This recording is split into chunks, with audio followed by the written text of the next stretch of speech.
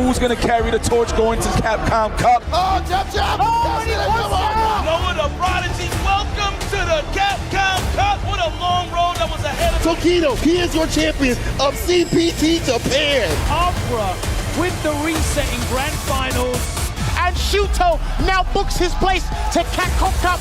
And the grab takes it from Mena RD and Team Bandits. $1 million is going to be awarded to Uma. Oh, gets it low, and there it is. Punk gets his retribution. the anticipation that we all been waiting for. The Bandits, your SFL Season 6 champions. The trophy along with a ticket to Capcom Cup 11. Yo. Hold on. What's going on here? What is going on, my man? What's up, my man? Good to see you. It's been a minute. My guy, Yipes. What's good? What's good? Oh, trying a little. Yeah, What's going on? Please come on in. People's in here. I heard y'all was talking about some Street Fighter 6. Oh, yeah. That's all we do. Oh, yeah. That's what we're here for. Yeah, I was just in the neighborhood. Yeah. I would like to welcome everyone in to the official, no neutral Capcom Cup 11 special. Now recently, guys, you know that we actually did our group draw group stream. Let's take a look at these groups right here. Later on, we're gonna, of course, be doing our deep dive, but Yipes, Rynge, just at least on a cursory level, what did y'all think? What are y'all thinking looking at these groups, bro? Well, no serious biasness from last time's catastrophe. I know there was a couple of team kills there, but I'm not blaming nobody. I just felt like that was. You can blame me. Nah, you can blame me. Listen, at the end of the day, they took me out the equation and it went fine. It's cool. I get it. There's still a couple group of deaths. You know, Rob's influence was still there. Don't worry. It's not all you, Rynge. I can't put the blame on you. My man Rynge put Kaba and Mena in the same group. And you put Kaba and Du in the same group. So, I mean, That's drama. That's drama. Right, That's good. I like it's that. drama either way. Let me highlight that a little bit. So I'm a firm believer in karma. Yeah. And I feel like a lot of storylines get built just based off of emotional scenarios, if you will. I'm gonna just put it like that. So the fact that we got Kaba and Nokudu in Group G that early, Yeah. it's just amazing. Like you would think, obviously they'll play it out and they'll meet out in the bracket, possibly down the pipeline. They both incredible players. But the fact that we got those guys early on and they've been talking smack the whole time. And you know there hasn't been no answers. Nobody's ducking anything. But you know what? That all goes out the window because these guys are gonna play prime time. So I'm happy. That's what I'm interested about with those two is that how much emotions are actually going to be in that match, right? Because obviously we got the feud and whatnot, right? Obviously both representing Guile and everything like that. But the millie's on the line, right? The $1 million is up for grabs. Business needs to be handled. And with Du, obviously he's got Cammy, he's got DJ as well. Both characters that I think he does relatively well against Guile with. So I don't think he's going to try to, you know, put his cojones on the table and be like, yo, it's Guile for Guile right here. I think they'll go with something that really handles business. I'm really interested in that group in general, though, because in addition to obviously the two legendary Guiles, we got Shao Hai, we got Juicy Joe, and with JP and his return to prominence, I think that could pose some trouble for some Guiles. And Nephew, I think, is the best jury in the world against Guile, right? Took down multiple Guiles on his way to qualifying for this event. So yeah, that group, wow. But it's still jury versus guy. It is. Like at the end of the day, like we're talking about Kava and Knuckle in that group. Nephew, like his poor soul, he was the last person drawn for this group, and it was just like as every offline player was getting pulled, he's like, please not Group G, please not Group G. And as the odds were increasing, pool by pool, group by group, and when it came down to the final name, and it was Lashard Group F, and it wasn't him, like you can see there, Nephew wanted to go to Group F and not Group G to avoid the Guiles. He wanted to go into the group with Big Bird, Oil King, Cien, Uriel Valorio, and Jack right there. He would have much preferred that. Oh, easily. And you know, you see he actually tweeted us too right afterwards. Yeah. He's like, hey, Rob and Brian, thanks so much for putting me in Group G. You're welcome. And you gave him that deadpan, you're welcome. That was so cool, dog. Okay, and I'll tell you what, we have a stacked show overall for everyone today. Of course, as we said, we're going to be talking about the Capcom Cup groups that we have. We're going to be talking about CPT season overall, all of the amazing offline events we had. And of course, we cannot get out of here without also talking about World Warrior and Street Fighter League, the best teams on the planet. But first and foremost, I want to talk about the new character releases that we've had, how you guys think that the meta has evolved overall in the world of Street Fighter 6 from season 1 to now. First and foremost, I'll start with you, Rynge. What are you thinking about the Terry and my releases? And Terry at my releases, I mean, definitely super sick characters, right? Considering they're obviously guest characters from another gigantic fighting game franchise and fighting game IP. So it's just dope to get those streams to cross. Like, I love seeing the community build up together. I think both of them have came out like where it felt like they needed a piece of the puzzle that was missing, right? And it felt like Terry has kind of got that over the changes throughout the season, and it feels a lot more complete of a character now. And it's interesting because I think they've been doing this since like Akuma, Ed, and all that, where they start focusing on making these characters where their combos are more efficient using OD moves rather than drive rush cancels, right? And I think Mai is super on that note as well, where you got to confirm into these EX moves, these OD moves, to make sure you actually conserve that drive meter, because she is meter hungry for other things, right? Very meter hungry. So because of that, I think it's an interesting shift with just the way the characters function, let alone the meta. So, I mean, both of those characters, really cool. I think, like I said, Terry a little bit more complete now. Mai, I think, is still maybe missing a little piece of the puzzle, or it could just be that time factor, right? I'm very much a person of belief where certain characters just need more time than others, and then we'll see how it gets fleshed out going forward. Yeah, Mai's kind of like a set play character, right? So there's still a bit of time until Capcom Cup. I would love to see someone bust out of Mai for a certain matchup. I'm not sure what that would be right now. I've been playing Mai pretty heavily since she released, and if you can get her going with her projectiles and setting up the high-low mix, she's pretty devastating in that sense. But yeah, very meter hungry, so having that awareness of the resource management would take a lot of time, because otherwise you're going to be burning yourself out, and then, you know, these are the best of the best. You burn yourself out early, you're dead. Yeah, like, exactly. You're dead. But we do see a lot of people already using Terry. I mean, Jobby M, he's what he says. That's what he says. I mean, we can see his character selection over all these tournaments. He's used the entire cast, right? So now he's settling on Terry. He says full time. I'll believe it when I see it a little bit. I'm kind of also saying that. He's not getting too like confident in his own region. Okay. You get what I mean? You know how it gets to where eventually at your local or something like that, you know, that's your pick. You're so godlike already. You can pick whatever character you want, low key. When it comes to Cup, are you really about to leave DJ and Chun-Li and all that in your pocket? Well, it's also the character you play the most, right? I mean, if he's really settling in on Terry, that's what he's coming in with to the Cup. I'm curious also about like an Oil King or something, right? Because Oil King, you're talking about getting too comfortable. Oil King, you know, he's Rashid. He's been Rashid. He's been like the Rashid for years. He won his last World Warrior event with Terry alone, and I feel like that was kind of a flex. That's what you're talking about. Yeah, that's Jobby, I see like, yeah, he's Terry. Oil King's kind of flexing, and Oil King in that group F, is he going to be using Terry? I don't know, man. Rashid seems to be the pick for him. We'll have to see. No? You say hell no? You don't think there's a chance? No. Terry's pretty good, man. Bro, he has that. level 2.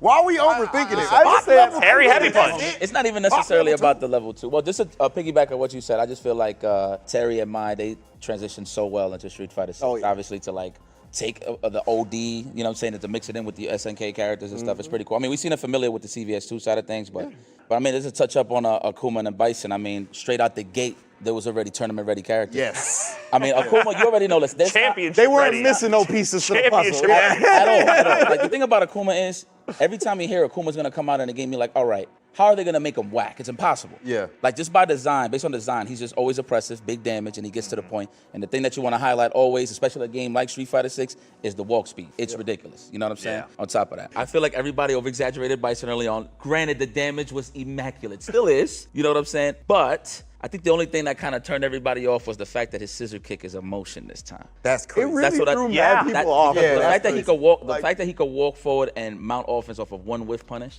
or just to get like a beautifully spaced scissor kick and then just, you know, assume they're gonna whiff punish or whatever the case is. It's what led after that made him more dangerous. Because like high level, when you play against charged characters, that's something at the forefront of your mind, right? Is keeping an eye on the character when they have the charge and whatnot. And obviously with Bison, that was a huge thing with scissor kick. You needed charge. You needed to know he was either walking back, holding down back, etc. Now, I mean, he just walks at you and does the scissor kick. Like, it's so scary. And you also didn't used to get a whiff punish with scissor kicks into 10 million damage. Yeah. I mean, the punish counter scissor kick, you're going for the low forward drive rush cancel. You see Bison walking forward a little bit. He halts his momentum, scissor kicks over your low forward instead, punish counter. Either you have the bomb planted and you're dead, or bombs planted and then you're dead. So Bison, You know, he jumped out a little bit harder. I kind of agree. Any character that does very strong with throw loops in general, in terms of just conditioning somebody, is what's going to be top echelon in Street Fighter 6 as of now, right? Akuma passes all of those. And that corner damage, oh my God. It's crazy. So I do feel like the addition of Akuma and Bison definitely spiced things up, because everybody had a different approach with the character. Like, you actually seen the character evolve in front of us in tournament play. So Do y'all feel like the meta has evolved a lot. Okay, Oh, no, go so ahead. I actually wanted to talk a little bit about the meta with Brian bringing up punish counters, right? And like I think some of these characters, like whether they're DLC or not, really are going to remain strong in this game because of the punish counter system, right? Like Cammy is one of those characters to me that is just always going to be strong in this game. 100%. With the way players take their turns back, with the way the frame data is structured, like a lot of people are going to be swinging when she's going to be dive kicking, right? And because of that, the punish counter state and the reward she gets from that, like any of those type of moves that are like forward advancing, like catch limbs like that, like that's always super buff in this game. That's a good point because I get hit by the punish counter dive kick and I hate myself. Every single time I'm like, why did I whiff a button? That Cammy dive kick's coming in, punish counter into the knockdown, and then you're getting throw loops. It's and we're used bad to time. We're used to pressing buttons back in those instances because not a lot of characters can directly punish you in that instance, right? Like, if they're jumping, then you're gonna recover from your move most likely, or block, or even parry, or something like that, right? Right. Like, but with Cammy, instant dive kick, right? Like during your recovery, you are getting hit. Yeah. So like, I think when it comes to those moves, the characters that have them always gonna remain strong. That's very true. I see what you're saying. People are optimizing those play styles to get the punish counter and to bait out the whiffs in those situations. But also, I want to say, like with Akuma especially, it's just like another Shoto as well. So we already saw in season 1, for example, it's a smaller cast as we're building it out with the more DLC characters.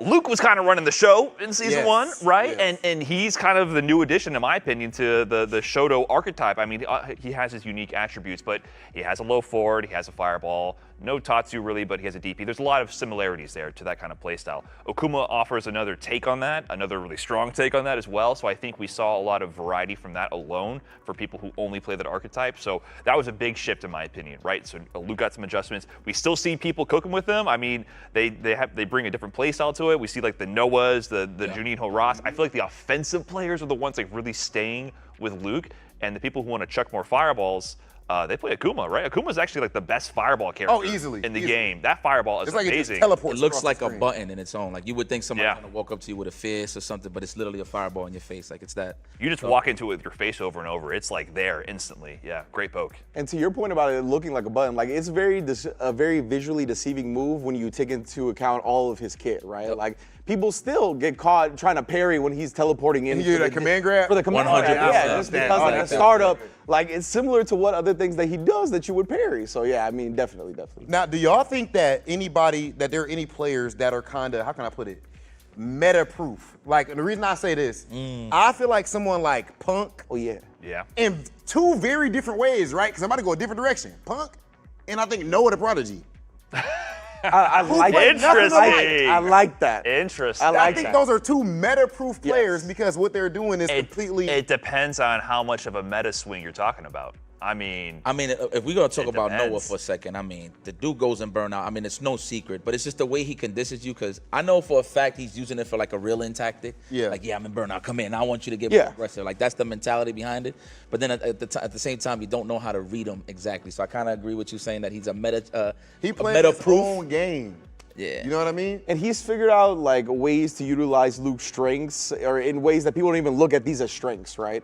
Like the burnout and reeling them in, right? Like he has the flash knuckle in the level 3. He's the master of utilizing that. Right. Anytime somebody tries to DI him or anything like that, abuse the fact that he's in burnout, he knows everything on how to take advantage of people trying to abuse the fact that he's in burnout. And like, so stuff like that I think just stays good. Yeah. And to add to that, this man is a psycho when it comes to his perfect parries. I don't know if you know this, like anytime you're trying to hit him with flowchart offense in terms of like conditioning somebody with like a jab, weight, strong from a certain range, like he's so used to those situations where he's gonna stop that flowchart right in his tracks. I've been perfectly parried by Noah so many times. You're staring at each other for a good 3 seconds. You finally press a button, and you get that exact moment. That's the first parry he pressed, and I'm like, what is this kid on? Like I don't understand what he's thinking. But I like how you brought up he's meta-proof, because if you look at the trend, right? I think there's objective evidence to support your claim, right? Yeah. There was adjustments from season 1 to season 2.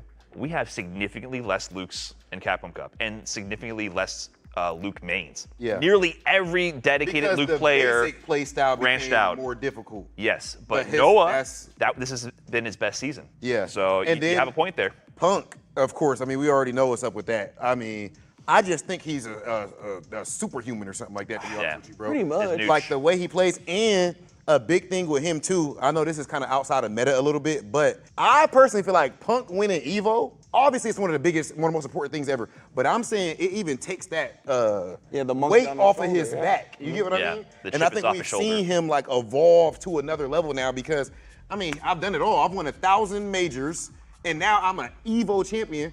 He don't need to win nothing else. So I think the pressure is like, you know what I mean? His confidence just carries him that far, man, to be honest. Like me seeing him from back in the day, like no matter who he played, he was still himself. That's what made it so important for him, you know what I mean, to represent the way he plays. Any chance you get Punk, I mean, you probably seen it casually. Y'all played him before. He's just happy. He's just happy-go-lucky. He's like, yo, you shouldn't whiff that or whatever the case is, like starts trolling you a little bit or whatever. But he's just that comfortable with fighting games in general, obviously mainly Street Fighter 6. He's just that comfortable as a competitor. So yeah, like I don't think many people achieve his level of comfortability, his level of being purely a competitor. Like to his soul, right? He is a competitor. He is there to just play, and like whatever happens, where the chips may fall, they may fall. And he was like that even before he won a lot of big events, right? I think that's part of the reason why he was able to get into those positions, have the mindset to take him there in the first place. So yeah, man, I completely agree. He's meta-proof. I think Meta RD is meta-proof. I think there's honestly like a lot of good players in here that like they just know how to get good. It's interesting for you to say Mena low key. I actually kind of certain adjustments hurt Mena. Yeah, I actually have. But he figures it out. I think it's a little bit different than the Punk situation. I wouldn't compare Punk to Mena directly, right? I think there's a similar. I'm not saying direct, but I do consider Mena. Yes, but I think Punk. No I agree with that as well, but I do think it takes a bit more time for Mena because Mena likes to find the unconventional path to victory. Yeah. Like he definitely has the fundamentals like Punk does, but Punk is such like boiled down to Street Fighter essence that it doesn't really matter which character he has to do it with, they'll get the job done. Mena has a little bit of that grime to his playstyle, which is character specific and tactic specific. That's true. I don't really know for what matchup, what player he's going to fight, what he's going to use at this moment. Okay, yeah, so the meta changing so much over the first couple seasons of Street Fighter 6 definitely has been amazing. That said, what has also been just as great or even greater is all of these World Warrior events. So I do want to make sure everybody at home knows, just in case you're new to the Street Fighter 6 thing, what World Warrior is. This is, as the name implies, worldwide. You're able to compete in your region entirely for free. And ideally, if you are able to finish at the top, whether it be points or the regional finals, then you qualify for Capcom Cup. That's how a lot of our players got here outside of the offlines. That said, let's talk about some of our favorite storylines for World Warrior this year. What you guys thinking? I'm thinking about South America East, Chile with Blas, because Blas to me is one of the big breakout stories of this event. 15 years old, qualifying for Capcom Cup. I didn't know that was going to be allowed. Like I had to check the rules. Like when I saw him on the leaderboard a little bit, I actually went through the rules because like we've seen situations like this before with like younger players making big waves. Ending Walker, for example, he was kind of like the breakout star late game in Street Fighter V, super young. He couldn't go to Street Fighter League at one point because he was like below the age cutoff limit. But so I checked that. I was like, yeah, I guess 15. He's allowed to come out here and compete in Japan for Capcom Cup, and he was such a dominant force in that region. Once I saw him win a couple of the World Warrior qualifiers, I went back to watch the VODs, and his main is Ed, right? Yeah. So he's playing, that's kind of like the Season 2 meta, super popular pick, and I'm like, yeah, super strong Ed, strong footsies, but then he busts out a Ryu, and he's playing like he's John Choi in 1993 in Sunnyside Golfland. And I'm like, where did these, he's playing against, like Shaka 22, the previous qualifier out of Argentina from this region. Awesome. He's been to Capcom Cup before. He's whiff punishing limbs with like button, crouching BD punch into level 1 super from full screen. He's doing like some OG tactics, and I'm like, where did this come from? And then I've seen a bunch of his tournament results. He's winning out there with like a Terry, with a Ken. He's also has his partner Cryme, who we also saw at Blink Respawn. Blas got 7th place out there. Cryme got like a 4th or 5th. They train together all the time. I am so impressed with his level of play, and he won out of the South America East region in points, being the leader there. I think he's going to be a big force in his group. I think if anyone's counting him out, they're going to be really surprised by his level of play. I think he spearheads a bigger convo about just, we're seeing younger and younger players in the world of Street Fighter. I feel like we saw this in other esports first. Yeah. And now I feel like in Street Fighter 6 specifically, I think maybe because of the new level of popularity that this stuff has risen to, but we're seeing kids 13, 14, 15 years old being absolutely godlike. And I wonder if it gets to a point, you know, like you brought up earlier, like the Shein documentary. Yeah. He was talking about how he's aging and it's not as easy and We're stuff taking like it for that. granted, right? We're taking some of our legends for granted, man. Yeah. Like, I wonder if there's a new leaf turning with these players. Definitely, I think the accessibility as well of online play, the online is so good, and then we have the World Warrior itself is online play. Like, who knows how many godlike players were playing at home? I mean, even look at Punk. Punk was actually kind of like that sort of talent as well. He used to play online.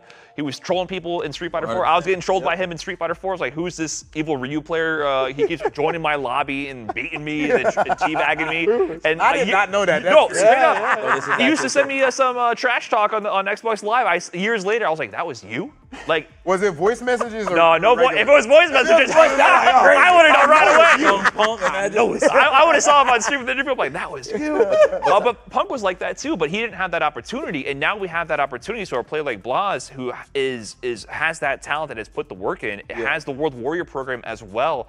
And now he's going to Japan to compete for $1 million at 15 years old. That's wild. Yeah, and that's what I was going to say about the World Warriors, kind of giving that accessibility, right? Because like before, I mean, we kind of had to be adults to compete in the big levels, right? We either had to fund ourselves to get to places or get a sponsor to do it, right? A lot of the times, those came with being a little bit older. Now the fact that you can compete and qualify for the World Championship online at home, it is gonna mean a lot more younger players come through like this. I look at it like this, right? If you're willing to come outside, that means you're serious. Blas was in DR, bro. Yeah. He was in Dominican Republic. When I seen him there in the backyard, I was like, okay, this is the first time I even heard of him. That was his first ever offline premiere. On top, there you go. So that's proof in the pudding. He got right top there. 8 in his first ever offline. To be fair, he's cooked in Chile many offline events. I started digging through the VODs. I was like, oh, man, this kid is beating the crap out of some people in Chile with every character. But yeah, that was his first premiere. He actually traveled internationally for that one. You know, Street Fighter, of course, is like a token game. It's like a pastime if you think about it this time. Absolutely. You know what I'm saying? It's like you're passing down an old relic, old watch or something. It's that Street Fighter 6, man. Blas over here, he's during the weekend handling some things. Of course, his father is here to support him. You know what I'm saying? Oh, really? Which is pretty cool. Blas Pops is here. Yeah. He was talking fire. about how I don't play the games as much as I did before, but me and him strategize. Like, I actually give him another point of view. It's probably something that he's not seeing. His dad kicks him game about. Yeah. So now it makes me wonder, like, what's his history, his pops. You know what I mean? And that's one, can I interrupt you for No, good thing. That's one of the things that I really love about where we're getting at in fighting games is that we're getting those second generation, those third generation players. Great point. Kusanagi, the same thing, right? Yeah. We saw him at UFA, put on for his dad. I played Ryu because my dad played Ryu, fam. That's crazy. That's wild, You ain't beating him, bro. That's wild. You got the father and son Kamehameha going.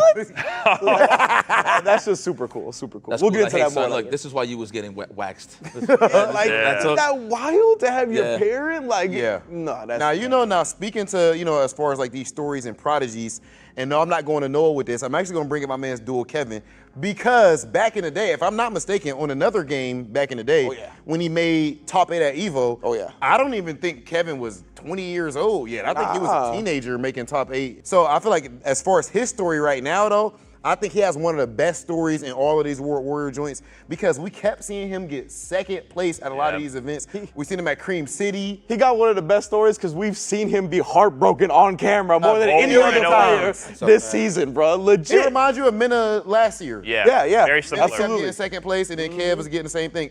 Honestly, he had the same story with EWC. With Esports World Cup. It was even more dramatic with that one because he went to every qualifier for Esports World Cup all around the globe, and then he had to go to the LCQ, and then he dropped all the way to Saudi Arabia for the LCQ. Yeah, he dropped to losers early, and then he had to beat, who was it? He beat like a Shuto. Daigo. He beat Daigo was the last one to qualify, but before that, there was a whole off-street Momoshi, Shuto, and Kobayan, the Zangief who won Topanga League. Yeah, we was expecting a lot from when everybody thought he was going to win the whole thing.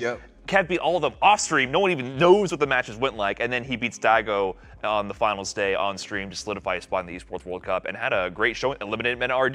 Kind of passing the torch, maybe. I don't know. Like, similar story, right? I think Kev is in a situation when we look at the people that he's beaten. On a group draw stream, I said that he was one of my favorites to win Cup.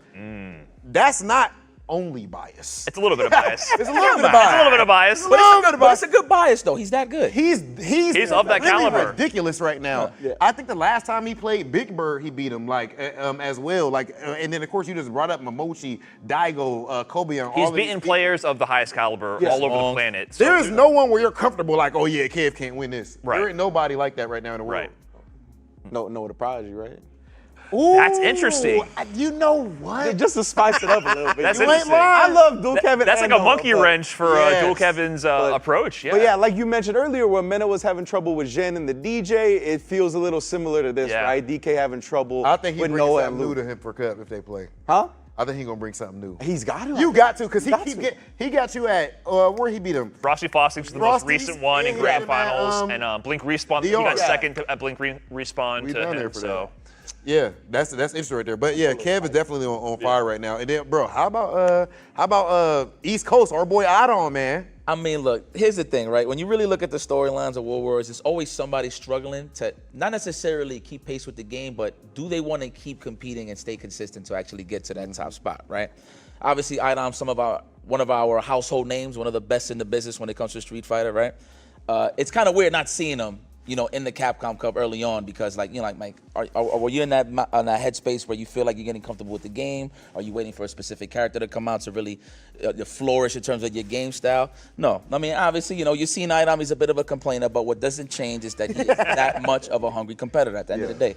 All those complaints can't mask the fact that he's one of the best players in the world. So it goes to show you, man, for him to win it all, defeating Kami, I believe. Obviously, we're looking for the boost and Idom Grand Finals at the time, but he earned it, man, at the end of the day, man. So. And then, Idom ended up getting in the regional finals at the very tail end. But to give him credit as well, like, we talked about the meta a little bit earlier. Idom, I'm looking at over there. I can see the characters over there. I see only one Manon on that entire board of many, many wonderful characters represented in this game. I see one Manon, and that is Idom. It is Idom. He's marching to his own beat here, right? He's hearing the drum that no one else hears. He's doing his own thing right now. So for him to get it done with such a off-meta character, I think is really interesting. I think that's not like acknowledged enough. He's doing a completely different path around the Street Fighter 6 meta to get into this Capcom Cup qualifying position. So I still think he has the talent to go super far. Can he do it with Manon alone? To me, that's remains to be seen. That's an uphill battle. I got to be honest. Yeah, 100% a big ass. But yeah, he's doing his thing, and to me, it's just his character. Like the way he plays it reminds me of Laura. It reminds me of what he did in Street Fighter V. Right. That forward advancing command grab, all this nonsense, right? Like that is who he is as a player. So I give him major props for sticking with it. And like you say, maybe he complains here and there, but he does his thing enough to where he's like, yo, I am one of the best. And yeah, I mean, he is a person that should be at Capcom Cup 100%. You know what makes me the most happy about Idom cooking? I've been seeing a little bit of disrespect, whether it be from fans or maybe from some other younger players talking crazy about Idom. As it's like it goes into what we said about these newer, younger players coming up. Like y'all don't know who you talking about, dog. Like Idom was giving these straight hands, like consistent. And he still does. It was hating on Idom? Oh, yeah. no. Oh, yeah. You don't know which way the wind's been blowing. Oh, this recent? My man, no, yes, This ain't recent. No, this is recent. No, I'm saying this has been ongoing for a very long time. He was like, oh yeah, you were just good. You touched on it. Listen, Idom's a complainer, and there's that tends to rub people the wrong way a little bit. I think that kind of actually. The champ though, Brian. I respect Idom, but I know what he's doing to himself. I want to tell you what messing happened. up his own public image, in my opinion, because people see the complaining and they don't even realize he's actually. If I'm a Capcom Cup champ, I can complain. And I can do whatever I want. It's not even in the past. You can complain no matter who you are. But It's not even in the validation. past. People act like he's a has-been. He's washed up. He got second at ECT. He got to a grand finals of a Premier, and then he was won. Still cooking consistent. And then he won the regional finals for NA East. It's like, what are you talking about? Like people As try if to he's just overwrite trash that. or something. No, Yeah. but he is complaining while being good. It happens. It's rare. The thing is, it's very unusual to see. That someone who's complaining, and the clips of him complaining, he's actually winning while he's complaining. Yeah. So, I mean, it's a weird juxtaposition that people can't seem to handle a little bit. But, I mean, he kind of did it to himself, so. Yeah, that's the thing, right? Like, he kind of did it to himself. He did it to himself. And it's funny because, like, it wasn't even him complaining about, like, anything regarding the game or anything like that. It was more about the opponents he faces. And we know. Out in these fighting game streets. It's called Noah a nut. Oh, hold on. I'm not That's what I need to know. Hold on, I'm sorry. I just Instigating over here. But we know we come across some people that we, don't consider people with decorum online. You feel me? They're very primitive individuals, so to speak. I agree. And Idom was expressing that he felt like he was playing against a primitive individual, and Noah was like, Not Noah. No, not Noah, not Noah. Okay. Not Noah, some dude, some online dude. Respect the buddy, man. And Noah saw the clip and was like, yo, why are you popping off like this when you were just robbing people in Street Fighter 5? You acting like you were solid in 5 when you were robbing people? Why you popping off? Trigger, dog. Okay. Idol Pussies was crazy. I seen the quote tweets. I see what it was about. So, all right, I'm not saying I feel that way. Whatever camera's looking at me, I'm not saying I feel that way. I'm just laying out what happened. I mean, that was the latest, but this has been brewing for a long time. A long time. Let it simmer. Let it cook. Yeah. This has been brewing. I can respect. It was the straw that broke the camel's back. It was the like that of this. I've been doing some content with IDOM. All my YouTube comments are filled with people hating on IDOM. But like, Filled. these are YouTube Filled. comments. Check those comments. Know what the problem is? right? I'm not a Capcom qualified player. Yeah, but I don't care about your YouTube. we all have a quote. Yeah, that's different. We all have a quote tweet from Noah is talking about whatever. I mean, that's But what that's Noah the craziest does. one because y'all are both like competitors. Like, Yeah. Those other people are more like random. I mean, it's weird. I have mixed feelings about Noah going like that on IDOM. Because on one hand, I feel like you disrespectful because that's a Capcom champ. Get you a championship first. I feel Calm down. On the other hand, F the old guard. If I'm a new dude and I'm pulling up in here, you gotta let him hang. What would 2018 RobTV be saying? Oh, you ain't okay. I remember RobTV used to wear. He had his red shirt with his own name printed This on the is back, your free on the teabagging every. You don't even know who you're playing against. Yeah, I you're get it, teabagging them left, right, and center. That is fair. So all right, yeah. You know what? That's where Noah is right now. He's even younger. We could get, okay, listen, I wasn't as bad. But yeah. You weren't as good either because Noah was in Capcom Cup. So I qualified for Capcom Cup and I smoked you to get there. I mean, not. All right, now not let's back get then. to the next. I qualified back for then. Capcom Cup and I smoked him to get there. Not back then. You saw that? I did see that. That's when you cleaned up your act, though. Yeah, that's You respectfully smoked me then. Before we leave the World Warriors, of course, one of my favorite things about this season was the fact that we saw some transplants from multiple regions. Not even just the fact that Mena did leave the Dominican Republic region, right? Opened up some spots for his homies and whatnot, which is amazing. I think he's such an incredible leader of like fighting games and community. Like to do that, I think is so awesome. But even beyond that, we saw Lex go to the UK, right, and qualify through there. I think the overall point getter. And if I'm not mistaken, I believe it was Seoul, who qualified out of Oceania, right, who was not originally from Australia or New Zealand. Diver as well. Divers from Chile moved to Spain, right? Yeah. There you go. Yeah. So that was one of my favorite things about this season was whether it was motivated by freeing up some spots from your region or whatever happenstance, your personal life, whatever took you there, right? It was cool to see players go to different regions and end up showing out, like especially Seoul taking on the Oceania, right? We're so used to seeing Travis Styles, always big up Travis Styles. We love Travis Styles. But yeah, Seoul came through. It was like, nah, this is my spot now. Yeah. Well, you're saying this like it's a good thing. You think they think it's a good thing? No, You think Travis not. Styles is happy right now? Absolutely You think UK's happy that we got the American flag with Lex, New York there in UK? Pay back for the Tea Party, brother. That's all. Oh, okay, that's what it is. But That's how we felt when they put Canada in the Midwest CPT and Safe. Safe That's did. That's was true. salty as Safe hell. did win the U.S. Midwest CPT last year. The NA Midwest. y'all right. Salty as hell, bro. Y'all right. They gotta be mad, but hopefully it's motivation. You right, because Internet beat him. Well, you mad that Canada's on the Midwest side of things? I think No, that's fine. I was mad that he won. Oh, that's safe. What's the pun? Just lose. Yeah. I want you here. I want you to win. Yeah, we want you to show up and lose. Yeah. that's Make us exactly. look good. Yeah, no, he made us look bad. That was the problem. He was cooking too hard. All right, so of course we talked about all of the World Warrior events, the highlights from World Warrior, but of course that's all online. In CPT this year, one of the biggest changes is that we had a lot more offline events and the tour was all the better for it. So let's talk about some of our favorite storylines from the offline CPT. First and foremost, I think we got to start it off with Punk the God, bro.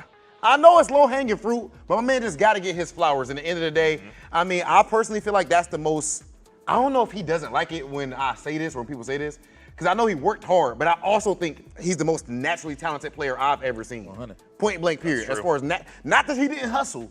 A lot of people, no matter how hard you work, it's like Steph Curry shooting threes. Like you can't replicate the style of play you're seeing there. Right. One of the best stories that we had this year. I mean, it was a long time coming, right? Just for like USA in general, we've been waiting for so long to have like a mainline Street Fighter Evo title, and Punk got so close in 2017 to taking it. And I kind of agree with what you brought up earlier about how that was important for Punk to lose. Like in hindsight, I do feel like that was like an important Shout outs to match. Mena. That was Mena brought that up. That was really sick. That was an important match to lose that time, so that we could have like the growth. Because I feel like if he came out and won it his first year traveling, like where do you go from there? Yeah. Right? Yeah, that's true. I feel like we got to That could've see killed a little bit of, we got to see the talent and the skill out of the gate right away, and then we also got to see like the journey from that point. Like we got a flash of the brilliance. We got to see him finally complete that journey. But what's interesting about it to me is that was the first event of the season. It's the right place to start. Yeah. That's actually the very first stop for the Capcom Pro Tour. He was the first person qualified to Capcom Cup this year.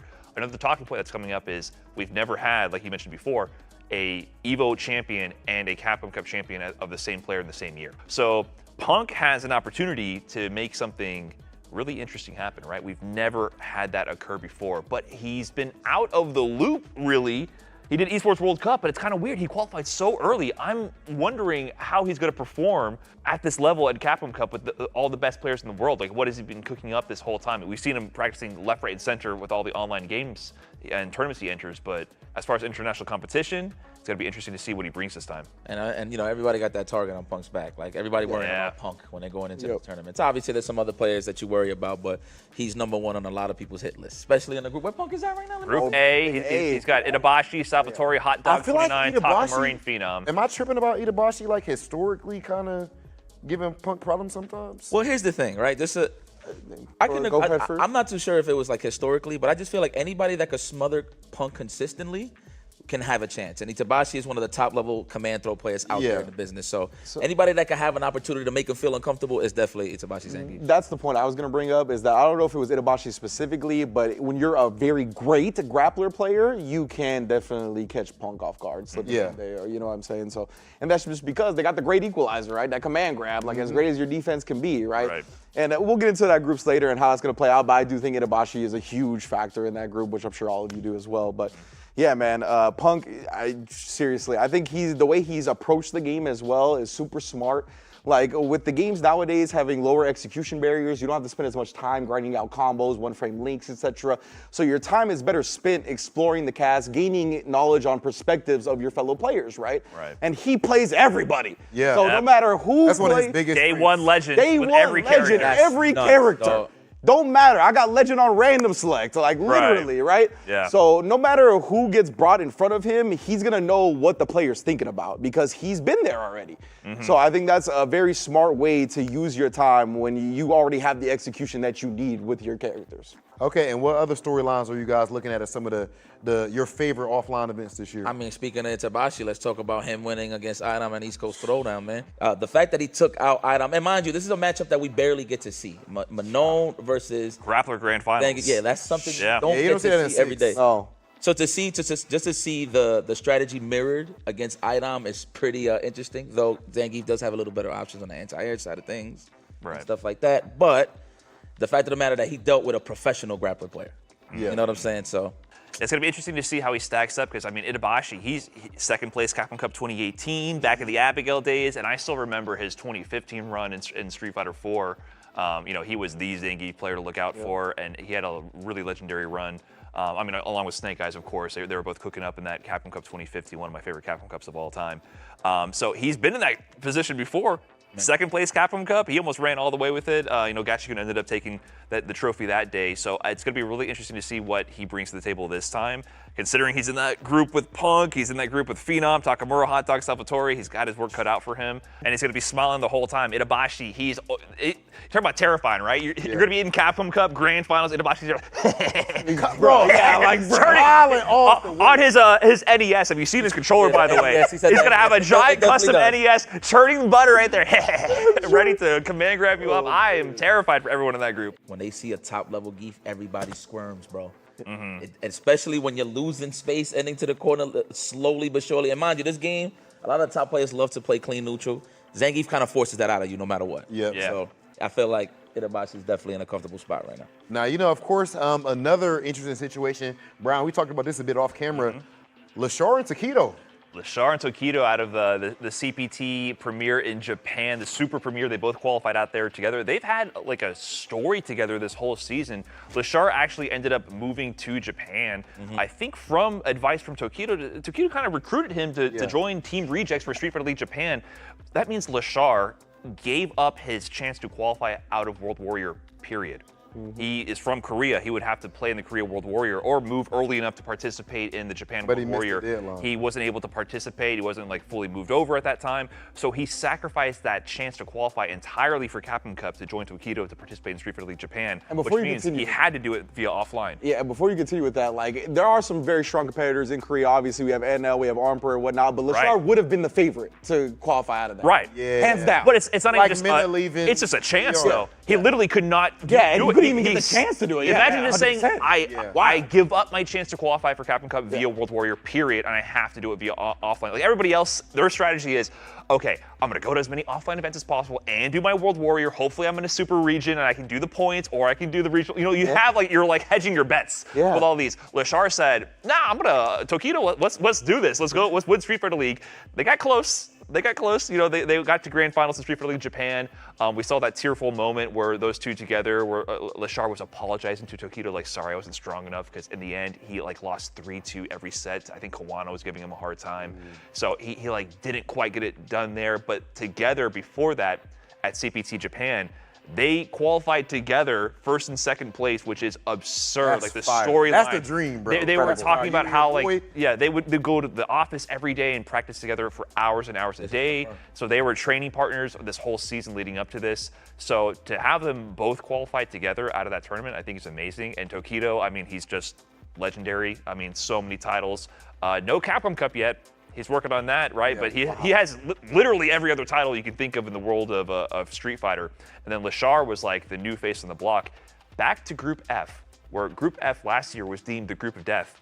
And Lashar was the monkey wrench in that bracket. Yeah, and people were not picking that at all. People were saying, then RD and Angry Bird. Nobody was like, oh yeah, Lashar is about to be the guy to make it out of this. He ended up going absolutely crazy. And I want to also point out with Tokido, like you brought up with Itabashi, there's our OGs still cooking, but specifically with Tokido, I always have felt like he's like the #1 best ambassador.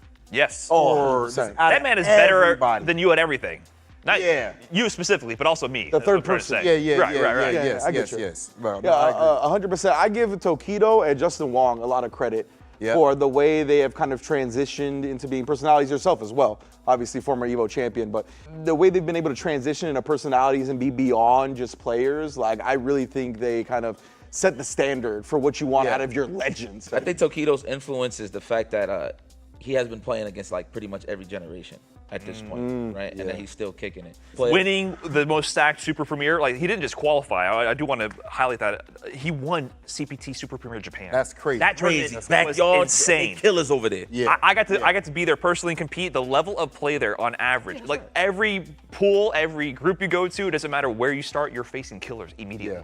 Immediately, and then it just keeps compounding after that. So for him to get it done, you know, in Japan, his home country, I think is really poetic to see. And then Lashar to do it with them. So I think both these players have a real big chance to go far. Who knows? Grand finals? I don't know. It's possible. It's possible. And before we leave the Tokido point entirely, I just wanted to say, and I love these players not shying away from that responsibility, right? Yes. Tokido could have just coasted. Like, you don't got to grind anymore. You're Tokido, dog. Like, you're a legend in this stuff forever. His name alone will take care of him. Yeah, you're a legend in this stuff forever. Like you said, he's won every title there is, minus Capcom Cup, etc. He's beating everybody there is to beat. He doesn't have to do this. The fact that he still puts his all and makes himself vulnerable in that way, right? To be like, I'm gonna make sure that I put everything I am into this. I know the competition level is higher than it's ever been. I'm still gonna do things like recruit Lashar from Korea. I'm gonna go the extra steps to try to do these things, to try to make this bigger than it is. He doesn't need to do that, you feel me? But he does, and we need people in his position to do that, so major props for that. And to before we move from this subject, I want to touch on another person that we saw, Young Buck, took a picture with Daigo when he was a child, Kusanagi, other offline qualifier, right, from UFA, another player that was able to do it in his home country. Incredible. I mean, amazing. And in France, like if people that are familiar with France, y'all know like the electricity, the atmosphere that those people provide is second to none. So the fact that he was able to do that, taking down Xiao Hai as well, a player that's not from France, like so it had that aspect to it as well. beautiful stuff. And yeah, I mean, that was like one of my favorite post-tournament interview that I've ever been a part of, was that one, because I had the privilege of being able to interview Kusanagi after that. Smoked that too. Yeah, thank you, I appreciate it. And I wanted to just find out, right, pick his brain a little bit. I was like, why Ryu, right? Because I think Ryu's good. Like, I'm one of those guys that I think Ryu's actually good. He is. Oh, yeah. Yes, he is. Y'all should be playing some more Ryu. Like, I'm one of those guys. Happy as hell after he won that. Yeah. I went straight to Twitter. I'm one of those guys, but I still wanted to hear why, right? Yeah. And he didn't, like, it wasn't about the game. Yeah. It was about my dad played Ryu. Like, I watched my dad as a child play this character. Like, this is pretty much in my DNA. Yeah. You feel me? And like, so seeing that was such an epic victory for him. And a young buck still, right? Still very young. A second generation fighting game player. I've always looked at the FGC as like as close to like a meritocracy as you can get. Nothing is a perfect meritocracy. I believe it's like as close as you can get. And I think Zangief Bolado is a prime example of that. Yeah. My man came out, ended up qualifying for Cup, of course, and of course even going to UFA, getting his name up. That UFA event also, I would imagine, is what got him Red Bull Kumite. Absolutely. Oh, absolutely. Absolutely. You know what I mean? He put on a show. All of a sudden, now you get your name out there. Now go cook at Red Bull Kumite. You get what I mean? So that's absolutely amazing to see. All of these offlines have been absolutely ridiculous, and we haven't pointed out yet, but in the end of the day, I think these guys have a big advantage over some of the World Warrior guys, just in the fact that Capcom Cup in Japan is going to be offline. Thousands of fans right there cheering and all that. It's a little different than being in your bedroom, so we're going to see who is actually able to deal with that pressure.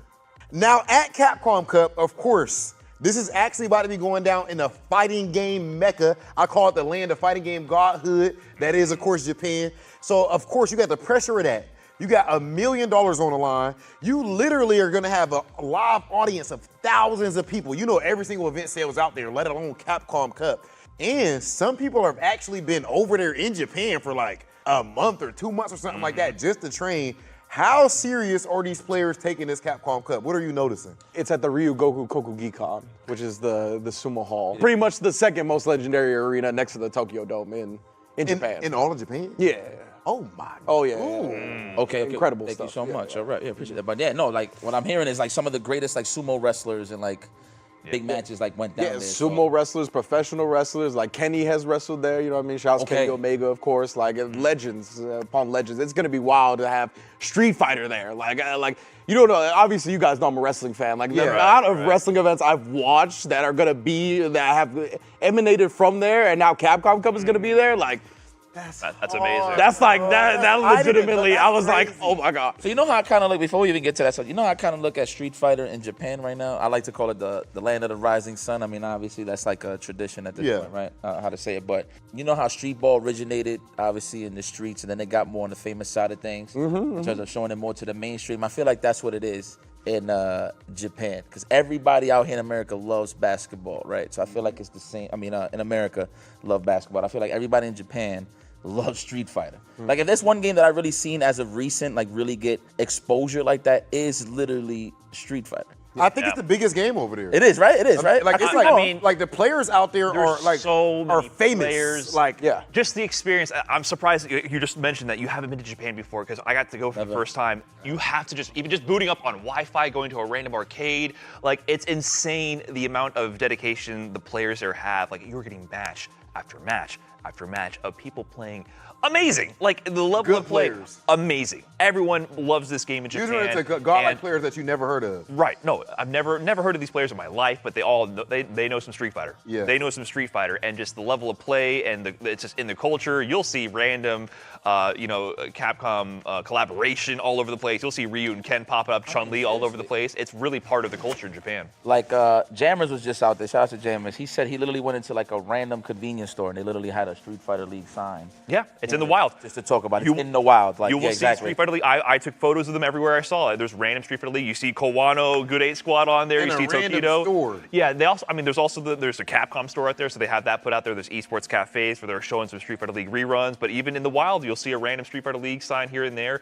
And they watch Street Fighter League live in person at these cafes. They put on some viewing and they do the regional finals offline. There's a big audience there, and we've seen the big events they've been doing. training. So that culture has been building up, and it's exploded with Street Fighter 6 to a whole new level, and now it's culminating in this Capcom Cup. Yeah, it really is a whole new level, right? Because like for years and years, we've always heard about the salarymen getting off work, going to the arcade, putting their quarter in, putting their yen in for some Street Fighter, right? That's been a thing, right? 100%. But now we do get, it feels like a whole new level where we had players flying over to Japan and like getting interviewed by local news outlets, and they're like, oh, we're here for Street Fighter, and then they even like, oh, I got a 1700 Marisa. That's a real clip, yeah. Yeah, that's a real thing that happened, right? Like, that's wild to see how popular it is in the masses now, and I think the basketball analogy is point.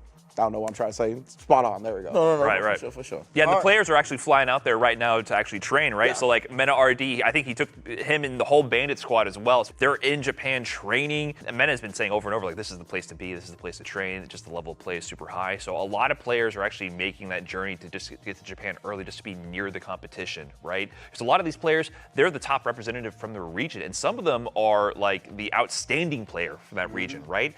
And, you know, iron sharpens iron, right? To a little bit of a degree, a lot of these players are seeking out even stronger competition in order to prepare for this Capcom Cup because it's $1 million on the line. A little bit of a hot take. I could potentially see Mena eventually moving to Japan. Absolutely. For an extended period of time. For an extended period of time. It's because the business, like I think the business is in Japan. The business is there, yes. I think like in the end of the day, it's so huge over there. Yeah, we saw Lashar already. I would not be surprised if we start to see more superstars. I mean, the Birds, they just got sponsored by Team Reject. Do you not expect them to be in Street Fighter League Japan coming up soon? If you want to get real with it, that'd be crazy. So it'll be like them two, Tokido, huh? No, but if they go cook up in every Street Fighter League, that's history. Exactly, that is history. Angry Bird was MVP over here. Yeah. MVP in Europe. EU. And then imagine he goes. That's true. That's right. To be real, I honestly think dominance. if you're a top player, like really a top player, and you don't move to Japan, like I think you're spinning your wheels. You're missing out a bit. You're missing out. It's opportunity cost. I honestly believe that. I think the culture and the business is in Japan. I think that's where we're going. Okay, now we need to get down to business as far as looking at these groups that we have for Capcom Cup. Of course, all of the good, even groups that you see are the ones I drew, and then of course you got the Brian F groups as well. I don't know. Now that said, we can just pretty much freestyle this, man. You know what I'm saying? Who do y'all got coming out of these groups? First and foremost for me, I'm gonna go ahead and say I got Noah coming out of that Group B, brother. I got Noah and I'm biased, JB, my I got Noah and NL, bro. Noah and winners, bro. Two per group. Noah winners. I like Noah winners as well, actually. What? I mean, I think actually no. He's in there I like JB winners. I like Noah JB losers. winners. JB winners, Noah losers. So y'all both got JB. There's a bit of an ABC situation here. I don't know if JB and NL have played head to head that often, but Noah has been giving NL some problems. Yeah. The Esports World Cup qualifications, they've been trading. I think they traded wins, but I think Noah is actually the favorite so far in a very small sample set. But we've seen Noah beat NL in the past, right? So I wouldn't be surprised if he can repeat that victory here. JB, I think historically has the edge over Noah. And those are the top three we're looking at in that group. Think any upsets happening? I mean, let me highlight Grand Total Kai. Credit to that man. No. I Possibly. definitely been following him for a very long time, for Street Fighter V, of course, but if there's one player that I see that really cares about really getting good and like really showcasing his results, is definitely Grand Total Kai. There was a point in time where he actually felt about like giving up on the CPT side of things because he felt like he wasn't going to qualify. But but the World Warrior, of course, finished off strong, and now he has an opportunity to play some of these great players here today. I'm a big fan of the Dark Horse stories. Yeah. So can I see Grand Total Kai beat JB and Noah? I think so. It's on a good day. I feel like I could see it happen, man.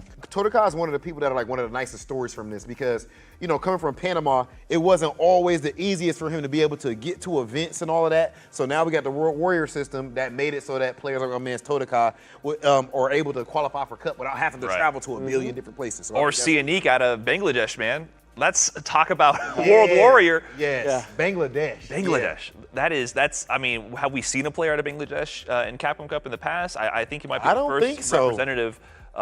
Maybe I'm mistaken on that, but like, it's a wild card, right? We don't know what he's going to bring to the table. You see all the characters he has represented there, right? He's of that caliber where he kind of goes random select on his region. So that tells you something. But I don't know, what is he going to pick when it comes time for this group? And there's a guy up there that don't go random select on his region that I think could upset this whole group, and that's Salty Kid. Yes, absolutely. Salty Kid on the Kimberly. He's been rocking the Kim since jump, since launch. He hasn't wavered. Now this character is extremely dangerous. I think everybody true. can agree on that. That's true. And it's real. one of those characters that you're gonna have not as much time facing the character as he's gonna have time facing your character, right? He's gonna have the matchup advantage just in terms of hours spent. So I think 100% Salty Kid I honestly think he could make it out. JB is my winners, but like I could totally see Salty Kid upsetting. Honestly, I could see him winning the entire group. Yeah, you don't know what flavor of Kim that Salty Kid's gonna bring, so I think the players in the group are gonna have to like really study Salty Kid because every Kim you fight is different, right? And they all have like their favorite options and what they tend to gravitate towards more. So if they sleep on Salty Kid, I can definitely see some big upsets happening. You know a group that I feel like people slept on, and it was frustrating to me. Group D is insane. Let me see what we got here. Let me see. That's what I was saying. Group D is, yeah, you was talking about it on the That was my top 3. Group D: Broski, Bravery, VX Bao, Blaz, Idom, Armper. I mean, but I'm of two minds when it comes to Group D. Because I was thinking about it earlier on the way here. I was trying to be like, who are going to be my picks to get out of the group? I'm of two minds. I want to go quirky. I want to be one of those quirky fellas and go Idom and Broski. But at the same time, I just want to pick VX Bao and Armper. really? Yes. I think Blaz might cause some upsets, man. It definitely could be. At 15 years old. I don't even know if he knows what that means, dude. The way Yeah, that's a good point. I'm telling you, I've seen some of these offline events in Chile. I've seen the VODs with the crowd there. I mean, that's his home country. That's his people rooting for him as well. But so it's different, right? It's different than the pressure at Capcom Cup, of course. But it's not like he's only done this online. He has offline results. Bro, what do you do if you're Beating a them up. 15-year-old winning $1 million? You never even paid rent before. You never even paid a utility. You don't even understand the concept of money. Let me tell you something. I won Evo, right? It was $5,000. I was happy giving my mom $4K. So you can only. Hey, hold up. No, you a real one for that. No, that's real rap. What I took $1,000 to myself, young buck. I wasn't really paying nothing either at the time. Yeah. I gave $4K to my mom, man, so I can only imagine what you could do with $1 million. You know what I'm saying? Whenever I won tournaments early on, I would give I was trying to send my pop some paper, but it wasn't that high percentage. Better man than me. I ain't had much to do at that age. I ain't going front. You know what I'm saying? But all in all, that's a great opportunity for Blaz and his family. Like I said, I seen Blaz earlier today. He's with his father, man. Yeah. You know what that's I'm saying? fine. So it's pretty cool to see that, family members and just homies in general. Like, man, who you got coming out of Group D though, y'all? No, Broski's been playing you already know the biases there. I'm going for Idom, but this is the thing, right? Of course. Who Idom hasn't played here in this group right here? Blaz. He hasn't played Blaz. I don't think he's played Armper. I don't know about any of these players. That's what makes it interesting because he never played any. I don't know if he's played Broski in Street Fighter 6. I don't know. The thing Idom is, okay, look, at the highest level, I mean, this is just fighting games in general, right? Obviously, in a 2 out of 3, 3 out of 5 setting, right? Obviously, the group stages is 2 out of 3, correct? You really have to make it count in terms of adapting against your opponent. Idom, he's so used to playing so much of NA's finest because of all these tournaments going on and when he travels, he kind of got that edge in terms of just having a lot of knowledge just synced in, you know what I mean, kicking in. But now you're going to play some fresh faces. Where you don't have that download. The one guy I wouldn't want to play is Broski. I've been watching Broski play. I mean, he's gotten some big wins. It's not just him winning the regional finals, taking it over Ending Walker, but he took a big set over Xiao Hai at UFA. He didn't participate in Street Fighter League EU, took some time to himself, but I've been watching his stream recently, and his level of comfort right now with Aki is next level. The conversions, the damage, the situational awareness. So he's beaten players of this caliber in multiple titles now, Street Fighter 5 and now Street Fighter 6.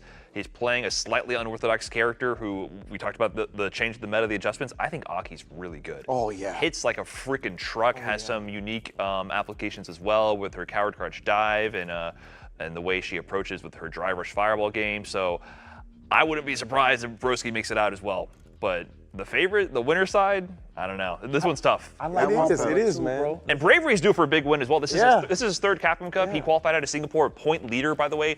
So we talk about Xian, he's a staple in Capcom Cup for so many years. Xian didn't qualify via the points.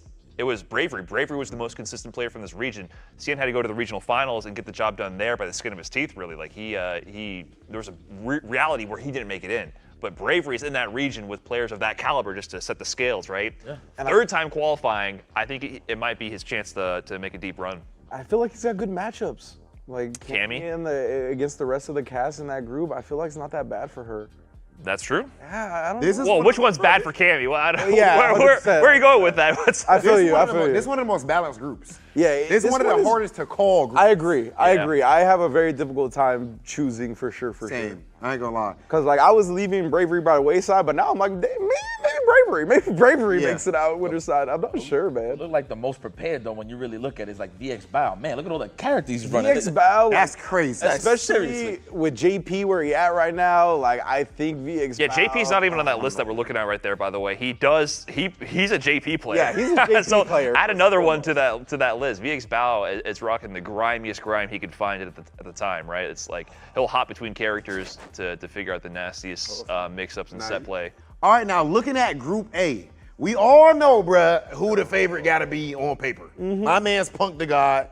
It don't matter what group that you put. You can put him in Group F, whatever it may be. He gotta be the favorite. However, I would not be surprised if it didn't necessarily go that way. It's not free. It's whatsoever. not free at all. I think Hot Dog is absolutely insane. Takamura, please remember when Takamura had to play against Idom at that cup, maybe Capcom Cup 9, the last one for Street Fighter 5, right? Idom, Yes. that's after Idom, second at was supposed Evo. to be He was the favorite to win, especially in that group as well. Everyone was saying Idom's getting out in winners. And Takamura brought out specifically brand new tech for that matchup. He's one of the last people I want in my group with prep time. Agreed. Yeah. 100%. One of the last people in the world. Like Takamura on any given day can be the best player in the world, right? Yes. And like that's always the people you don't want in your group. Yeah. So 100%, I think Takamura is extremely dangerous in this group. Man, oh man, I think it comes down to the sets between Punk and Itabashi and Phenom and Itabashi. I think Itabashi is like the anchor being of this group. And like I think it comes down to Punk's ability to nullify momentum after getting hit by a light SPD, like to try to not let Itabashi's Zangief snowball. Because like Itabashi, when you're a grappler player, you have to have the great reads, right? And like I would not be surprised if we saw a wake up dive kick get air SPD'd in that set, honestly. Like I think that's the type of level Itabashi's on and is looking for. So I think that's something to look out for. And I think the other thing is, will Vegi's experience against Phenom help or hurt Phenom? I like that. Because sometimes you can get locked into how your buddy plays. Absolutely. Usually and it's Vegi supposed and to help Itabashi you. play different. Yeah, exactly. Very different. Yeah. So it's supposed to help you because you're with the character matchup, but when the players play significantly differently, it could hurt more than it could help. So those are the things. To put some respect on Phenom, though, that man is one of the most consistent 100%. players of Yes, all time. bro. People tend to forget with his shenanigans on Twitter, talking about how hard he works with Ken. They tend to forget that he's actually one of the strongest players of all time in the world of Street Fighter across And I think it's all the modern because titles, of his- 4, 5, and 6. He likes to. He trolls. And his personality, he's not like in your face about it. He's a dry humor personality, and also his gameplay is dry. Like he'll bore you to a championship. Like whenever Hear that, Phenom? Yeah. Respect, Phenom. Tim Duncan, bro. Listen, when you command grab Daigo Big 5 times in a fundamental. row, it was pretty exciting. I got to give him credit for that. When he busted out the Nikali as well versus Tokido at Capcom Cup 2019, he got that 3rd place finish, taking out Tokido. That was pretty hype. But for the most part, Phenom is almost like a Punk in a sense, where I think they're of the same lane to a degree. like Phenom that. is very fundamentally sound. He just plays the game with great efficiency, great risk reward. There's nothing flashy, and like putting him right next to Takamura on that list is hilarious because Takamura is the exact opposite. Takamura plays like just the strangest game plan you can imagine, and he'll win in this group using tech you've never seen before. Like he'll just blow your mind in that moment where Phenom will just whiff punish you and throw you to death. I'll tell you what, nobody in Group A goes undefeated. Nobody. I'm confident in that. Nobody's going I don't give a damn. That play, that level right there, bro. I feel like Phenom might be the gatekeeper here, possibly, but it all depends on what characters he's actually going to use throughout this set. Another player to highlight there, Salvatore there. He qualified out of the South America East region. He's from Venezuela. Got some insider intel that he is a little bit known as like the Noah of his region. Like he goes into his own style where he goes super aggro, burns out all his resources instantly so that he can start going even more aggro and burn out and build his resources back. So, if we've seen how Noah actually gave Itabashi some work at Esports World Cup, I wonder if Salvatore might be like the South American copy of that. with the Cammy instead, I don't know. I think we might have some upsets. And he upset qualified there as over well. Crime, correct? Qualified over Crime, super stacked region, right? So out of that South America East region, that's where Blas came from. Crime and Blas were like, they were like on the Team Black together. They're both like the 15-year-old prodigies out of that region. Super strong region. And then instead of being a player from Chile or Argentina like Duki and Shaka, it was Salvatore out of Venezuela. So I don't know. He might have a lot to deliver to this group. So, of course, we already talked about Group B. Now, Group C, oh my goodness. I was going to say I thought this was going to be one of the easier ones to call. No, it ain't. No, it's not. No. I mean, you got, of course, the favorites jumping off the page have to be what? Tokido, Kev, and Kakaru. But, I mean, are we really about to sleep on Zangief? No. I mean, let's be serious right now, bro. Does Dual Kevin have an issue in the Zangief matchup? I'm not gonna say. Or is it a Mena thing? That's what I was about to say. Mena's What's a Mena different, thing, yeah. bro. Mena's Zangief Bolato is different too. He is different. He's different. We haven't got to see him as much as Mena, but he went to UFA, he got that 5th place finish. He beat some of the best players on the planet. He qualified out of Brazil. I mean, he just hasn't had as many times at bat. Okay, so who do you guys think, though, as far as like favorites in that group? Me personally, I got to go Tokido and Kev. I don't know about winners and losers. Listen, I'm not as biased as you are.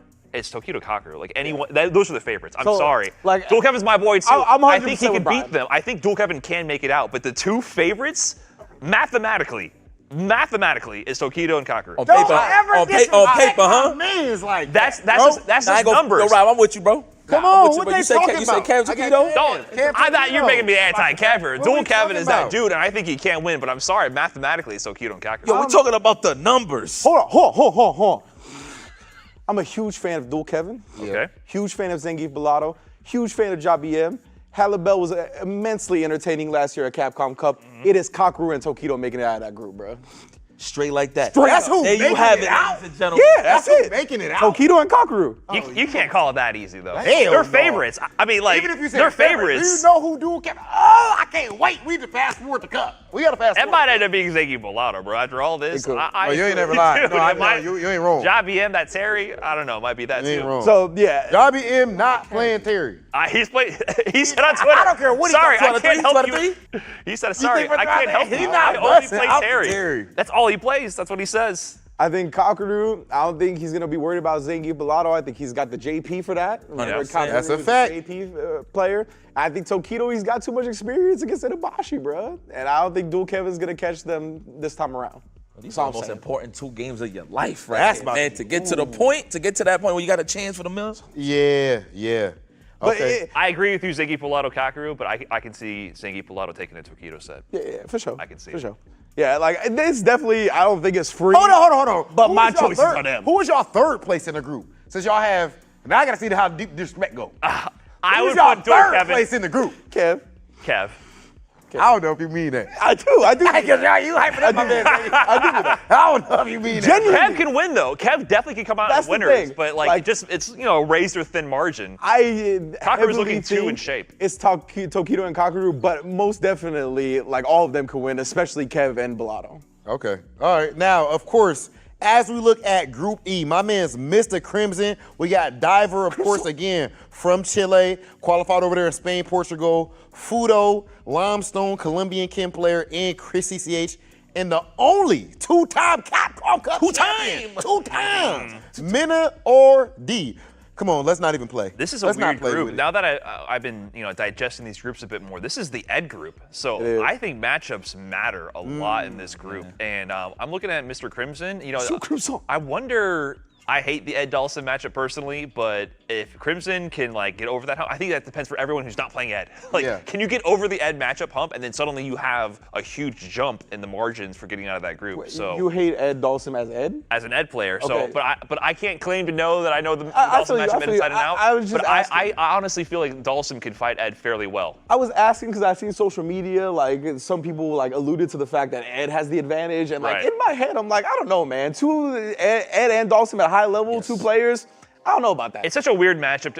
Anything involving Dawson, especially Yeah. in Street Fighter 6, it's Super hard to come to a concrete conclusion unless you pick the minds of Mr. Crimson You have, himself, yeah, exactly, yeah. other people who fight that level of Dawson frequently. You very rarely see that matchup. So that's always like Mr. Crimson's like wild card factor right now, especially in Street Fighter 6. So it'll be interesting to see if he can master that matchup. So I think that's his key factor to get out. Like forget Mena RD, like solve the problems you can, and then get ahead that way is what I think the strategy is here.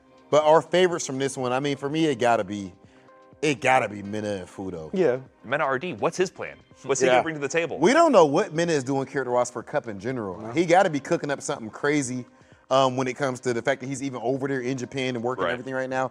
With these players being over there in Japan, do you think that anybody is ducking sets at all?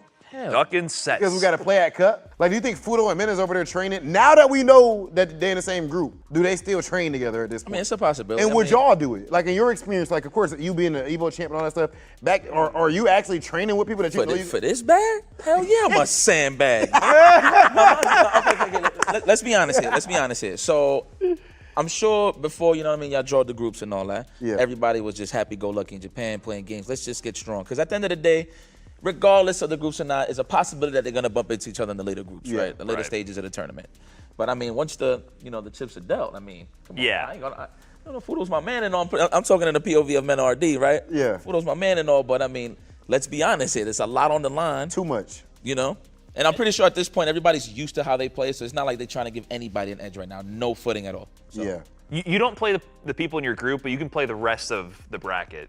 I feel like just playing someone in your group. I agree with that. That's not even just like trying to sandbag to hide your tech. It's also just not even as fun, I think. Like beyond just the competitive spirit. It gotta be about fun. We ain't playing for fun. I mean, I'd hide for the million. I was never playing. But I'm saying on top of that, I think it kind of spoils it. Like we're about to play. No, I had tons of fun. I'm saying when I was getting when it was time to train for a tournament. I was trying to train.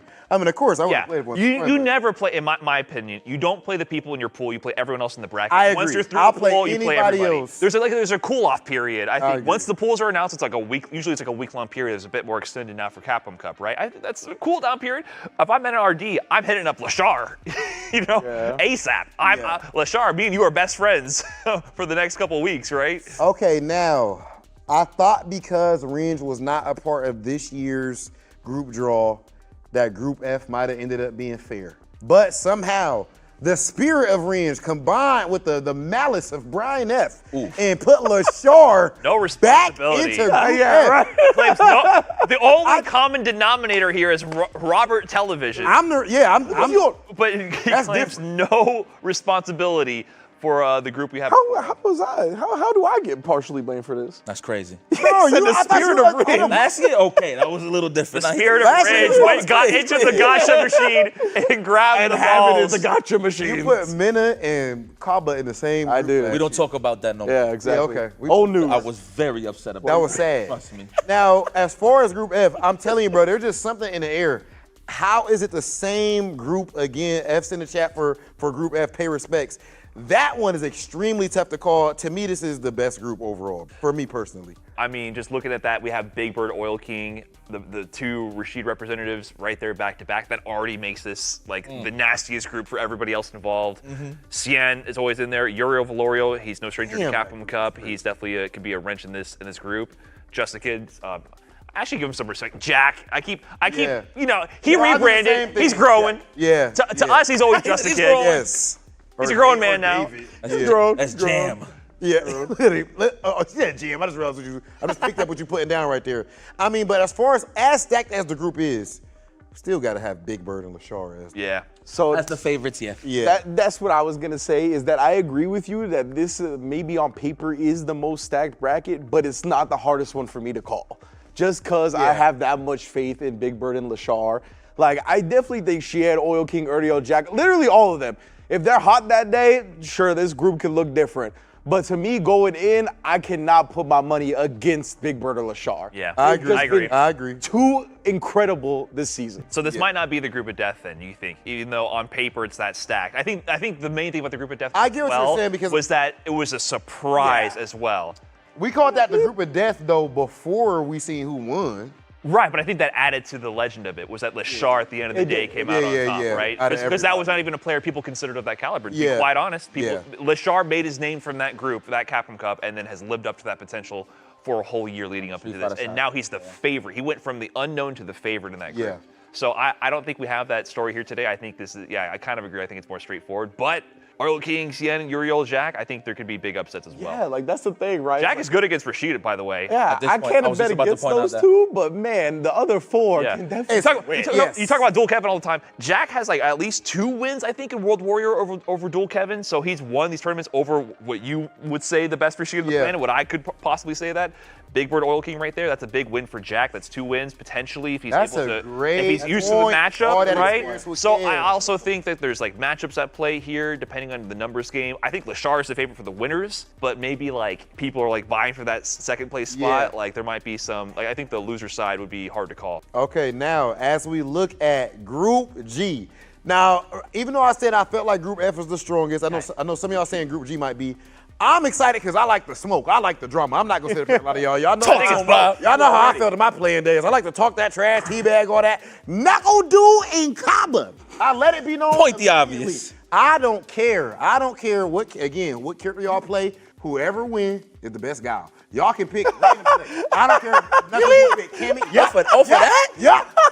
Yeah. I'm dead serious. I don't even think we're gonna get the guy mirror match. Don't matter. We not gonna get it. Regardless. We're probably not gonna get Regardless. it. We're not gonna get it. Hey, look, what I mean more so deeper than the best guy is like, it's deeper than the guy. It makes a point. It's about the beef. 100%. I Whoever wins that, win this one, the beef. I got bragging rights. So next time we come across each other in a major tournament. Okay, now hold on. Let me add a little spice to this. So there's been a couple of events that NuckleDu has been running as of recent, in his online events. Sometimes he'll jump on the microphone or whatever the case may be.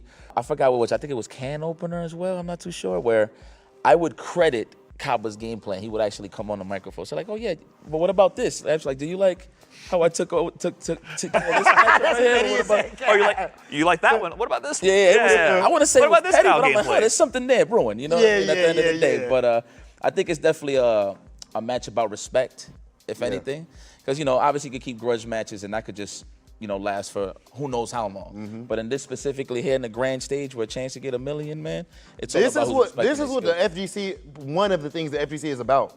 And I think we've personally, I sound like an old man on the lawn, I think we have kind of moved away from this type of stuff a little bit over the years. Like actually having beef sets and the pride on the line and all this type of stuff. People are a little too humble for Big Hollywood nowadays. I like that. I'm the best. My man's Kaba popped off on him in English. He made sure he had the English sentence ready for him. I've known Kava for years. That was the most English I've heard him speak in years. Yeah, he beat him at Cream City Convergence, had the pop off. He spoke English language? He beat him. He like, The full story, Cream City Convergence, they're playing for the top 8 spot, and Kaba pops off, I'm the best guy. I'm the best guy. The set, NuckleDu tweets out, I want to do a $10K money match. No, this has already boiled over long ago. So this is the culmination of this. I don't think we're gonna get that 10K money match, but we're gonna get the showing. Can we also point out, Brian? Can we please end the era of people calling each other out for a $10,000 money match? Please stop. 1,000 tops. Stop saying that. When you say $10,000, ain't nobody trying to play for no 10K money match, bro. So keep it a buck. Pay mortgage with this. Be realistic. I think 1K is good. 1K is max, bro, realistically. I think it depends on the tax bracket you in, bro. But and we ain't in those tax brackets, man. Come on, let's be real. Let's be real. Most of us ain't. But if Du and Punk want to run it for 10, if we're running for 1,000, that's trash. Well, show me. Between those two, that's trash. I need 5 figures between those two. They always calling that out, but when has it happened? That's the problem. That's my problem. It's funny money at that point. It doesn't even make sense. I think to the audience, once you hit 4 figures, like it clicks, it's serious, and then when you throw 10K out there, I feel like it just never happens. It never happens. See. They'll play for the million. Not since Clockwork versus He Who Must Not Be Named did we get figures like this. That's true. It's once in a blue moon. But man, we just gonna leave out Dark Neff though? Like he can't just whoop Oh everybody. yeah. Okay, we haven't gotten into the full. I'm not saying I got doing once I'm coming out. One of the best in the U.S. and the world now. I feel like Nephew for years has been knocking on that door for like upgrading from being like Punk's friend. You know what I'm saying? Because he's been so good for so long, and he's been really good friends with Punk. They were roommates for a while. They trained together, and he's taken big names for a long time. And we all knew he's God. Like he has wins over some of the best international competition. But in the past year, he's made that jump. Right, kind of like a dual Kevin. Like he's made that jump, and getting that second place finish at CPT Singapore Premier, I did not think he would do that. Yeah. When I saw the registers, I think he was the only American player at that event. He was I think Zaf was there too only as well. American to make it that But far. Zaf was there. Yeah. Him and Zaf, the only two Americans there, and Nephew actually made the qualification spot out of the Shark Tank that was there. I mean, all the best international players, all the players from Japan were over there as well. And then he's been doing that consistently, had the 9th place finish at EVO. You know, he was stressed that he was watching us draw the groups. He was the very last player called in this whole thing, and as we were pulling each name one by one, the last spot was in Group G with the two Guiles.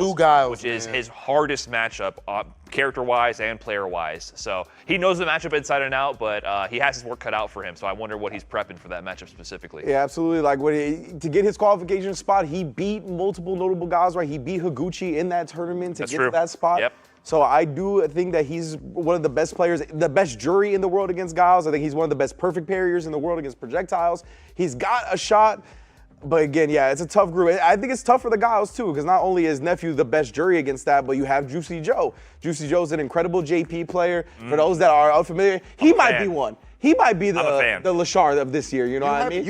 I really like Juicy Joe. Yeah, Juicy Joe is really freaking good. Yeah, out of Sweden, he qualified in the Europe Northeast. Like, he was finally like challenging Phenom's reign in that region. Phenom ended up getting the points, so he still qualified out on top in that way. But Juicy Joe is getting some wins over Phenom out there. But look at those names below that, though. That's what I'm saying. Like, I think I'm with you that Group G is my group. I think Group G is the hardest one. Because we went all over those guys, and the two people we haven't talked about are Kills You and Xiaohai, dog. That's crazy. Like Xiaohai, that's crazy. Who, like we said, EWC reigning defending champion and all that. Right. Second place at UFA, has maybe had his best Street Fighter year in Lord knows how long. Yeah. And then Kills You, one of the only people to defeat Angry Bird, one of the premier players in SFL EU. And he used to split his time with sports games and fighting games. Kind of putting a little bit more to the sports game side. That's not a case anymore. He is 100% fighting games for Capcom Cup. So somebody that talented with 100% focus,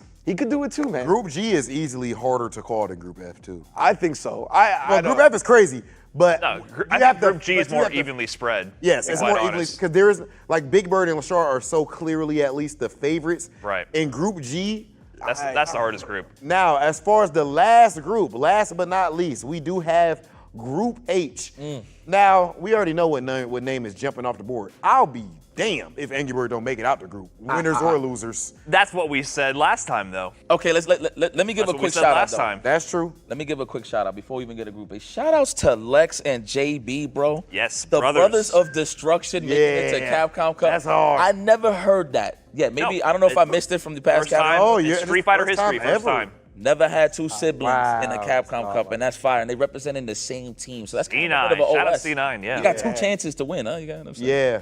Yeah, Lex, I mean, I think the growth we've seen from him has been incredible. He's had some amazing runs, right? Top 8 EVO Japan, I think top 4 EVO Japan. Like, wild stuff. So, yeah, I definitely think he's more than capable.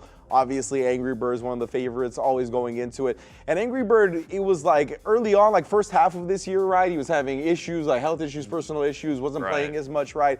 And then SFL EU came around, and we're like, all right, well, let's see how informed he is. And then he didn't Reminded everybody. He didn't really lose at all. He's that guy, yeah. So we're like, okay. Of course. So to me, Angry Bird, definitely one of the favorites. Soul, like we talked about, the transplant qualifying out of Oceania, obviously very talented. Same with Juninho Ross. He's been around here a while now. Yep. Obviously very explosive play style. So in a 1-2 format, an extreme danger for anybody. Yep. And then Shuto and Ross style. Kusanagi, man. Shuto and Kusanagi. Now, question. This group is messed up. Shuto is the same Shuto that used to play Modern Marissa, correct? Correct. Yep. Correct. Man, Yep. what a jump. But Shuto, he was playing Modern Marissa, had super deep runs season 1 as well. But, you know, with the changing times, the new options available, the Akuma was the fit, and he ran that all the way to the first place at CPT Premier in Singapore, one of the most stacked tournaments. I think the top 2 most stacked tournaments were that one in CPT Super Premier Japan.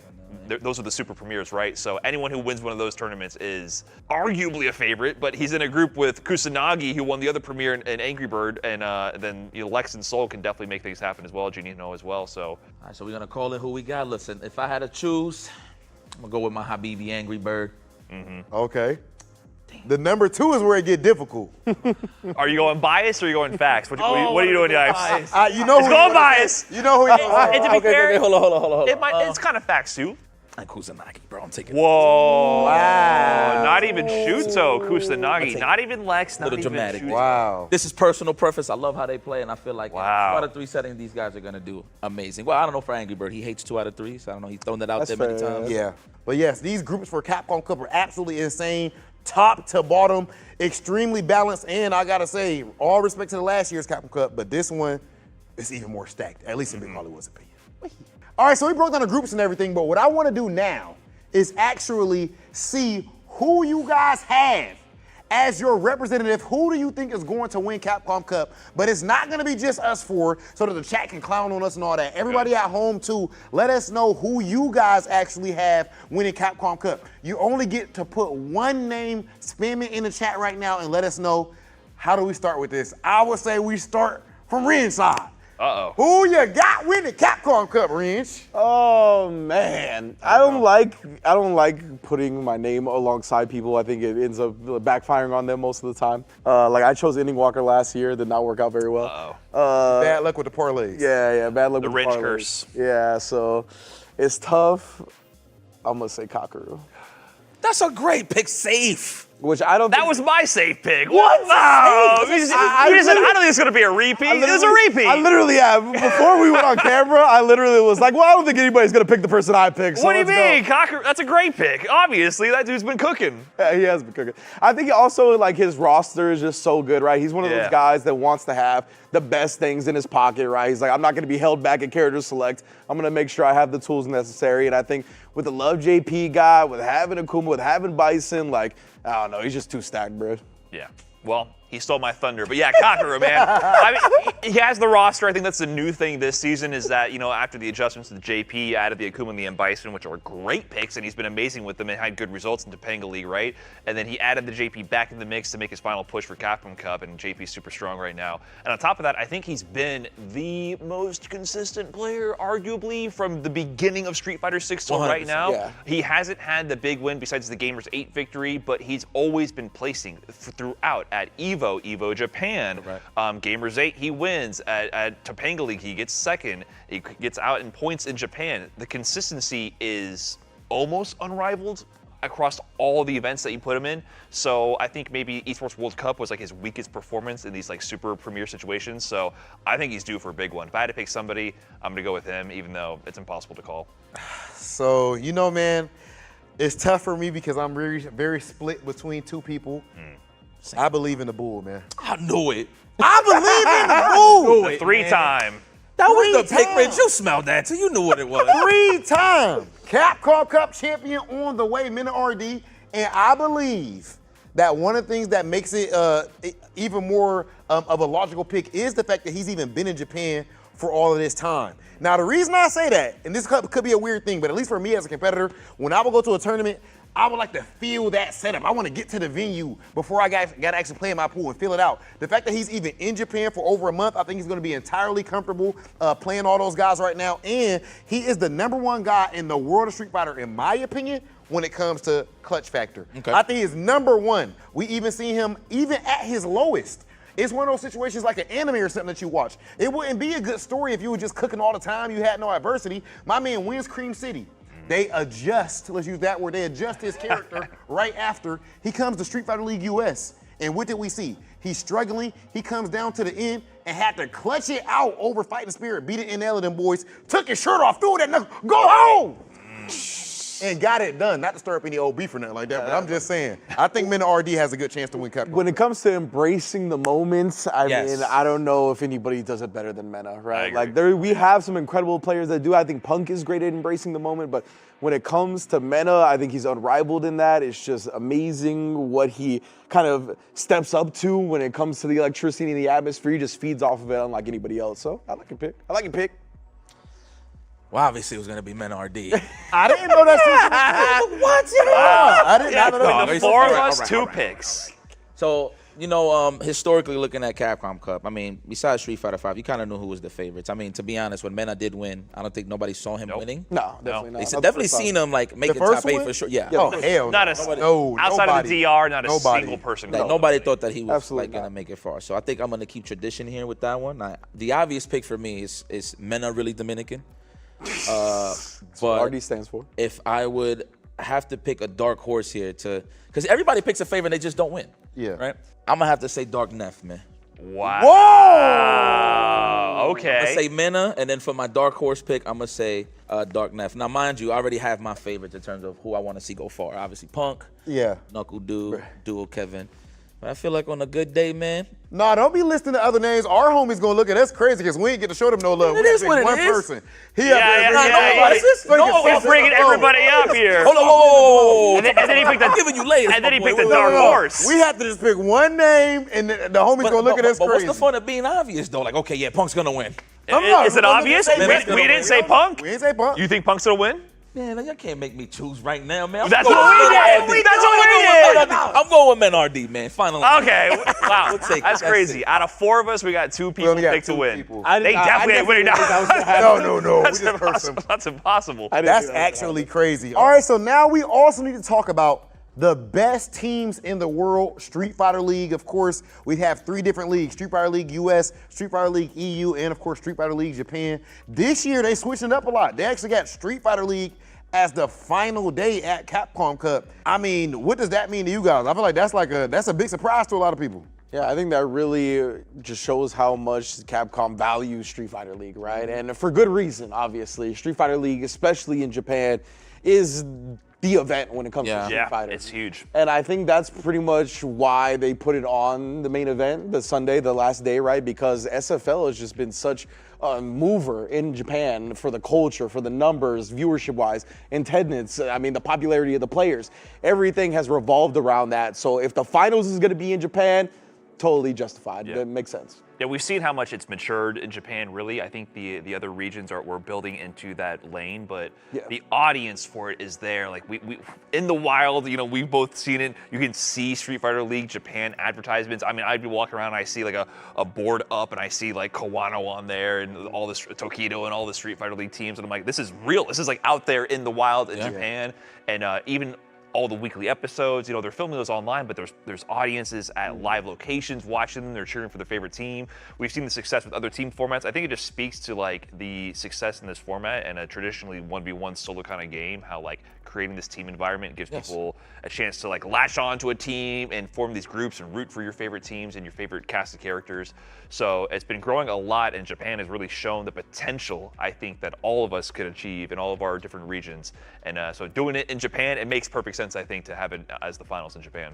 And even at the Super Premier Japan, the singles event for Capcom Cup to qualify in, there were so many people in the crowd like holding up signs related to SFL teams. Yep. Like, they were rooting for people and like had the SFL team that they were a part of like on the side. Right, and the top 2 was Team Rejects right there with Tokido and Lashar. So it speaks to the storylines as well for the the individual Capcom Cup qualification as well. So it kind of all ties together. I've always felt like when it came to Street Fighter League, I think that's one of the most important things that Capcom ever did in the world of esports was actually starting off with like a team event. Absolutely. Of course, that's something that both of us have. We both competed in Street Fighter League before ourselves, and I just feel like in a lot of other esports, one of the reasons why they get to be so big is because you can root for a team. There's just a different dynamic, different drama to it when there's a whole team on the line. It's dramatic. Yes. Within the team as well, right? And even playing. You get to see the players themselves root for each other as you well. can be playing, and this is across the board, almost anybody competing in the Street Fighter League can say the same thing. You could play in the biggest tournament ever that's only for you,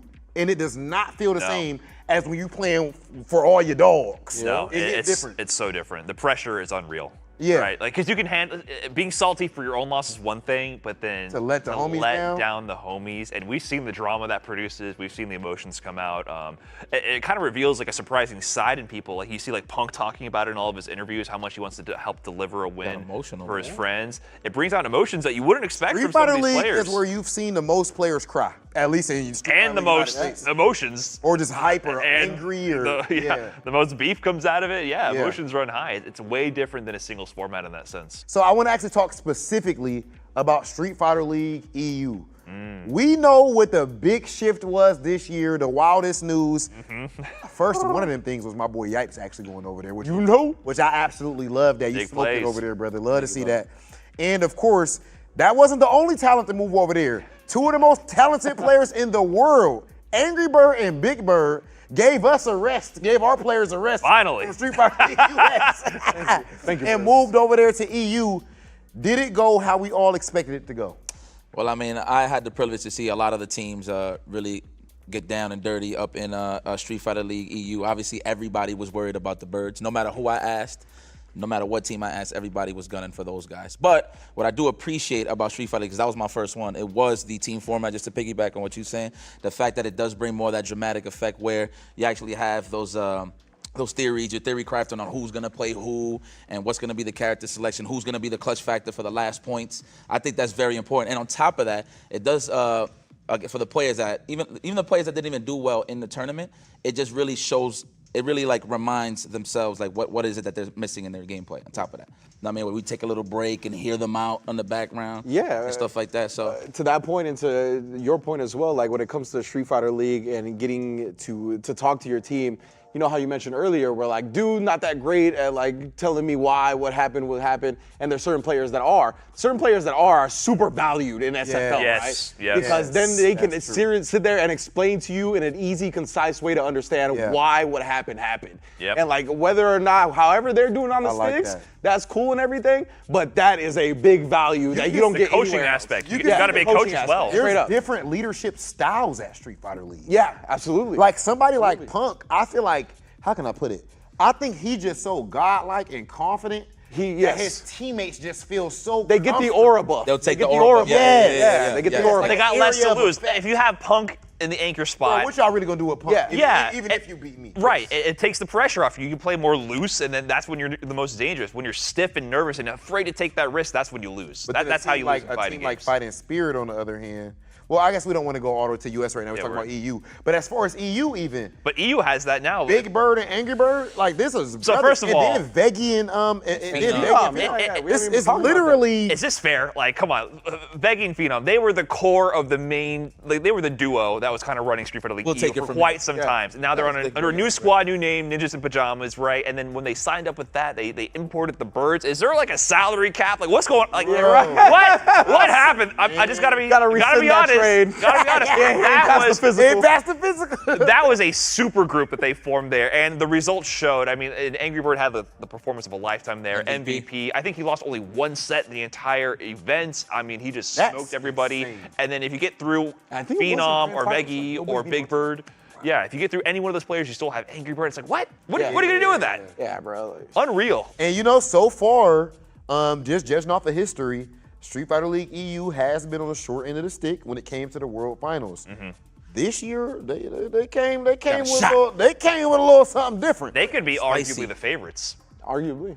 I mean, put some respect on America, brother. I mean, okay, because we can go that's ahead. why I said arguably. Let's go ahead. We gotta throw him a bone. I just want to say put some respect on Veggie too, because I know people wanted to meme him. He didn't, he was on the bench or whatnot. I want to touch up on that. Yeah, he is like one of the more brilliant minds when it comes to fighting games, and he's really good at talking out what's happening in the match. He's a good coach. Yeah, he's an extremely good coach, extremely valuable member. So here's the thing. I feel like morale is important as well. So absolutely. I mean, even though Veggie didn't play, we all know how good he is. Yeah. But like the fact that he's just in the back, just cheering on, rooting on. He's always smiling. That actually gives you a boost. Like, man, I'm doing good. All right, let me keep going. You know, that dude is great vibes. Yeah, great vibes. He really is. Like, great vibes. I love it. Even if you're not competing, like, he does make you feel a little more like, like you're looking good, you're feeling good. Like, he's one of those kind of guys. Always that clutch person that if you're like feeling gloomy for whatever reason, he comes out the cut and like just puts a smile on your face. And like having somebody like that on the team goes so far. It's needed for sure. So far. Okay, now that said, we can go ahead and take a look at Street Fighter League US. The good old US of A. We are, of course, I do say we because that's home team. The reigning and defending Street Fighter League World Champions. My man's Mena RD, he went, oh my gosh. Last year, got the rings. they got the rings and everything. And I just want to point out with Bandits in general, I mean, everybody had to step up at the end. And of course, in the end of the day though, Mena RD, team on my back though. Gonna put the team on his back. Yep. Now this season of Street Fighter League US was extremely spicy. It was extremely exciting. That's all competitive and exciting. Very competitive. Now that said, Team FlyQuest, man. Yeah. They absolutely dominated throughout the year. And of course, this is fresh off of Punk winning Evo. Gotta say, One thing that I love, though, was my man Psycho coming out there straight balling. Yeah. I don't know if people really, like early on. Punk was a sponsor for sure on that side of things. You know what I mean? Like, I feel like as far as Psycho, the way Punk picks his teams, he tries to pick his goddamn, like you said, he tries to pick his homies. That said, I feel like that puts people like Psycho. That are good too, right? Like that's what I was just gonna get to. Yeah. That puts Psycho in a spot where it's like, hey, don't think I'm just here on some. Right. And then they proved it on the sticks and they balled out. I was gonna say, didn't Psycho say something like at the beginning of SFL, like it's he called time for me to step up, right? Yes, he did. He called it. He understood. I think everyone in that position understands that perception. Yeah, the great way to put it, the optics of that situation where they're being recruited by Punk and they don't have quite the same caliber of results. And someone like Psycho is not like really a well-known name necessarily to a lot of people. If you're in the know, you know Psycho. Yeah, I mean, and he's my teammate in Street Fighter League Season 1 as well, right? Like he's been here before. He didn't have the same strength of showing back then, but it shows that he really locked in with Street Fighter 6. I think he was playing Nikali back then. I think Kimberly's a much better fit for his play style, and he really gravitated towards this game, Street Fighter 6, and really showed in the results. And again, I just really respect people taking that responsibility upon themselves and making themselves vulnerable and being like, I need to do better, right? You know, and like that was very impressive. And picking up Christy CH, by the way, Christy CH, you know, he carried Team CLG. You know, he was like my captain pick instead. I wasn't able to attend that team together. I wasn't able to attend that 1 year for Street Fighter 5, and Christy CH was picked up, and he was the de facto captain, and he carried Team CLG nearly all the way to the finals. They took out Mena RD's team as well, the favorites. That was the Birds. The Birds, yeah. The super team at that year, right? Team CLG took him out, and he's on Punk's team doing work, and he has that competitive spirit. So I think they put together a great roster. Okay, so we've talked about EU. We've talked about the home team, Street Fighter League US. That said, maybe even a favorite on paper. Some people will argue Street Fighter League Japan. Good 8 squad is back at it again. We've already seen them not only win Street Fighter League Japan, they are world champions already just a couple of years ago. How did you guys feel about that when it came to Street Fighter League Japan, Good 8 Squad? I mean, the whole story going into it was, of course, like Team Reject against Good 8 Squad, and you know, I feel like all the buzz was on Tokido and Lashar leading Team Reject up until the finals. But when it came down to it, Kawano, man. So to see it at the very end, him clutching up against Lashar, who I feel like has been like the MVP overall up until that moment, it just goes to show that level of experience he has now. Because you know, he was like the young new star in the block in 2022, and now he's like the established veteran. And that team is a team of veterans now, right? They added Mochi to the squad for the Dalsum to round it out.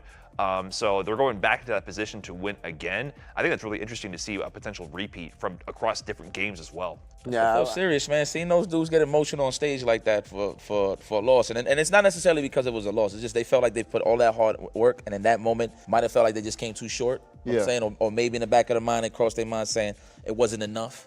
But the fact that they're just so locked in with their emotions like that, man, just truly says that they really. You know, they said that Lashar was like, he got emotional because he was telling Tokido like, hey man, he felt like he wasn't good enough because he wasn't able to clutch it out right there. And Tokido ended up getting emotional over it himself. I think that goes back to what we spoke on earlier. Lashar is a pretty calm, cool, collected. I don't think we see Lashar react like this in a singles tournament. No, I don't think so either. Well, I mean, think of it like this, right? So the stories I heard, I spoke to Tokido personally at Singapore, right? And all he kept bigging up was how great Lashar was. Like, I'm talking about nobody could beat this guy in a set, apparently, in Japan. Like, he was literally dominant. While he was out there waiting and just chilling for the SFL, he literally was dominant against everybody that he played in a set. So maybe that's why Lashar probably felt that weight. So high now at that point. Exactly, so, yeah. And it's just a big deal out there. I mean, they have the live viewings every time. The audience gets attached to the teams. It's just a really, really big event. They do the whole finals live in person as well. I think there's a lot of pride to represent Japan, especially representing the world stage. And you know, they're hungry to get that title back. You know, they've taken every other Street Fighter League title except for last year. Bandits took it for USA. So I know Japan wants to get the title back. So it means a lot to be able to represent that region as well for these players. A great point to just bring up, the fact that we get to see that aspect of these humans, right? Of these fighting game players, and get to see that human aspect is really cool. This is easily the hardest year to call for Street Fighter League World Championships.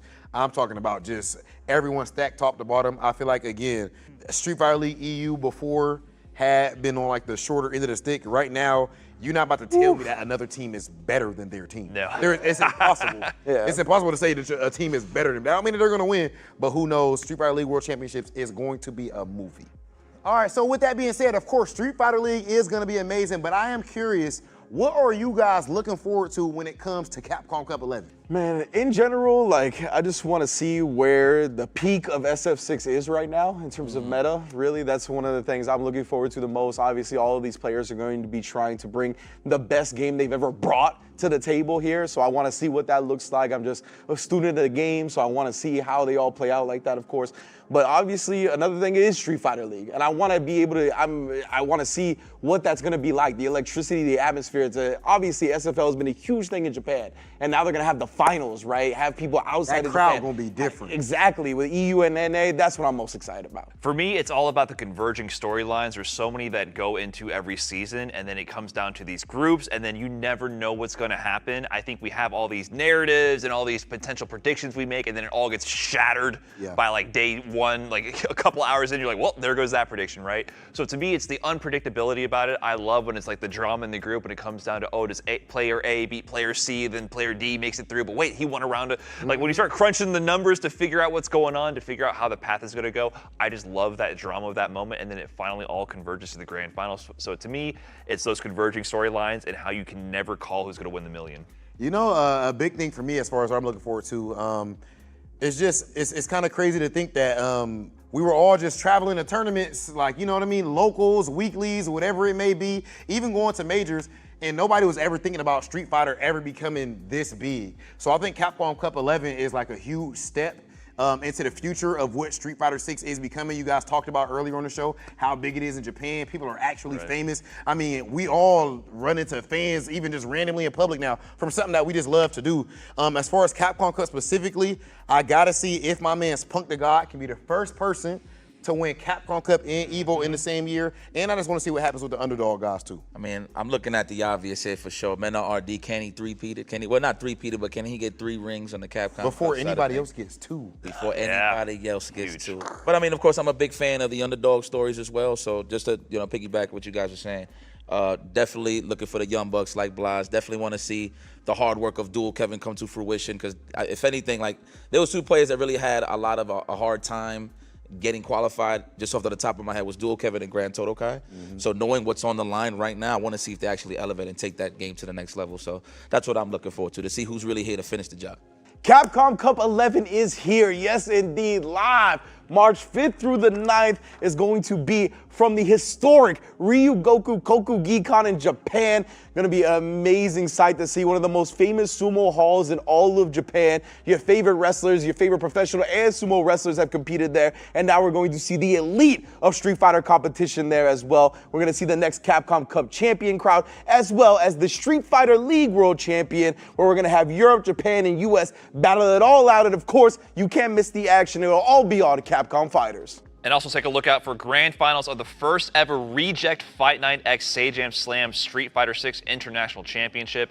It kicks off this March in Japan. 2 teams from Seijam Slam's US qualifiers will face off against 2 teams from Team Reject to crown the ultimate international champion. Date and time and official tickets will be announced soon, so stay tuned. Okay, guys, and you do not want to miss the chance to hit your friends with a punishing Shoryuken and our Capcom Arcade Classics and Fighters pack. Dive into a robust collection of Street Fighter titles, including Street Fighter V Championship Edition and Street Fighter 30th Anniversary Collection, and fantastic arcade titles like Mega Man and Final Fight. Get hyped for tournament season, test your skills, and help support the Children's Miracle Network hospitals with your purchase. All right, hopefully you guys enjoyed the first ever No Neutral Capcom Cup 11 special. It has been an absolute honor and pleasure sitting here and chopping it up with you guys. It's been fire top to bottom. Hopefully you guys enjoyed at home. We are going to see you at Capcom Cup 11.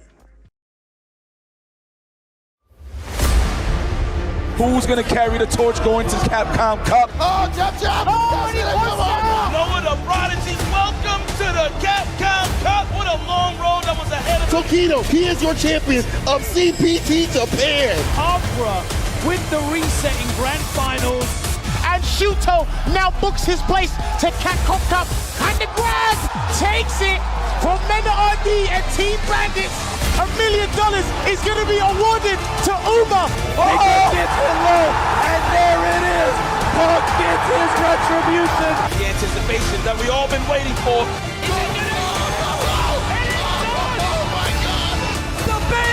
your SFL Season 6 champion! The trophy along with a ticket to Capcom Cup 11.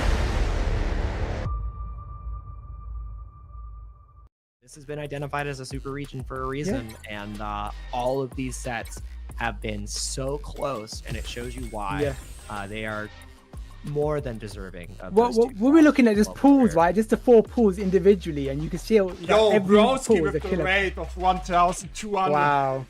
Shout out to Broski with a humongous raid. Thank you so much. Ladies and gentlemen, it's time for the grand finals of World Royale UK and Ireland. Number 1, Hurricane versus Lex.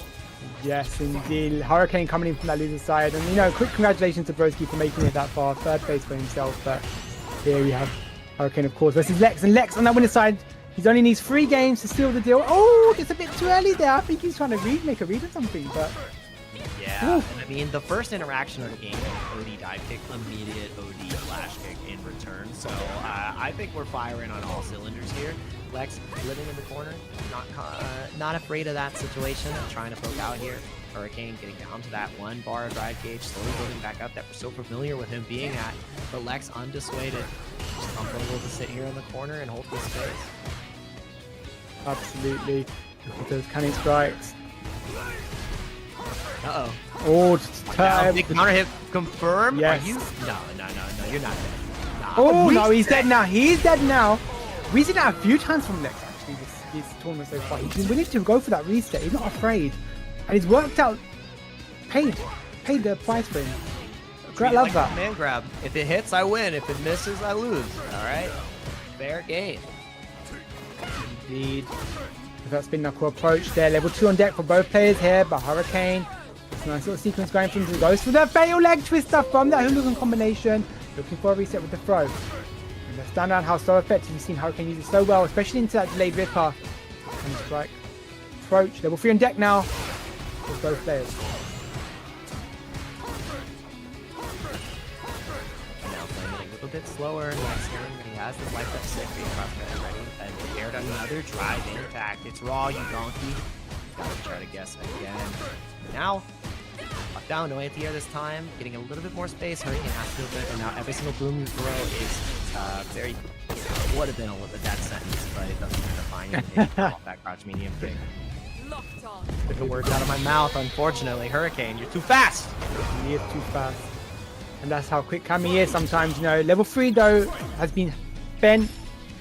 So Lex is just on the advantage. I love that confirm into the Sonic Hurricane there. Using that meter very well. Level 2 as well on deck here. Solid punch. We're not seeing him use solid punches there actually, I don't think. So I'd like to see if he can implement it. Oh, saying that, speak of the devil, and he shall appear. There we go, solid puncher. Gonna make the approach, both whiffing their throws in each other's faces. Yeah. All the baby booms. And they stack up, you know, they can do some real damage if they get connected. Yep.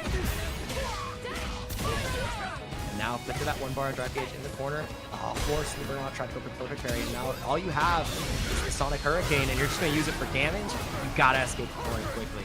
And I look back, get a little bit of space for Zugani. Air throw is massive, could get a guaranteed drive impact here. Walk under is huge, but the back throw, I think this is checkmate.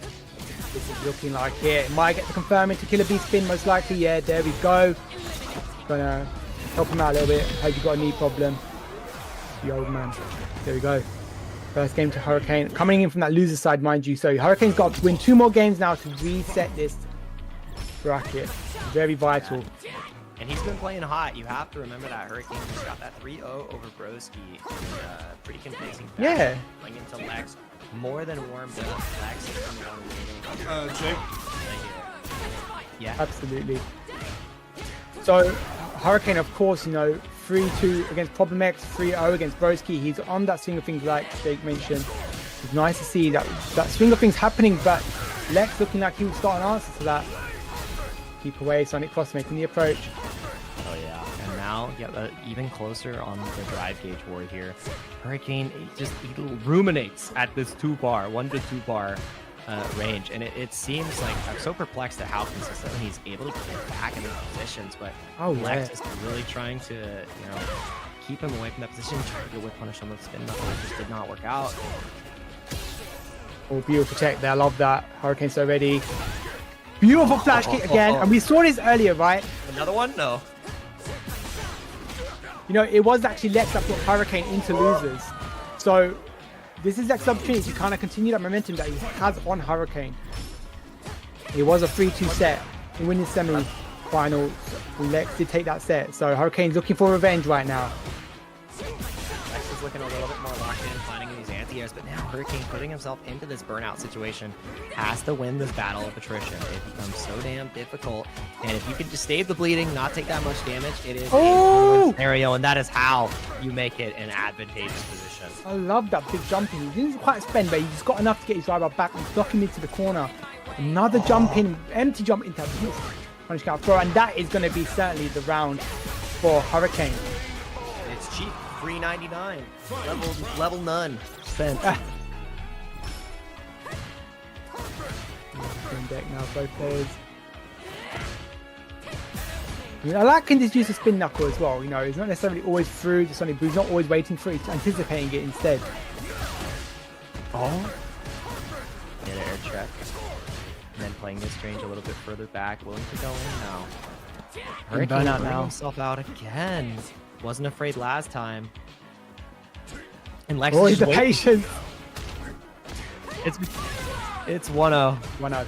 And the reason Lex is just waiting is because he knows he's buffering the level 3. Yeah, of course. And Hurricane's letting that opportunity to abide by because he's getting his drive bar back right now. And that's such confidence, but also respect, right? I love it. You have to understand the level of respect. Going for the single hit confirm again. Yeah, great confirm. And a beautiful anti-air. He's been using that kick so effectively. So effectively has Lex. Level 2, baby booms. Yeah, and we're going to force the burnout situation here. Yeah, can't level 3 through that. Not quite getting the conversion. Goes to the throw. Level 3 on deck here to answer anything from Lex. He's not going to throw out the solid boom, surely. No way. I love that. That's what I Why you respect. didn't see the level 3. Yeah, you didn't see the level 3 reaction back because, I mean, he's looking for boom and you're not reacting to the red. But we're seeing red here. We're seeing Hurricane with a 2-0 lead. We might get ourselves a happy little quick reset. Oh, indeed. Look at that.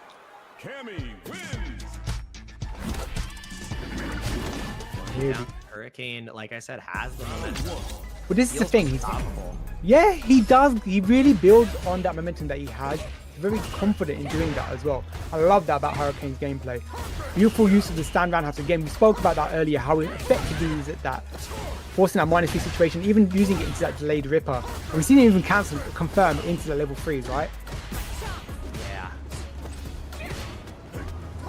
Onto the parry though, Lex not getting any bites from the likes of Hurricane, and now walking back, trying to get that cage, but the stand roundhouse, so damn good. Gets the burnout a little bit early, so not a lot of chip damage to be on the table. Hurricane still dastardly low on the drive gauge. I think you level 1 here to get the burnout, yes. Yes, you do, yeah. You got Sonic Hurricane effectively. And Hurricane's got a lot of space to work with, actually, mind you. Oh, that was divine from Lex. Absolutely divine. Just that slight shimmy. Gorgeous. Well thought out, great spacing. Control himself, looking for the backdash to beat out a wake up throw, get a huge punish, but no bite from Hurricane. Again, Lex forced to the corner. Does not matter. How do we approach the blondes that are crouching? You don't. Yeah, we see that time and time again from Hurricane. He's willing to throw out the OD cannon spikes. He's not afraid, unafraid. But all these stray hits are connecting from Lex, and he's getting the touches that he needs. Looking for an opportunity, gets a beautiful air throw. That was divine. Love that. Looking for low forward approach here. Walks up and gets the beautiful throw. Lex on the cusp of taking the set though, or the game rather. And now you see no willingness to hold the boom. Yeah. Down back. I feel the guile. Oh. And the thing is, Hurricane's paying the price a little bit there because of his delays.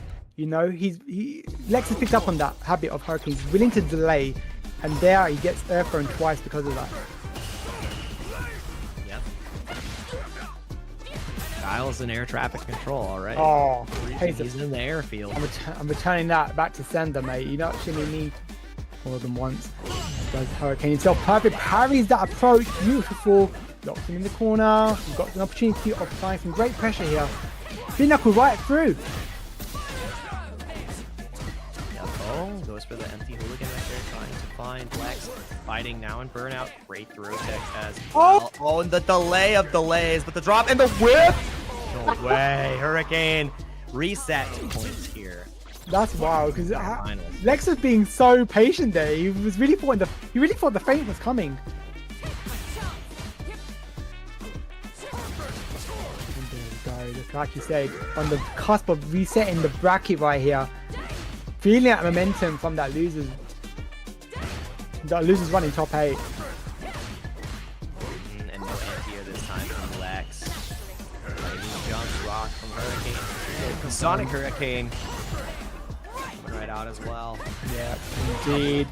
Nice. Great check. I love that. That was a great check through the sequence. Can't be doing that for free against me. And there he is, menacingly crouching back. I think he gets the kill here. Yes, oh, especially with the reset. Oh yes. Man, rock the dome piece. Yeah, the bullet magnum coming through. I almost called it the atomic over. Atomic dome breaker. Atomic Dome Breaker is also a really good one. Oh, the back fist, applying some great pressure there, forcing Hurricane to burn out. Level 3 on deck here for Hurricane, and he will react a moment's notice. Again. Great air throws and forces the TI, yes. Do you see another reset here? He can't kill with the level 3. Oh no, he dropped the combo again. That's the second time in these situations where he's dropped that combo. The check. Air comes out. Now it's a one-touch situation. You can't afford to get clipped by any of these lows. Back throw incident. But again, look at the respect. Look at the respect. No booms. Yeah, definitely. He's aware of Hurricane's reactions. And Hurricane continuing to approach, using that stand roundhouse, which is so effective. Finding an opportunity now. Big jump in. He missed the flash kick. He missed the flash kick. He did indeed. Gets a beautiful throw. It's anyone's game right here. Hurricane looking for the mix-up. Not quite. It's not enough. It's not enough. It's not enough, but confirms it. I don't know if it's enough. The scaling. No, this has surely got a kill. If not, at least a slither. He's dead, surely, yes. Oh, and he's reset. We have a reset.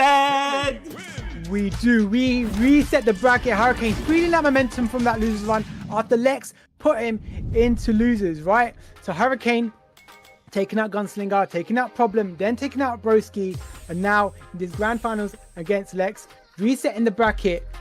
He is playing phenomenally right now. Lex has got to step it up a gear. That was, and the thing is, Lex had the hit confirmed to kill. He just didn't get the super out of the flash kick. I know, it happens in the worst moments when you really wish it wouldn't. But on to 2-2, another game 5, but now the final set of the World Warrior UK and Ireland #1 for Capcom Cup 11. Lex and Hurricane fighting it out for a chance of getting that first place position, the prize pool, and also the lion's share of points that are so key in this region. Oh, yeah, absolutely. Like you said, the super region, so vital. Beautiful little shimmy there, but a great tech from Lex. Hurricane, like we said earlier, right, he's been willing to use that drive bar very early on, but stick around that 1 to 2 drive bar range. Kind of conserve. Making the aggressive approach very early. Great flash kick. That's what we've seen too, but again, Hurricane staving off this burnout so dang well every single time. It just feels like those last 2 bricks are impossible to break away. Air throw is a huge opportunity here, and Lex is like, all right, we don't have to play in the corner. I'm just going to play away from you. That's my prerogative. Indeed it is. 40 seconds on the clock here, and we've got a lot of time to work with still, but saying that, you don't often see the timer burn so quickly like this, with players are just trying to get a tag, trying to get the one hit they can confirm into some big chunk of damage. That's what Hurricane is looking to do. Pushes him right into the corner, goes for the throw. Level 2 on deck for both players, however. 18 seconds on the clock here, Jake. He's looking tight and tight. He can't keep taking the throw. No! He really thought he was going to go for another throw, honestly. Imagine so. I mean, with the time on the clock, you needed to make a decision. Yeah. No way. Oh! Yeah. That was great. And now Lex has the level 3 of his own. Oh yeah, it just came out of me. I was possessed. It wasn't intentional. Level 3? Just kind of happened. I'm proud of myself for that one. Right, Hurricane making that push, gets him burn on that drive bar. One drive bar left, beautiful, and we see the left uppercut there. Hurricane's been so effective using it as an anti-air rather than going for cannon spikes. And these guys are fighting tooth and nail for that first place right now. Yeah, and again, so close to this burnout, but Lex has the meter advantage. Not able to get the flash kick there again. Look, that was a crouch heavy punch that got completely smoked. The dive kick was too fast, and it's slipping away from Lex fast. The first time Hurricane has had a lead in this set. Absolutely, and that killer beat's been really, he's been using that really well actually as Hurricane to seal out rounds, right? And this is the first time Hurricane has been in the lead of this grand final set. 2 games away from taking it all. Like I said, the lion's share of that match, and of course getting that lion's share of the points in the system for Capcom Cup Pro Tour World Warrior. And again, Lex has been fighting, duking it out this entire time. And the thing I really like about this too is, the story of Hurricane. Street Fighter V, he had to play online for a long time, never really had to travel out to a lot of things, and was so dominant in the online scene there. And then until Ending Walker came around and just was so resounding. So seeing him in year 2, potentially winning this first World Warrior and marking his name to get that potential spot at Capcom Cup. Oh yeah! Definitely, it's inspiring. It's a very great. It really is. He's such an amazing player. He's a really nice guy as well. Mind you, I really like speaking to him about the game. He's exceptional is what he's doing right now. Look at that. He's really fighting for it. 30 seconds on the clock. Seen a lot of time, I believe, here. Oh, doesn't quite get the confirmed. Just too far for that extension.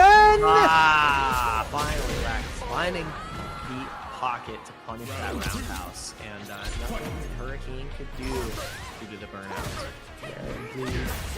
Oh, great. With the combination, pushing him into that corner. There were 3 on deck for both players here. Who will spend it first? Big chunk of health will be devoured if they spend it.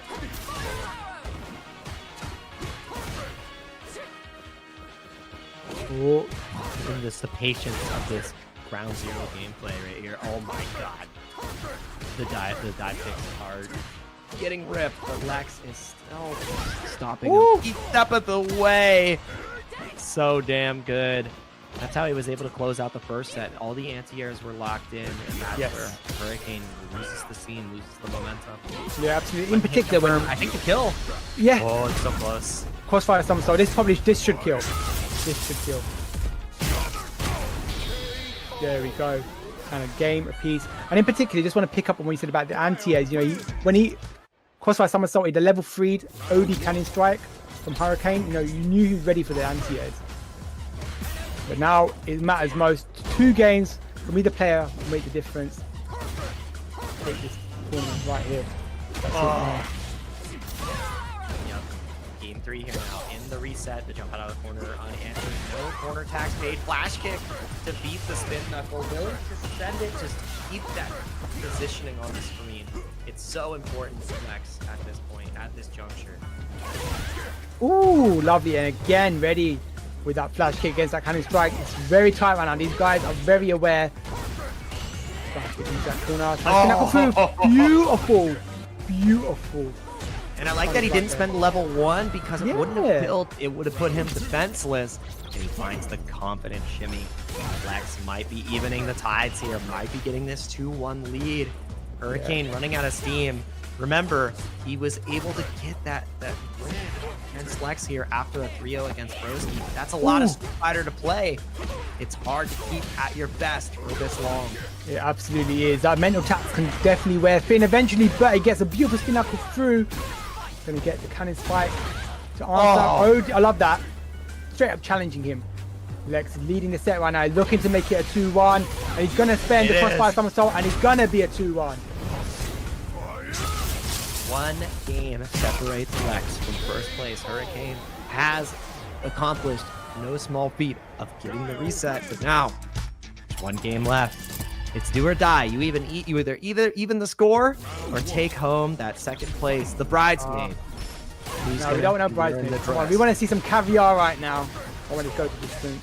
He's not letting you jump in at all right now. He's not, don't jump. He's saying it's the anti-airs. It's the anti-air story. Looking for the low forward. Yeah, he's working out, you know, all these sequences from Hurricane, and actually his approach, he's negating all of it right now. Hurricane losing all that drive bar, very expensive approach right there. Good throw. Might get opportunity to start. He's mixed up here. Lift uppercut again. Been using that so effectively as an anti-air. And you see this now. Hurricane changing up the hooligan time. He's trying to fade out these flash kicks that have been so potent in stopping the approach.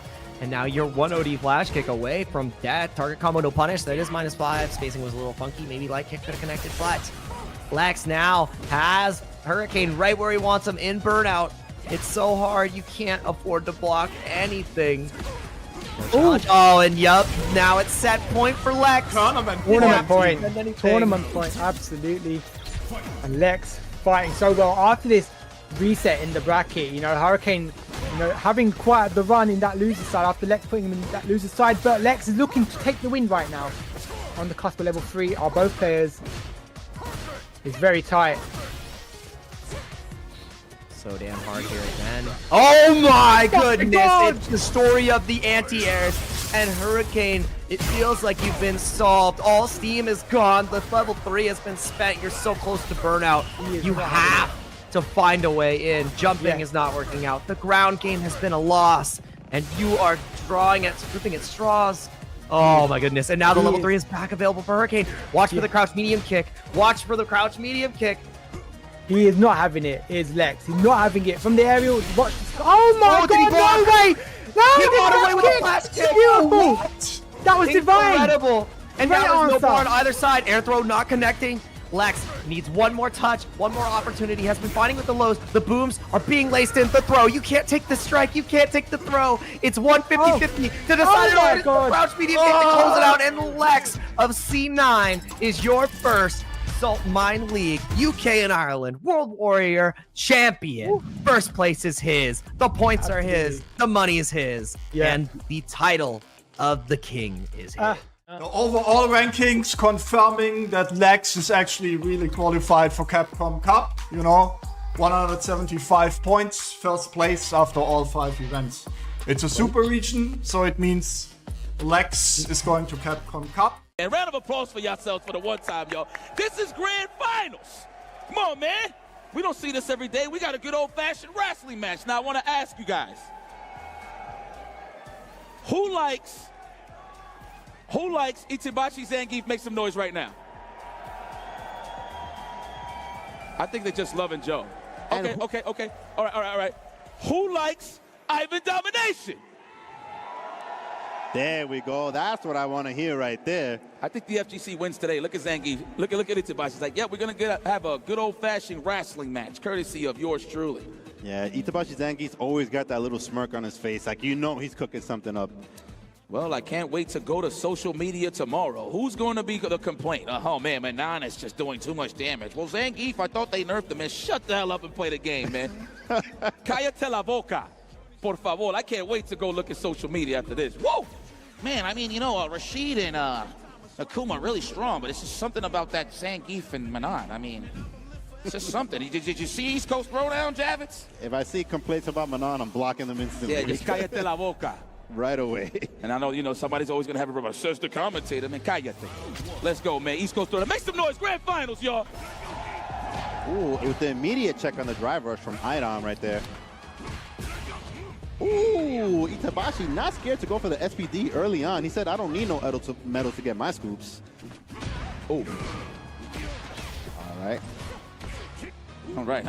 I don't ever remember seeing these guys play. Am I tripping? Yeah, I never seen them play, and I've also never seen this matchup. So. Damn. Yeah. This is why this is a treat. I like it. All right, but looking like Itabashi was able to walk him down. He backed up just enough to get that OD Lariat anti-air into the instant air SPD. Oh, had the right idea. Thought it was probably maybe a jab of some sort, but using the arm on that fist. Tricky guy, Itabashi. Come over here. Dos medallions. Do it again. Listen, he don't know what it's like to get scooped. You gotta hit him with that same medicine. Oh my God, he tried it. Oh wow, he just busted out with one of his few reversal options. Gladiator! Spin, I'm riding spinners. SPD. Ooh, the chop to the chest. Then quick work. Yeah, this is going to be a high-octane match, man. I don't think these rounds are going to, no time overs here. I wonder if Daigo told them in Japanese, hey, make this quick, I'm hungry. It looking like he did, because this is looking real rough for Idom right now. Command throw, no? There it is. Well, let's add to the medallion. I like that. That's over corner carry, by the way, so I respect that. Yeah, and Idom does have to win 2 sets. Oh, he almost had the perfect parry. Just a little bit, just a little bit. And that is a little bit of a problematic button for Manon, because she wants to poke with the standing heavy kick, but Zangief's armor on the heavy punch will go through that. Three. Oh, he held up. You got to get 2, yeah. And we've been seeing Idom land that driver slow forward so much. Getting good mileage out of that. Oh, swinging those buttons. Didn't get whip punished. All right, Idom staying out of the range of that standing heavy punch. Probably looking for the whip punish it. Oh, nice whip punish right there from Idom. I wonder if Manon could use that, the medium kick Tatsu to whip punish the stand fierce from Zangief. Yeah. I feel like that'd be a good tool, right? Get an Oki right after. Speaking of Okis, though, are we going to spend it? Absolutely. Yeah, not going to get the kill here, but will put him 1 touch away. Sight! Oh, okay. Man said, jump back, want to kiss myself. Idom ties it up. Okay, this ain't free, baby. This is earned. Well earned. Yeah, and Idom sneaking his way back into the mix. 1 game apiece for both players. Idom does have to win 2 sets here. He is coming from the loser side. Did you see the classic old school tactics? This is how you know he's 40 years old. My man sat right behind Idom just in case if Idom likes looking at buttons. You see that? Ooh. Look, watch the next move now. It's crazy. It's crazy. Dusty. When they be moving the chair back, they readjust their seat. You hear the Oh man, but just as we say that, he is getting clocked. Oh, get this optimal stuff. Comate esto. Whoa, he dead? And he still has meter. You're gonna probably tip him out. Ooh, the duff. Woo! Idom didn't have enough life to survive with the drive impact there. Officer, I think I seen a duff across the street somewhere. Scoop. All right, two medallions for Idom. Ooh, sneaking in the running bear grab right there. It does give him the corner position. Oh, and he baited it out. Ooh. Oh, and slams him down real quick. Part of the concrete now. Yeah, this is a real wrestling match, just how you said. Command throw. I knew it. Do it again. Do it again. Don't be scared. Oh, dangerous position there for Idom. Wasn't ready. What a surprise. Itabashi Zangief now. Yeah, that mental stack was all the way up for Idom. 1 more match. He punches his ticket. Idom, you're going to have to wake up, raise that difficulty setting. Oh, Itabashi's running all the plays. He's running all the plays. He knows. Yeah, he knows Idom is doing too much thinking. Yeah, he's running through all the options now. There we go. Fight back. Oh, get off of me, he told him. The triple chops right there. 1 more will do it. Man, oh, Zangief won't punish that. Yeah. Buttons. All right, trying to find the drive impact. He does have to be careful about that because Zangief's standing heavy punch could absorb it. And just as I say that, it happened. Good call, my boy. That was a great call. Yeah, that's one of the things about Zangief. He doesn't have reversal options, but he has armor on the standing heavy punch. That is an extra layer of defense against drive impact. This is the start of something beautiful. Freight train is in. Will get the burnout on this. Dangerous position for Idom. Will this be the end of our hero? He's gonna match that. He's gonna have to match this, right, to survive. Something just to get out the court. I respect that. Wake up, sweet. We're gonna have to do something here, Idom. You gotta get nasty. Go to work. Yeah, he is completely burnt out, so not much that he can do. He has to be very careful with his approach. Can I see this? Oh my God. Oh yeah! Oh yeah! And we touching grass again on the green on the drive gauge. Here we go. All right. Command throw. He's going to hold up forward to splash. I'm telling you, that's why his legs is getting clipped. He's too close to cover. And there you have it. Itabashi Zangief. We cashed in. We are on our way to Capcom Cup 11. And that'll do it. Your champion, East Coast Throwdown 2024. Give it up for Itabashi Zangief. Amazing play. Dominant performance right there.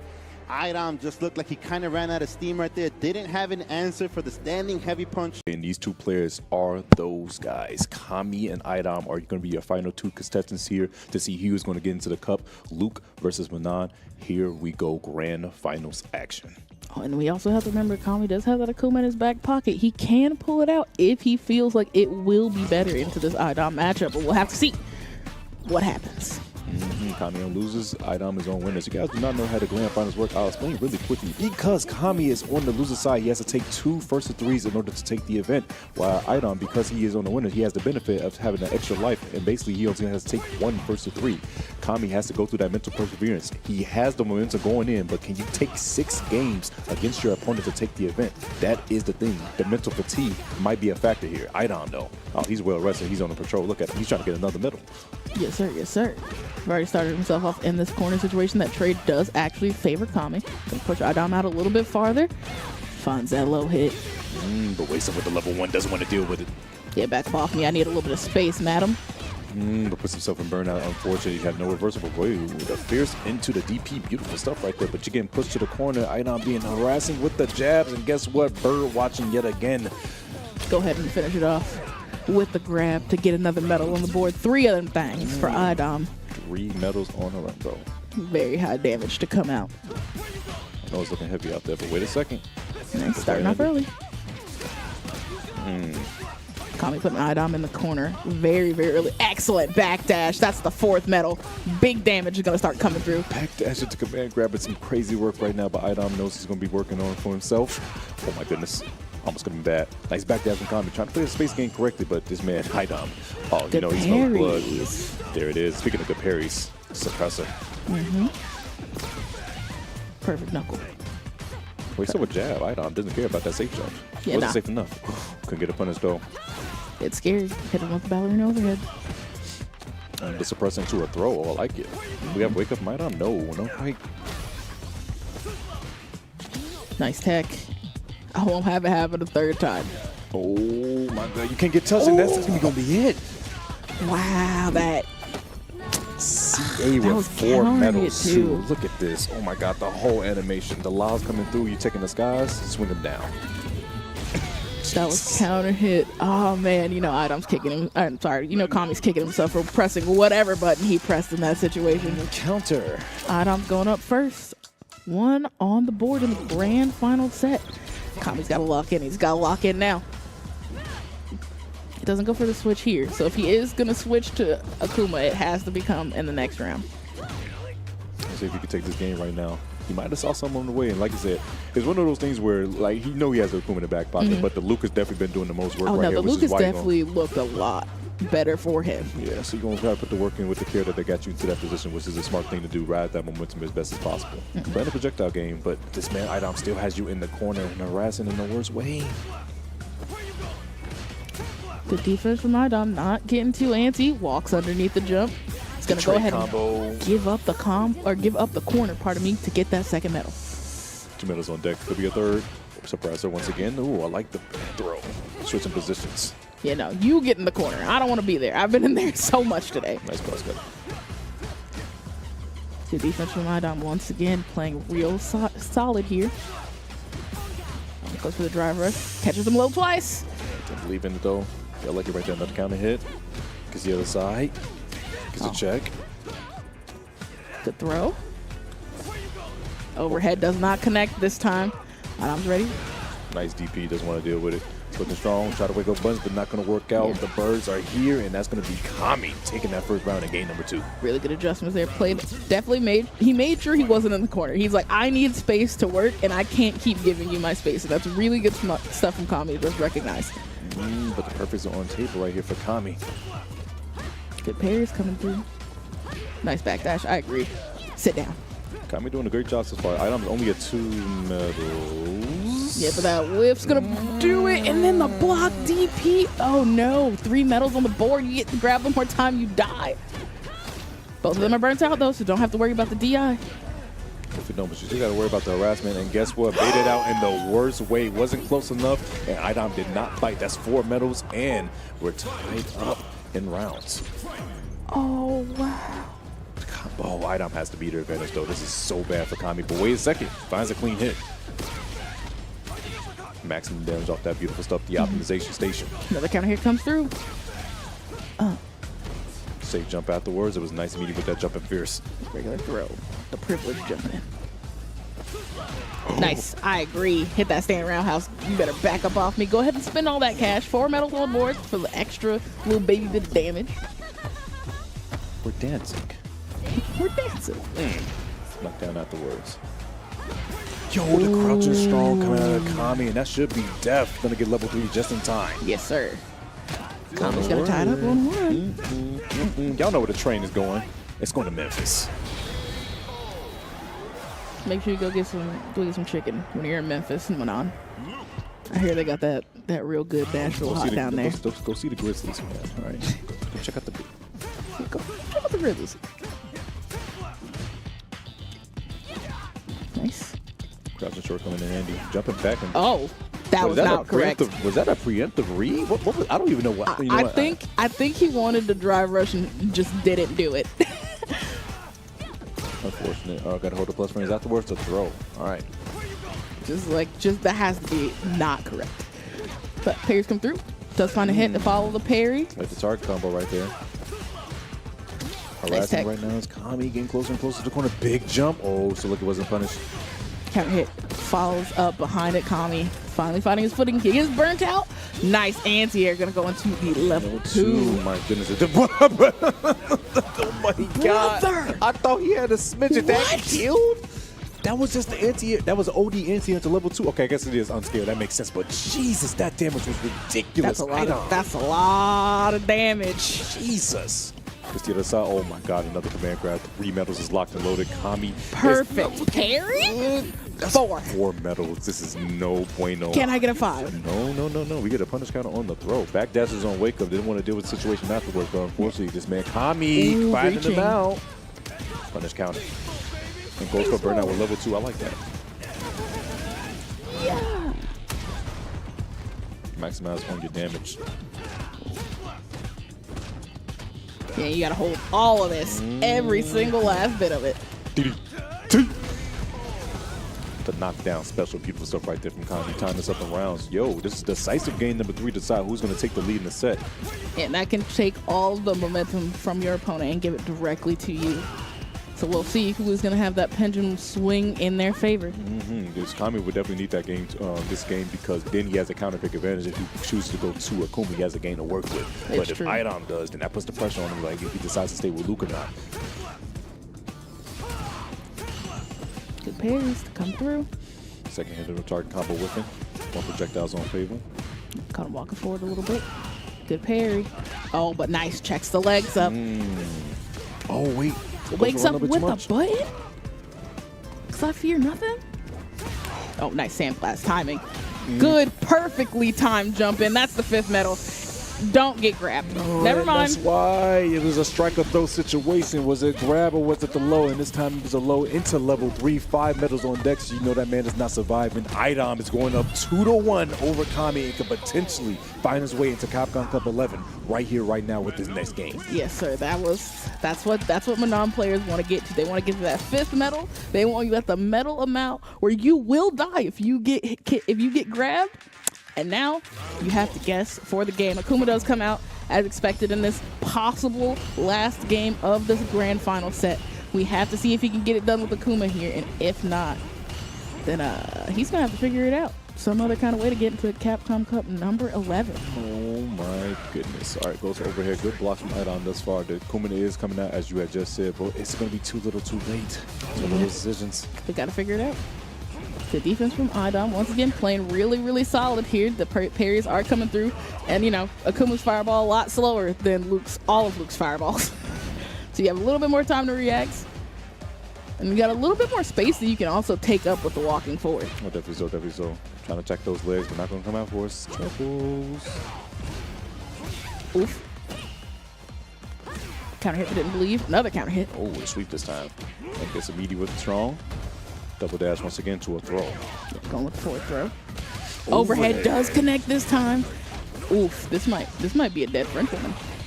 Not quite. Decides not to spend any meter on it. She decided to spin any. Yo, gets the phase through. That's a medal. I love that she can do that. But the forward medium kick is actually going to close it out. Kami, wait a second. The Crusty Toes got something going on here. Okay, hold on. He's the first one on board. Ooh, yeah. Checks that drive rush immediately. Gets 3 medals on the board. It's a little scary, but we're not feared yet. Oh, yo, that's right. Dash into a command grab. Oh, this is so bad. That's 4 medals. Yikes. And it really hurts Akuma. The jump back air air. Idom is now on set point to potentially go to Capcom Cup 11. He can take it right here. The big jump in to start us off into immediate level 2 to push to the corner. That's so much big damage, too. Just got such an amazing life lead off break and got the 5th medal. Oh, no. This is all she wrote? Is this it is. Oh my goodness, a 9-second round. Idom is going to be a Capcom Cup, taking the NAE side of things for US, Canada. That is so good for Idom. Congrats. Manan is in the cup. That last round was like the power of Manan personified. 9 seconds. I grabbed you. I hit you. I grabbed you. You died. That was. You're just gone. 9,000 help didn't help with that either. My goodness, that was sure did so unfortunate. Kami, yo, big shouts to Kami. I know it's a person that a lot of people did not expect to get. We all know Kami is strong, but getting top 2 in this event was something I know a decent amount of people did not expect. And his run in loser side of things was really impressive. He did run a little bit of a mini gauntlet there to get himself all the way to Idom. But listen, Idom is sick of people talking trash, all right? See, I'm leaving here with something. He said, I don't care. I'm going to Capcom Cup. Y'all are going to stop telling me that I'm bad. And that's exactly what ended up happening. You people who don't enter tournaments are going to stop telling me that I'm bad. Doesn't matter. He said that all that the was, noise. That was spite. That's why. Hey, that's what I love to see. All right, that's what I love to see indeed. Idom shutting it all down, like we said. Immediate jump into level 2. This is a 9-second round, so he can get the corner, jumps out, goes to reset into command grab, and then after that, that was just simply all she wrote with the jump back, the snipe out to level 1. This man closes out with a perfect Idom. I can't wait to see Idom play. Unbelievable. Unbelievable is exactly right, Castle. I tell you what, I'm lost for words, but we got to find him real quick because we're jumping in. This is it, folks. The potential last set of the World Warrior OCE circuit. It's going to be Sol from winner's side with the Arki versus Frieza in losers with the E Honda, who will qualify for Capcom Cup in Tokyo next year and take home. Of the 3 players left, I think Sol was running this the most. He hates this matchup. Yeah. Hates it. And Honda's the best at it. Frieza's the best at it. I use Frieza and Honda interchangeably now. That's how much they've melded together. Oh, God! Counter hit. Have to worry about Sol's nerves here. He's been able to control them entire World Warrior circuit so far. Ugh. Sol just needs to calm down a little bit here. Just make sure that you're staying composed. This is probably more than ever. You don't want to think about the name behind the player. Nope. You know your character wins this matchup. That's what you have to keep in mind. Exactly right. Because if you think about your versing Frieza right now, you're going to crumble real fast. Need to just play your game. Frieza has no worry of that at all whatsoever. We've seen from the last 2 sets how he's been rolling. He's absolutely playing his game. I love that. I love that. Asserting early. Show it early. Show it early. None of these drive rush shenanigans. Great response from Frieza. He's so good. So is he. Oh, back punishes. Whiff wasn't long enough. Got him. Finds the low. He spends everything here. Yep, spend it all. Absolutely. Well done, young man. 1 round on the board each per player.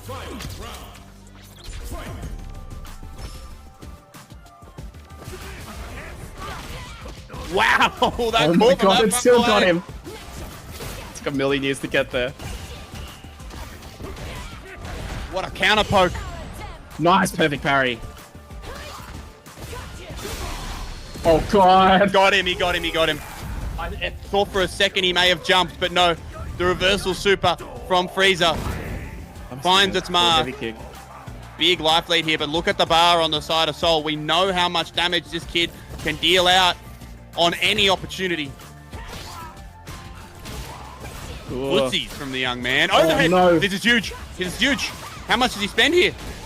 I think he goes to the reset. Yeah, he wants to reset. Soul might actually be in a better position now. Oh, God. Ah, he resets. That's going to be game one. Soul, keep your combo simple, please, for the love of God. Okay. And he takes it. I seem to recall at OHN there were some costly drops that cost Soul the tournament. So want to see some tournament combos from the young man here. Can't afford those drops here and now. Ooh, trade combos, very nice. All of a sudden, Frieza was looking so good in that first round, but now the momentum on the side of Soul.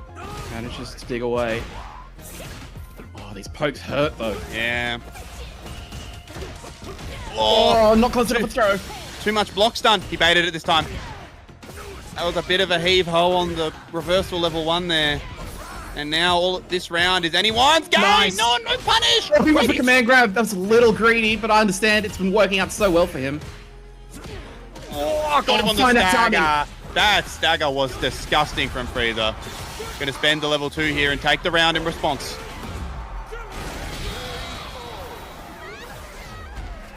Oh, Great my for lord. Frieza. Works out well because Soul also spent meter in that round, so that he's not very far behind. Great reaction to the whiff throw. Going for the stagger here. Doesn't get it though. This time goes low. Nice low. But the offense. Meaty stuff. God, look at the layers on the offense here. The poison set goes to the meaty fireball, so he can't reversal level 1. Oh, what a whiff punish! Oh my days! That was ridiculous. All of a sudden, Frieza way back in.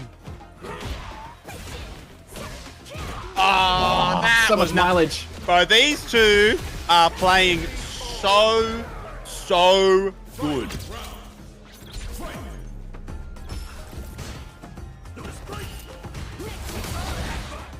The timing there. I felt like slow motion, not gonna lie. Just walks up and throws him. Yeah, Frieza did all the work to get the corner, now he's cornered. Ooh. He's just searching for that low.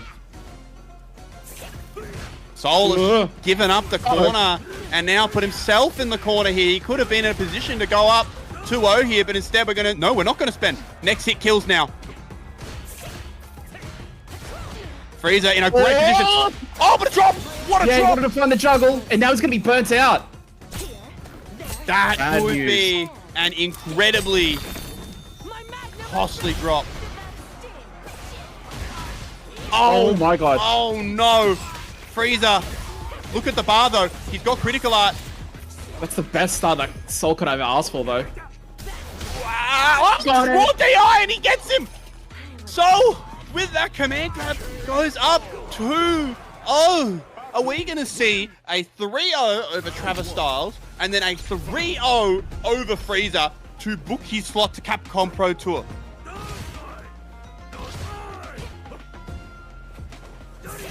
Frieza's done so much hard work.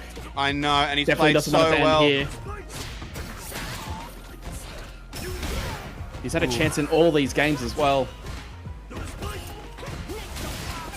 Caught him. Nice. Oh, tried to walk in anti-air. Trade? Oh, not quite in the favor. This is getting scrappy. I feel like... Oh,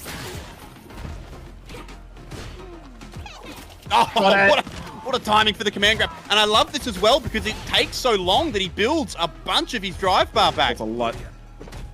No chance for an anti-air. It's back now. Oh my god, the two of them just looking at each other. Backdash. Feels like Frieza's so scared of a level 1 that can just occur at any moment. Drops his pressure parry. constantly. If he spends everything here, he might kill. And I believe he thinks so. Everything. Yeah. And it does! Tournament point. World Warrior point for Soul here.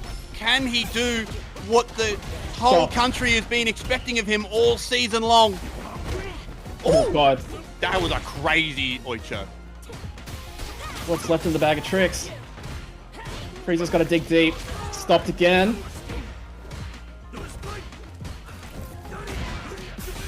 Great neutral charm. Blew up the fake block string. Spends the level 2. Yeah, has to spend just to it. clear the round. But you really can't be that upset if you're Soul with that. Because now, we're about even on bar. In fact, an advantage.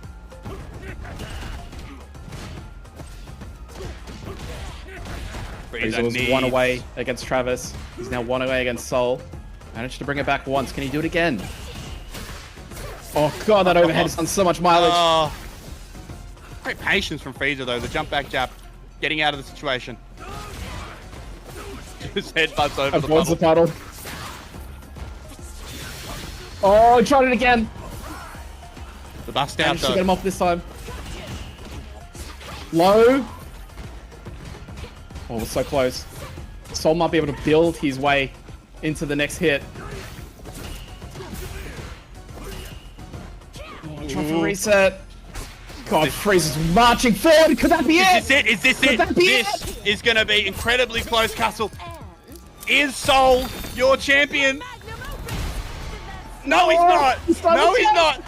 But the Meaty Star will do it. Soul is your Capcom Pro Tour World Warrior OCE champion. He takes it 3-0 over Frieza. Between the birds in the World Warrior, fourth installment between Big Bird and Angry Bird. Rashid versus Akuma. Big Bird in the winner side, Angry Bird in the loser side. Of course, Big Bird with the qualifying set here. If he manages to make it, he'll be going to Capcom Cup. Angry Bird has the corner positioning. Nice punish by Angry Bird. Nice punish here from Angry Bird. Now he's trying to contain the big bird in the corner, but getting his way out of the corner is his specialty. And now Angry Bird is in a very bad situation. Again, with the change in positioning here. Ooh, trying to go for the crouch roundhouse. Nice pick up from Angry Bird. No. This is insane. One last sequence. Oh! You jump, I jump, anyway you will die. That was crazy. This is not what this Fighter 6 does to you. The panic, the amount of pressure on your mental fortitude will be tested extremely hard, especially when you play against the bird. Yeah, that was insane. In any of the birds. That was insane. You know, given that both of them have had to go through that was insane to watch. But let's see here as Angry slowly building up the momentum here and the health lead and closes in with the level 3. I think this will kill. Good job. So yeah, but it'll kill. It will? Yes. No, just about to kill. Make the piece. The tip damage should be enough. Yes, burnout into an EXDP, and Angry Bird managed to get the first game. Well, it was a great game actually from both of them, especially the first round, showing us how to crack in the midst of a heated battle. But Angry Bird manages to take the first win, and he has to reset the brackets. He's coming from the loser side, so he has a lot of time to recover here. Look at the way Angry Bird walks himself out of the corner, and not only this, burning Big Bird sending him almost to the burnout state. But of course, Big Bird with the retaliation, you would expect that it will not be easy to burn him out. No, he keeps his corner pressure here, bending his drive gauge and getting that level. I wonder if it will be enough. I wonder, maybe not. What the hell? When you wonder against Akuma, I say don't wonder. Indeed, and now the first round of match 2 goes to Big Bird. Right now, the momentum is quite large for him, but the perfect parry might be the beginning of the change for this battle. Let's see here. Ooh, nice instant flip here from Big Bird on the OD version with the OD version. So now Rashid have an instant dive kick. Nice. Yeah. Very nice, huh?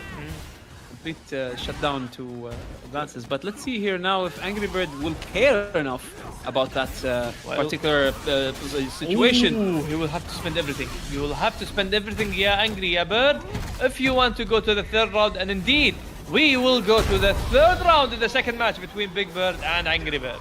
Recover here from Angry Bird, and you know, having to fight so hard now from the loser side. He has to reset that bracket so bad, and Adil needs to find a way to build momentum and keep it. He's in the level 2. If he throw it, he will have the momentum. But how you will throw it, this is how you will throw it. This is exactly how you will throw it, Ya Buyaga. You will throw it to win the game with confidence, with ease, with style, with pressure. But will you cry? Yes, you will. Nobody, I mean it, nobody can handle Asar. It is one of the best supers in the game. It is the best super in the game. It is arguably the best super in the game. But let's see. Angry Bird going with double drive impact. Well, I told you this is the follow-up effect of the Asar. Yeah, so I guess that's it. Proves the point. Yeah. So let's see now. It's 1-1, and Big Bird right now riding on his momentum, trying to send the Angry Bird to the corner. And right now, Angry Bird is like very happy with his fireballs. Ooh, nice check here with the DP. Big Bird working his way the corner, gets him there. Let's see if he manages to tame the beast. Nice check here with the combo. Now get back to the mid screen. Nice up here challenge, air-to-air challenge from Angry Bird. Combo. Yes, it will be a combo, but not enough for the kill. But he's in the burnout, so it's very bad situation for Angry Bird because the burnout state. Big Bird. Timing in which he got into the burnout. Yes, exactly. Big Bird is aware of those small decision making and the follow-up effect of those decisions, and this is what makes him so great. Yep. Let's see here if this greatness continues as Angry Bird is trying to push Big Bird to the corner. Succeeding now. He got the Rekka, but still he's trying to now with the level 3 get maximum damage and regaining some of his drive gauge back. Yep. He really needs that drive gauge now to try to, you know, create an opportunity to finish the round. Nice tech throw here from Big Bird. I think if he gets a CA, yes, a CA. This is now very bad for... No, it should be enough for the kill. Big Bird with the drops! Oh my god. Heartbreaking! It's gonna be bad for Angry Bird. This is very bad. That's a Dedeku. No, not that. But with huge damage, and he have a drive gauge for pressure. He will continue the pressure. Potentially maximizing the chip damage! He tried to challenge, but you cannot challenge the drive rush. And right now, Angry Bird is in deep trouble. And Big Bird, one match away from qualifying to Tokyo. Let's see here if Big Bird will continue his oppression. Nice forward here from Angry Bird. He missed the instant dive input. Now Angry Bird trying to get as much as possible out of this miss input from Big Bird. But the health lead is big, but you know, Akuma's health in this situation. If he manages to get an opportunity just like this one, yeah, by the way. Hey, and the situation not good. The corner is in his back, so he cannot take any drive impact, and he's trying to retaliate. Nice checks. Ooh, nice check with the forward medium kick here from Angry Bird. Smell my foot and die. Qualification point still being you know, challenged here by Angry Bird. Slow game. Yep. And it's time to slow down the game. Yes. To minimize mistakes as much as possible. Exactly. They don't want to take any high mistake. They don't want to be under pressure. But right now, Angry Bird, he is under pressure, and it's not working well for him. Big Bird right now with a huge health lead, and has Asar if needed. Allah! Perfect parry confirmed. Uses his level 3 to secure the round and slow down the pace, giving him maybe time to breathe. Because right now he's sitting at tournament and qualification points. But he used level 3. I mean, right now in the final round of this game, it's not looking hot for Big Bird because he does not have any meter, and Akuma with meters, he can unleash huge damage. Maybe he made a bet on that round to secure it, make sure that he gets it, you know, for sure. Let's see if it works well for him right now. Walk back to punish Mumtaz from Angry Bird, and the throw without any tech from Big Bird. And right now, it's not going according to his plan. Yeah, let's see here. But anything could happen. He's almost at 1 bar. enough. Any touch will get him. Any touch for Angry Bird will be enough for the kill. And this should be enough for the kill indeed. And Angry Bird now, it's 2-1, صح? Yeah, 2-2. It's 2-2. Yep, 2-2. And Angry Bird 1 round away from resetting the bracket and making the journey more difficult for Big Bird. Yeah, so actually now Angry Bird has the potential to reset the bracket, and Big Bird has still the opportunity to qualify. So this match is going to be very important. Trying to walk in, walk out, Big Bird trying to get any frame out from Angry Bird, but this time he got the target combo, and Big Bird in big trouble because he's closer to the corner. And the fireballs. Nice checks here with the crouch medium punch from Angry Bird. Again, nice punish from Angry Bird. He's so ready, so aware, and with the level 1 he should be enough for the close. Yes, it's enough. Look at that optimization from Angry Bird. Yep. And he's right now a round away from resetting the bracket. Yes. But of course Big Bird will have a different response. No way Angry Bird with the CXDB. It's so gutsy. Yep, and Big Bird right now continuing his pressure at the corner, trying to look for those stray hits, but challenging from the challenges from Angry Bird have been so far pretty solid. He's trying to regain some of his drive gauge and also trying to build some of his meter because he needs the level 2. He needs the SR because he does not have enough health lead. And the check is amazing from Angry Bird, and this should be enough. This should be enough. Yeah, again. No! Just quiet, and here we go. SR, it's time to party. Let's see what's gonna happen. Oh my god. What's gonna happen? Everyone is here. The ship is here! This is bad! No! Angry Bird resets the bracket and keeps on going. Yep. And it will be more difficult for Big Bird right now to qualify for Capcom Cup directly. Sats Habibi, I'm still here. I am going to, secure the points in this case and stop Big Bird from getting. You will not qualify على FI. No. ما تستاهل على FI مو على. So let's see here. If Big Bird has an answer to, Angry Bird's method of keeping him under control. Right now, Bird and Angry Bird are playing slow game because they want to minimize the risk as much as possible. No need for early risk. But if you look at the Big Bird drive gauge, it doesn't look hot.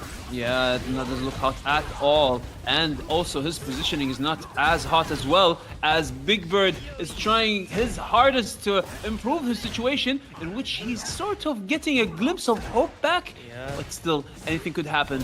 The way he moved in just to get some block damage to send Angry Bird to the corner.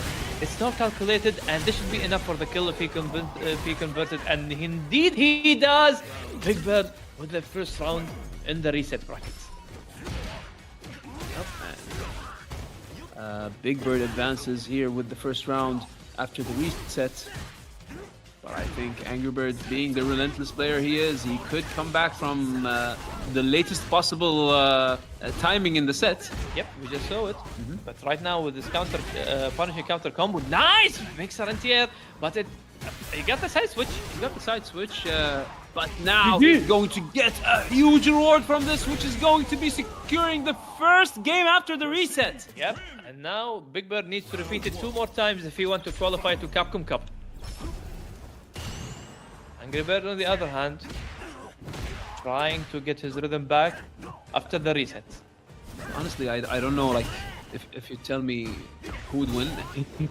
Yes, you will never be able to count or to get the results if Angry Bird versus Big Bird. It's anyone's game, literally. Yep. 50-50 between these two players. That's right. And you see here, Angry Bird with huge health lead and positioning, keeping Big Bird at bay. And you can bet that if he jumped out of the corner, he'd be ready for that. But that didn't happen. He didn't give them the opportunity for that to happen. Yep. And Angry Bird scores the first round of the second game. Well, very well spaced fireballs. And right now, Big Bird He's in very low drive gauge and trying to regain as much as possible, but of course with the perfect berry, Angry Bird changing the tide of battle completely to his side. And right now, Angry Bird trying to capitalize on it, but it's not working so well as much as he hoped. Angry Bird so far on point with his perfect parries, pushing Big Bird to the corner. What's the mix gonna be? Went for the overhead, but got grabbed by Big Bird. Saw activation. The I'sar, and now where are you gonna block? Angry Bird. Amazing block so far from Angry Bird. Did the backdash here, expecting a throw. But look at his drive gauge. That's not good. It's not looking good at all, unless he spends his level 3, and indeed he does. And right now, it's going all to his way, health-wise, drive gauge-wise. See here if he can convert this into a win. He manages to check him with a crouch medium punch into win condition. 1-1. Yep. We're still going to get final game, final round. I hope so. Yes, this is what's gonna happen between the birds, as always. And the dive kick, he was not aware for it. Ya salam! Dive kick, he got the hit. And I wonder why Big Bird committed to the throw. Now the commitment here is going to be, paying quite the price now with the positioning. Big Bird starting his offensive now. Ooh, nice punish counter. He's gonna spend. He's going to spend. He still has level 1 to get the round. Yep, and should be enough. Ends the cash here to secure the first round. The type of and the damage that Akuma takes from Rashid is just so hard to handle. Yeah. Nice cross cut here from Amjad. Nish and tries now to get his way, hit some normals so he can regain some of his drive gauge. Big Bird with the pressure continues, but of course with a perfect berry from Angry Bird. Side switch here with the demon flip. Reset stay in the ground. He's trying to contain him in the ground. Big Bird trying to jump. Is he going to miss Suts? Is he going to miss Suts? Of course! Goes for the level 2. Should be enough for the follow-up. No, not required. Yeah, not required. And we will go to the last round of game number 2 between the birds. Game number 3? Game number 3, yeah. Yep. Ooh, nice. Here. Huge. This is huge because the Big Bird will build meter for level 3. And now Angry Bird cannot handle any normal, but the jab challenge! Amazing from Angry Bird when he gets his side switch back. But still in the mid screen, and now he manages to get the corner advantage here in terms of positioning, but he didn't want to risk the meter? I think he buffered level 2, but did not come out. That's the only explanation I can think of. That could be right, Abu Alwa. Let's see here. Amjad looking for the opportunity, creating space, but you can't create space with... I think that'll kill. No, it will not. It's not CA. And not CA? No, not CA. And he got it in crouching forward. Yeah, crouching forward. There's scale, yeah. But it's a burnout, it doesn't matter. You cannot take the chip damage, but he's afraid of level 1 and level 2 reversals. And right now, he is not ready for the drive impact. Surprise drive impact. And Big Bird, again, 1 match away from qualifying to Capcom Cup. Oh man, this is really exciting as we continue to see Angry Bird fighting for his life now to stay in the match or stay in the tournament as much as he can. But Big Bird has the most to win in this tournament. Well, if anyone can stop a Big Bird train, it has to be Angry Bird. Yeah. So let's see now, starting with this whip punish, but of course, wake up audio mixer. Variation DP from Big Bird. He's in very bad situation because of the burnout. Right? Ooh, mistiming because of the burnout. Extra plus frames, so he missed the throw, but it does not matter because Angry Bird still managed to get his first round. See here, Angry Bird 1 round away from equalizing the score, taking us to possibly a last round scenario. Yes, he only needs 1 touch, 1 good touch. 1 good touch is all Angry Bird needs, but how are you gonna get that touch, yeah, Angry Bird? Let's see, it could be this! It could be this! Goes for the level 3! And it should kill. It is enough indeed of the overhead. Big Bird was not ready for it, and because of the overhead, we will go to the final game. After resetting the bracket, Angry Bird sending a message to Big Bird, you will not pass from my gate. see if Big Bird has any answer to that, because so far it's been MJ's match. Big Bird now with the huge health lead, of course, leaving him at 1 pip at the drive gauge. It doesn't matter. He still gets the corner position, and it keeps going. Tournament point, qualification point for Big Bird. Indeed, this is big for Big Bird. This is big for Big Bird, but Angry Bird. What's your response going to be? The dive kick blocks, but he did not watch his feet, and because of this, he will be sent to the corner. Grab. See how he's gonna keep him in the corner. Nice sweep here from Angry Bird. Uses his OD Mixer just to get himself out of the situation. Almost running out of meter and almost at 2 bars. GG! GG! Big Bird qualifies to Capcom Cup as the first representative of the Middle East. Elf Mabruk, congratulations to Big Bird. What an amazing set. What an amazing tournament. Ladies and gentlemen, Grand Finals, Semi 28 versus Gigi Hallibell. Who is going to Capcom Cup? Who is going to Capcom Cup? The last time that these two met in bracket form in the World Warriors, it was at World Warrior Germany #3, and Semi did take it 3-1 over Gigi Hallibell in the first set.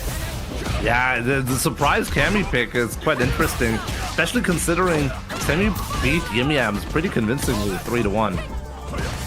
That is true. Semi is very familiar with this matchup. Light Hashogeki is perfect parry. Gigi Hallibell locked in. Yeah, wow, Hallibell, he looks really prepared for this one. Perfect parry on that one. Amazing play by Semi. Yeah, Gigi Hallibell taking a page out of Semi's book and burning himself out. This is very, I was gonna say, don't you dare DI. Gigi Hallibell, because he's always ready. Not against him, you know, that's not gonna work. But you have to test him, you know, you have to test him as well. You can try at least once. Of course, Hallibell does have a set to work with coming from the winner's side of the bracket. Semi has to be faultless.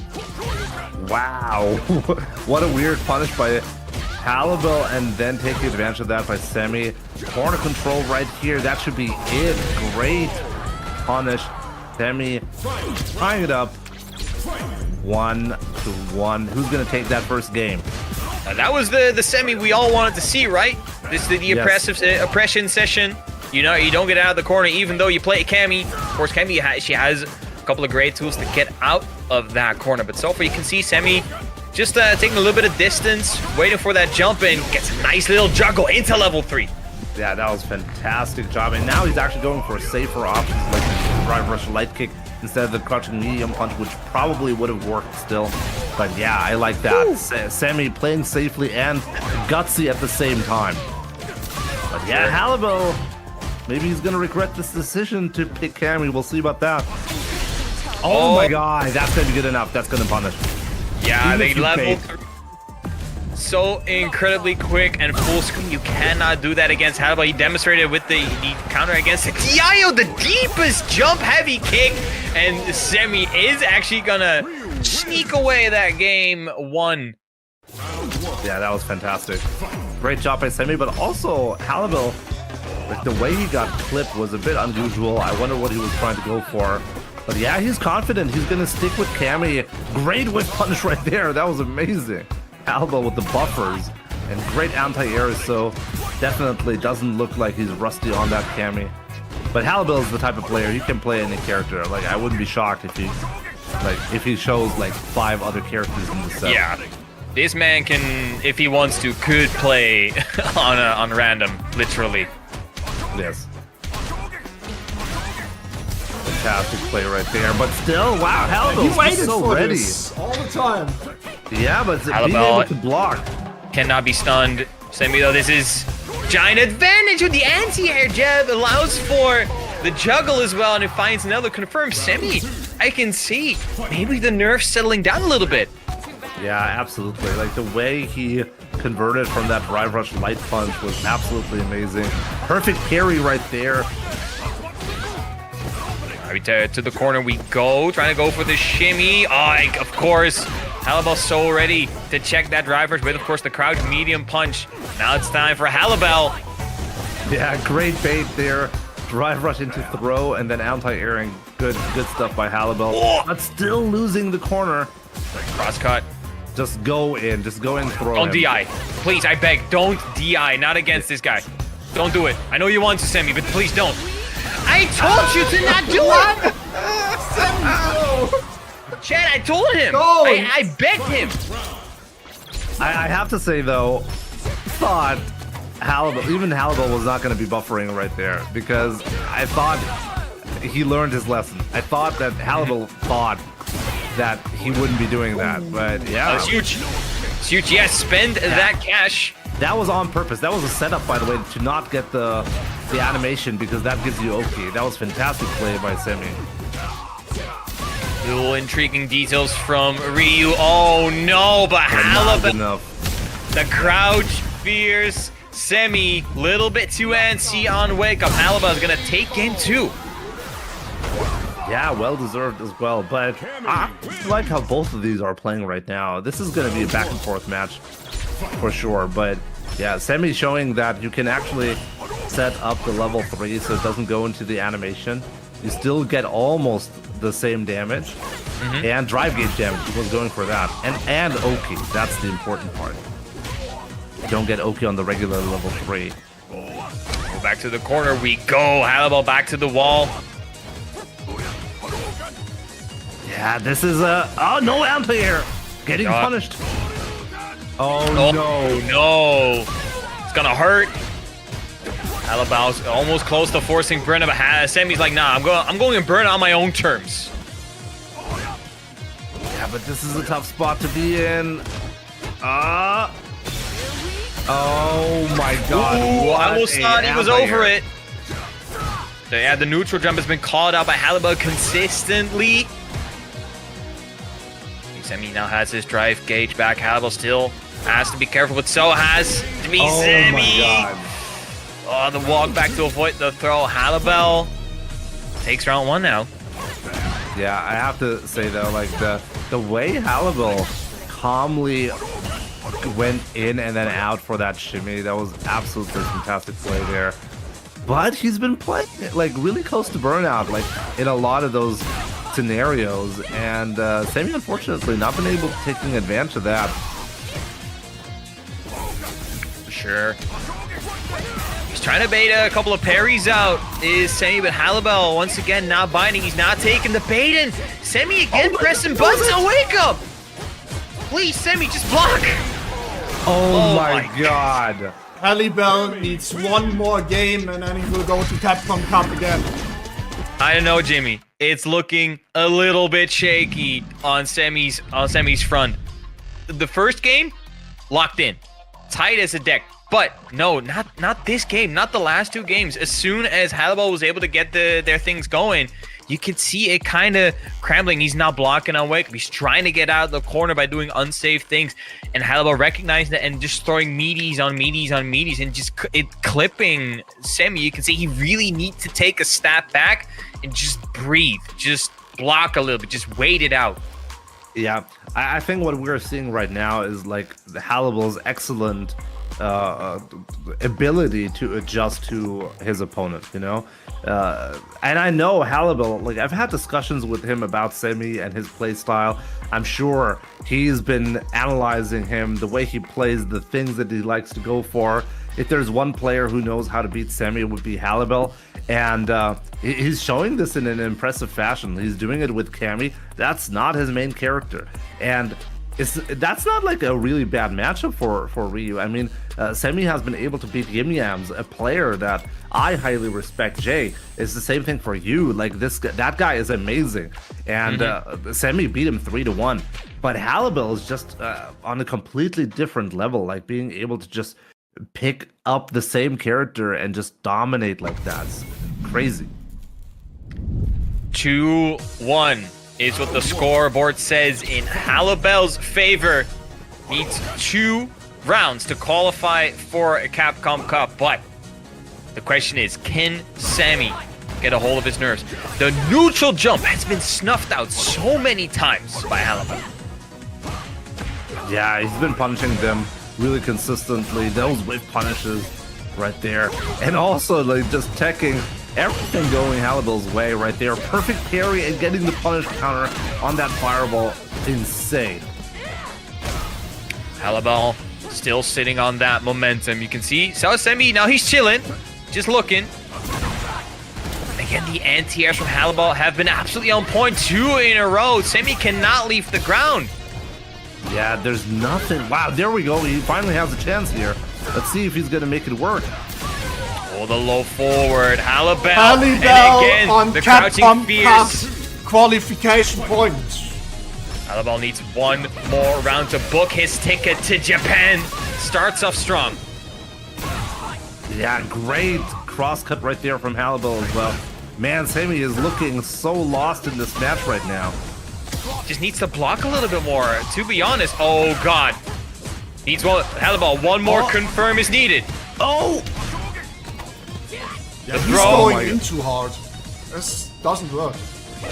One more interaction, Yeah, the low and forward. Congratulations to GG Halibel qualifying for Capcom Cup. 이 그랜드 파이널에서 결정이 됩니다.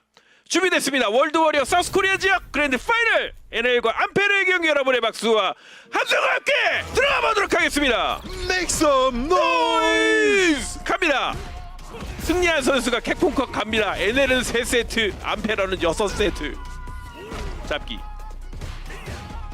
던지고 굉장히 매서운데요. 초반부터 많이 몰아붙이고 있는 암페르. 암페러 선수는 빠르게 몰아쳐서 좀 멘탈을 흔들어 놓을 필요가 있어요. 잡기. 질렀어요. 그리고 그걸 참아내고 방금은 약손으로 짧게 드라이브 러시를 끊으면서 승용권을 낚아냈습니다. 완벽하게 낚았죠. 그리고 이제 앞서 보신 분들은 위너스 파이널에서 세트 스코어는 3대1이었지만 두 선수의 경기가 굉장히 팽팽했다라는 거를 이미 목격을 하셨을 겁니다. 암페러 선수 상황이 너무 좋은데요. 좀 있으면 게이지도 돌아오고 승용권이 안 나왔습니다. 이거는 뒤로 걷다가 나가지 못하는 위치에서 승용권이 입력이 됐던 것 같아요. 그렇죠. 자리 다시 바꿔주고요. 라운드를 NL 선수가 따라가게 되면은 드라이브 SA 게이지 상황 자체가 비슷하기 때문에 암페러 선수도 안심할 수 없어요. 3레벨 가나요? 근데 이거는 게이지 써야 될 것 같거든요. 3레벨 여기에서 혹시라도 마무리 안 시켰다가 기회를 또 주게 되면 이 고단단이 언제나 발동될 수는 없거든요. 대부분 고살록이거든요. 그렇죠.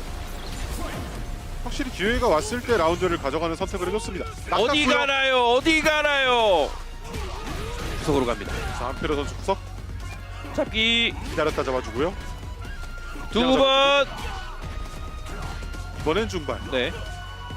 근데 또 고키 입장에서는 언제나 좀 예의주시를 해야 돼요. 빠른 뒤잡기로 기회가 생겼습니다. 암페러. 네, 게임 터지는 거 한 방이기 때문에. 아하. 그러나 중손 타이밍으로 밀고 들어가고 있는 NL이 첫 번째 세트를 먼저 가져옵니다. 켄과의 기본기 싸움을 상당히 잘 준비한 것 같아요. NL 선수가. 가드백 같은 것도 NL 선수가 아까부터 더 잘 노려주고 있고요. 맞아요. 잡기 낚시 좋은 무빙이었죠? 느끼봉기. 느끼봉기 좋은 기본기였죠? 네. 이번엔 그냥 깔아주고요. 네. 잡기가 한번 나오면 좋았을 텐데. 자, 그러니까 저 앞강손이요. 상당히 길어요. 그리고 화면 반 이상 밀어냈습니다 벌써. 그러니까 이런 필드전을 바탕으로 상당히 좀 좋은 경기 운영을 하고 있어요. 그래도 파동권에 말려들진 않았고요. 암페러 선수. 네. 페리로 받고 있습니다. 퍼펙트 페리 외 러쉬 이런 것들을 좀 시도를 하고 싶은 것 같은데 암페러 선수 생각보다 퍼펙트 페리가 안 나와요. 중발 이번에는 아마 러쉬를 시도하기가 좀 어려웠을 수도 있어요. 러쉬를 하면 번아웃이니까. 그렇죠. 그러나 기회를 잡았습니다. 승용 질렀는데 막혔습니다. 가만히 있었어요 그냥. 무강작화부터 시작하는 콤보 엄청 아파요. 구석 갖고 느끼봉기 안자중손 느끼봉기가 이 위너스 파이널에서 터져가지고 마무리가 됐거든요. 이거는 게이지 하나 쓰면은 마무리가 되는 체력이라 상당히 이득을 받습니다. NL 선수. 라운드를 가져오는 NL이고요. 이번 세트를 NL이 가져온다면 기세상 굉장히 너무너무 유리한 상황일 거예요. 안페로 선수는 더 이상 기회를 놓치면 안 됩니다. NL 선수가 잡기 아예 안 푸는 거 아니고요. 그러니까 기상공방에서 좀 과감한 선택이 가끔 나오거든요. 찍혔어요. 그리고 2레벨로 꽉 데미지를 따라가 주겠다라는 선택지고. 방금 이 포리시도 상당히 좋았고 강수입니다. NL 선수. 정말 강수였어요. 방금 막혔으면은 사실 기가 거의 없는 상황이었어요. 맞습니다. 안페로 선수는 이거 운영 잘해서 데미지 조금 더 주고 CA를 맞춰서 마무리를 시키는 게 이상적이긴 합니다. 결국엔 여기서 마무리 져야 되거든요. 근데 이게 데미지가 나올지 나올 것도 이건 나올 것 같은데요? 나오지 않나요? 이거 안 나오나요? 오 단단인가요? 마무리 세트를 가져오는 안페로입니다. 녹았습니다. 근데 방금은 중단 리셋도 좋았고 그 전에 이제 뚫고 들어가는 움직임 자체가 상당히 좀 좋았네요. 중단 나도 있다. 지대시에서 약공격 깔아놓고요. 네. NL 선수. 어휴, 단발 2번이요? 그러니까 저런 식으로 하더라고요. 네. 잡기 조심해야 됩니다. 서로 다 알고 있죠. 잡기 푸는 것도 참. 안다. 나도 안다. 알면서도 당할 수밖에 없습니다. 워낙 급박하게 상황이 돌아가기 때문에. 이거 추가타가 있는데요. 1레벨도 있고. 이거 SA 게이지 쓰고 마무리 진짜 콤보 너무 잘 넣었어요. 여기에서 딱 이거 아니면 안 되는 콤보였던 것 같거든요. 네, 드라이브 게이지도 잘 활용해줬고요. 이건 너무 깊게 가드당했어. 페러 선수가 좀 급합니다. 잡기 중손 잡기는 풀어주고 있는 안페러. 어쨌든 이 포지션 자체는 바꿀 필요가 있어요. 방금은 사실 게임이 넘어갔다라고 보는 타이밍이었는데 NL 선수가 일단 실수를 한번 했습니다. 맞습니다. 이러면 안페러 선수 여유는 좀 생기는데 지금 안자중손 러쉬 주입 이런 것들 조심해야 됩니다. 그렇죠. 두 선수 모두 다 이것도 한방각이라고 봐도 이상하지 않을 체력이에요. 여기서 걸어와서 뒤잡기라니요. NL 선수. 약발! 이것도 콤보 연계가 너무 좋았고 드라이브 러쉬로 거의 끝거리에서 약발 들어간 다음에 중손으로 이어준 거거든요. 그러니까 드라이브 러쉬 안자 약발이 진짜 끝거리에서 관성 붙어서 들어갔어요. 이렇게 된다면 세트 스코어 2대1 앞서가는 것은 NL이고요. 안페러 선수 무조건 세트 따라가야 됩니다. 이런 거는 그렇죠. 글쎄요, 마음이 급하다라는 것들을 게임 내용에서 보여주게 되면은 따라가기가 상당히 좀 어려워요. 강성 깔리는 것도 허용했고요. 지금 드라이브 게이지가 서로 많지 않아서 번아웃까지 되고. 이건 임팩트까지 허용을 하면서. 아니, 뭐 하나요? NL 선수 혹시 상상을 해버렸나요? 아니, 방금은 좀 재밌는 상황이긴 한데 일단은 체력적인 안배가 너무 잘 돼 있어서 그렇죠. 네, NL 선수가 이러면 캡콤컵으로 가는 한 라운드 남았습니다. 토너먼트 포인트예요. 마지막 라운드가 될 수 있어요. 중손 예상에서 서서 강발. 근데 NL 선수는 오디오 속력 너무 많이 쓰는데 적중률이 높습니다. 굉장히 높아요. 많이 질렀고 그리고 안페로 선수가 방어적인 부분에서 이거는 근데 이번에는 질러줄 만도 한 게 NL 선수가 이미 세트를 이기고 있고요. 그렇죠. 안페로는 지금 이거 게이지 다 써야 돼요. SA를 털어서라도 이거 마무리 져야 됩니다. 맞습니다. 어쩔 수 없는 상황이고요. 그리고 NL 선수가 지금 3레벨을 들고 있다라고 하더라도 안페로 선수는 여기에서 마무리 못 지었을 때 더 큰 문제가 나올 수 있는 상황이었죠. 이렇게 되면은 NL 선수가 SA 게이지가 여유가 있기 때문에 중거리 파동권도 위험할 수 있어요. 지르기 심리를 많이 심어놨기 때문에 NL 선수가 공격을 하거나 또는 방어를 할 때 안페로 선수도 이제 조금 멈칫할 수밖에 없지 않나. 넘어뜨리더라도 이제 기상 안자 중발 이런 게 나올 수도 있고요. 오히려 굉장히 아파요. 이런 것들도 고우키는 걸어서 잡고 중단 허용하면 끝납니다. 갔어요. 마무리 시키면서 월드워리어 사우스코리아 지역 리저널 파이널 우승은 NL.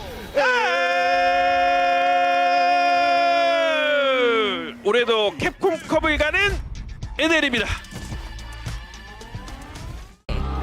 Look, man, we're here to make sure you guys are enjoying it. I know the people at home have got high energy. You guys are in high spirits, but we've got one more set to go. With a potential reset, who knows? It's all about bragging rights. It's also being as charitable as can be, only because one of these two can open up more spots in their respective regions. That's for their world warriors. Now, these two, for me, they have redefined the word hungry. Obviously, Shuto's been playing like this, and then Nephew. Nephew has good posture, you know. Nephew has great posture. Look at that, straight back, like typical. Not the typical gamers. He must have played piano when he was growing up or something. Got his back smacked, you know, for kind of slouching. But my man's Nephew has been playing so on point. Even if he loses the first game, whatever he has on that phone of his, whatever notes that he has, it has been working out really, really well for him. Because after every single time he busts out his phone, he just starts winning.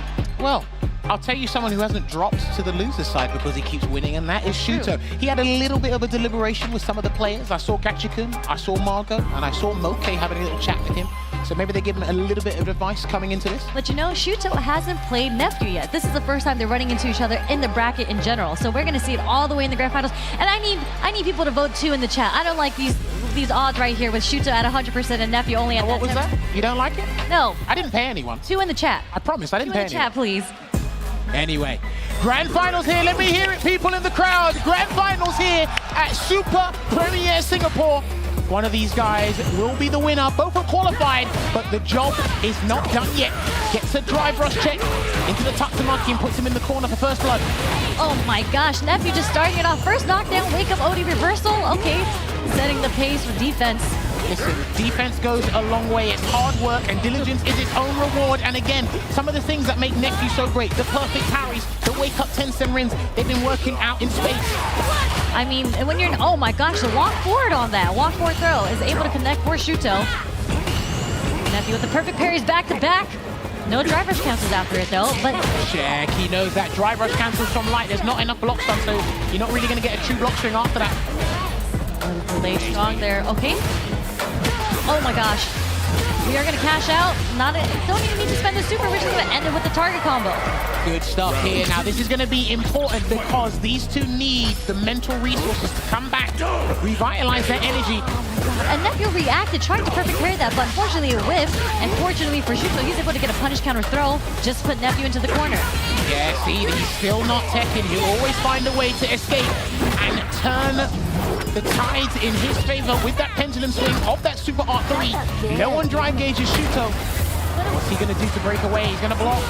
No one drive gauge, but okay, let's check it.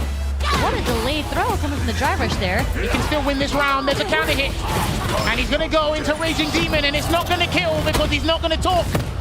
You only know it's gonna kill when he does the whole discussion with himself. Okay, well, live, he can actually, he can win.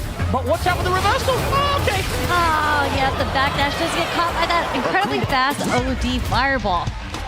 I think with Nephew there, he had to commit to the reversal if he wanted to save himself in that situation. But I think he made peace with the decision. And Shuto there, game 1, 2 games to go in this grand final. Oh, wait, hang on. That's what I'm saying. Every single time he busts out the phone, some magic starts happening over there. I don't know what kind of birthday wishes he has on the phone. It's just Punk saying, hey, happy birthday, Neff. You got this. Are you telling me this is Street Fighter wizardry at its finest? I believe it. Something's been working, Nephew. He's been playing so godlike. He's blocked every single of these reversals so far, and just like that, 9 seconds in, Shuto's burnt out. There's a forward throw, burnt out. He can stun him. Yeah, he can stun him now and take the rounds. Oh my God, the sequence here. Nice and easy for Neff. Taking the second game, first round with the perfect. I'm telling you, something in those notes on his phone. I don't know what it is. Maybe it might be the screensaver, I'm not sure. Maybe it was the power-up from our Jury cosplayer earlier, but Shuto, he ain't going down without a fight, but he's gonna have to take this level 1 to the face. Oh, the success rate on Nephew's wake is incredible. And the nice check on the drive rush overhead. Similar to Kawano with defensive choices at top level, he knows what these guys are thinking and he can make sure that success rate is down near 100%. Okay, Nephew special, punishing the throw with the instant jump medium punch, and perfect parry comes from Shuto's end. All right, there's a forward throw there. Gonna chase him down, probably. No, he's gonna play it safe. Let some drive gauge. There's a perfect parry. Oh! was able to check the drive rush. Oh my god, there's that stand short, and he's gonna get the level 3. Level 2, yeah, he didn't get the level 3 in time, and this actually works out for him as well, because he should be able to close out this round with a Tatsu. Not even sure you can do it, but he built the bar. That's the most crucial part here. He needed the bar. We are gonna go down to the last round. Something that actually happened earlier when Nephew did try to parry. I don't even know. Hold on a minute. Oh, what a dash forward into the anti-air. There you go, pressure being applied, trying to challenge something you shouldn't be challenging, because it is +2 on block. There's an overhead reset there for Shuto. Made medium. These are some plus frames, cancels. Nephew. Gotta run away. That's your punishment. He tried to run away. He thought Nephew was gonna try and back throw him into the corner and win that way, but he wasn't paying attention that he had full resources to get a lovely little conversion into something that will make it 1 apiece. He needs to be very careful, because every win Nephew gets, this is gonna be long. Yep, he gets more and more comfortable in the matchup too. It's just, you know, adapting, basically. We are seeing lifetime adaptation. Oh, listen, everybody got the Akuma flavor sauce this weekend. I'm pretty sure everybody's comfortable and very vigilant towards how dangerous this character can be. And there's a whip punish there with the forward fierce. Oh, there's a throw. Nice delay. Didn't work out this time. And the chase. Yep. And sometimes the people with the sharpest reactions and how astute they are, it can be used against you, and that's exactly what happened there. Teleport trap is what we call it. The overhead finally connects this time, and we're going straight into the level 1. Just to push him into the corner. Forward dash, okay. Throw loops. Oh no, we're going for the DI wall splat. Let's check this. That's yeah, see, he tried to see if he was going to do the tap parry and see if he can take advantage of that. And there's a tap parry on the projectile, and then he catches him holding up, but the fireball didn't tip him in time, because I think he was jumping forward, not up. Oh, straight up, no. There's that stand short. Here, level 3's here. Oh no, with the critical art, this is enough to take it. No, it's not. No? No? Oh, it is the critical art, okay. There we go.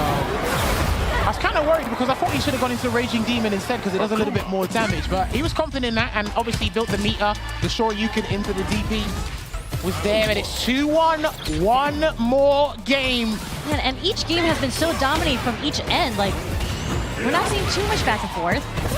Oh, but you don't want this to be one-way traffic. If we get another set, that's beautiful for the crowd, and it's not beautiful for the players. No, I want another set. I want some more high-level Street Fighter play. That counter hit from Fierce. That's enough. Just dumping out the meter.